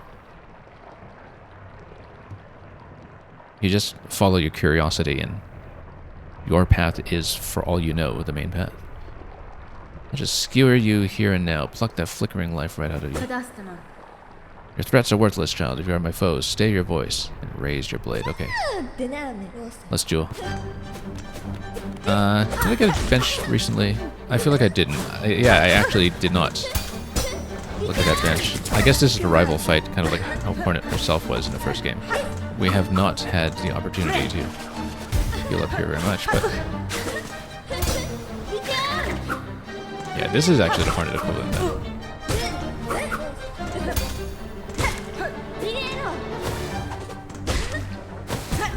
Okay, we're in trouble. So yeah, next time we come back here we should grab that bench in the clearly indicated location first.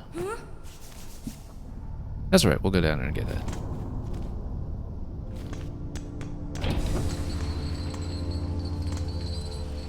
You're saying nice speed boss. Oh, maybe I hit that earlier than some players do, I guess. If I also got the dash earlier than some players do and managed to unlock that door.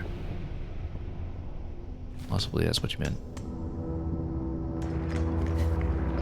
I don't know, because I don't know what anybody else has been doing, and we will not know for some time, for sure. Anyway, we do want some rosaries back so I can eventually grab that other bench. But you see, now that we see this boss available, maybe we should finish on a conclusive note today and try to take her out first. But I want to see how safely I can reach the cocoon without fighting yet. No, we want to bench first.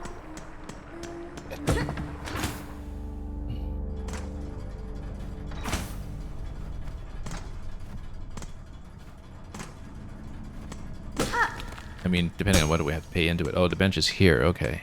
And it's gated. So, not so accessible after all, I guess. Well, we're pretty close to the previous one, so I'm not too concerned.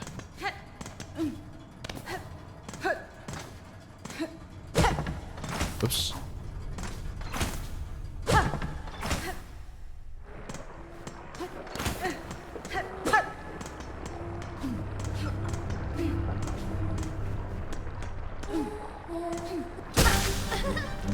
Well, given the cocoon placement, I guess we could be here for some time.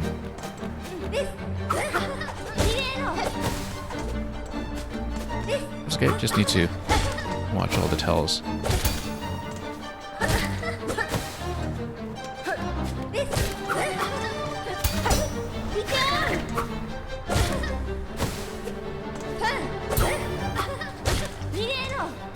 Sort of interesting how, as with fighting Hornet in the first game, that because you have the two characters approach at such different angles, that's how you get the dynamism of the fight.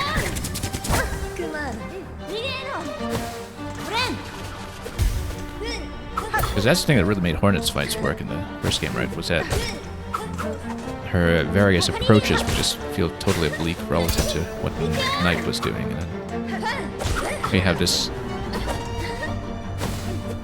you know, épée fencing style head-on from Lace. Whoops.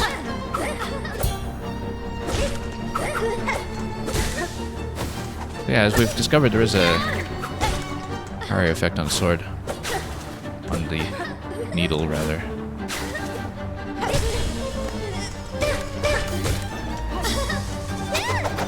We should not stand in a circle. Okay, that's fine. We just keep some distance. That's the only new move in the repertoire so far. That's fine. We've got actually a pretty good amount of space to avoid that. Oh, did not avoid that.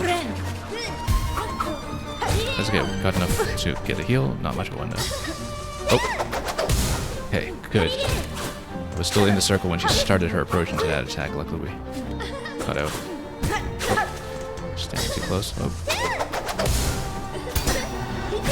No, we're in trouble. I got a bit further this time though. Let's just keep going and press against that.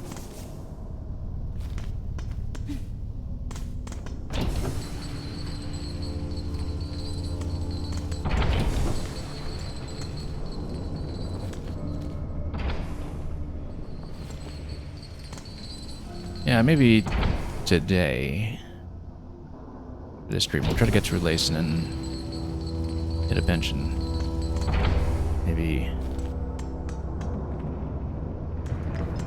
that will be a good place to continue from for next time. Okay, build a bit of silk, build some rosaries. We should, again, also be using the ranged attack a lot more.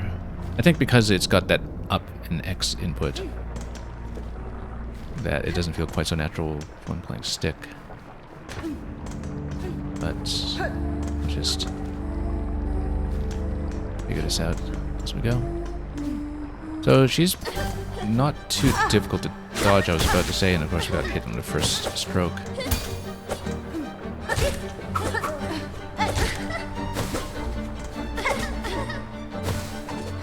Just keep a bit of a distance.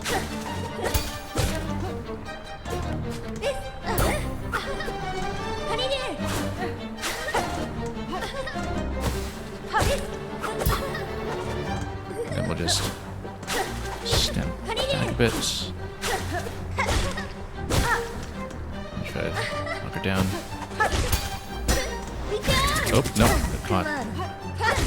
Not rather badly, actually. When we get an opportunity, we'll try to heal this one, but we spoke into her first. Oh, no, didn't really make much use of that.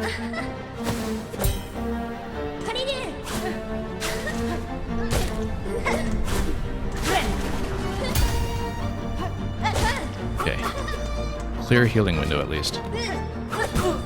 Oh, she'll just run forward. Okay, getting a little excessively here. Oh, no, that didn't work out well at all. Try it again.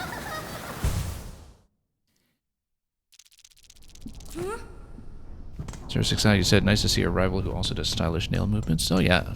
He's clearly a well-practiced fencer.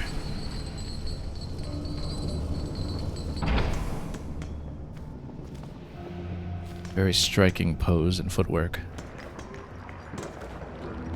I have to admire the animation in this game. I mean, well, of course you admire the animation in this game, but specifically that characters have this recognizable fighting style. You know, that's not something trivial to convey. It's the kind of thing that you would expect more of fighting games in some way. Okay, we've already taken a bit of a hit here. That's unfortunate. Also, I'm not even in the habit of using my dash yet. We need to use dash a lot more. I haven't been using it in the fight. That's a notable omission because, like, it gives us so much more movement to work with. I have the air dash now. We should use it. Reposition where necessary. Oh, maybe not too much though. Only where we know what we're doing. Oh. Doesn't mean we can dash under some attacks sometimes. Okay, that was just practice.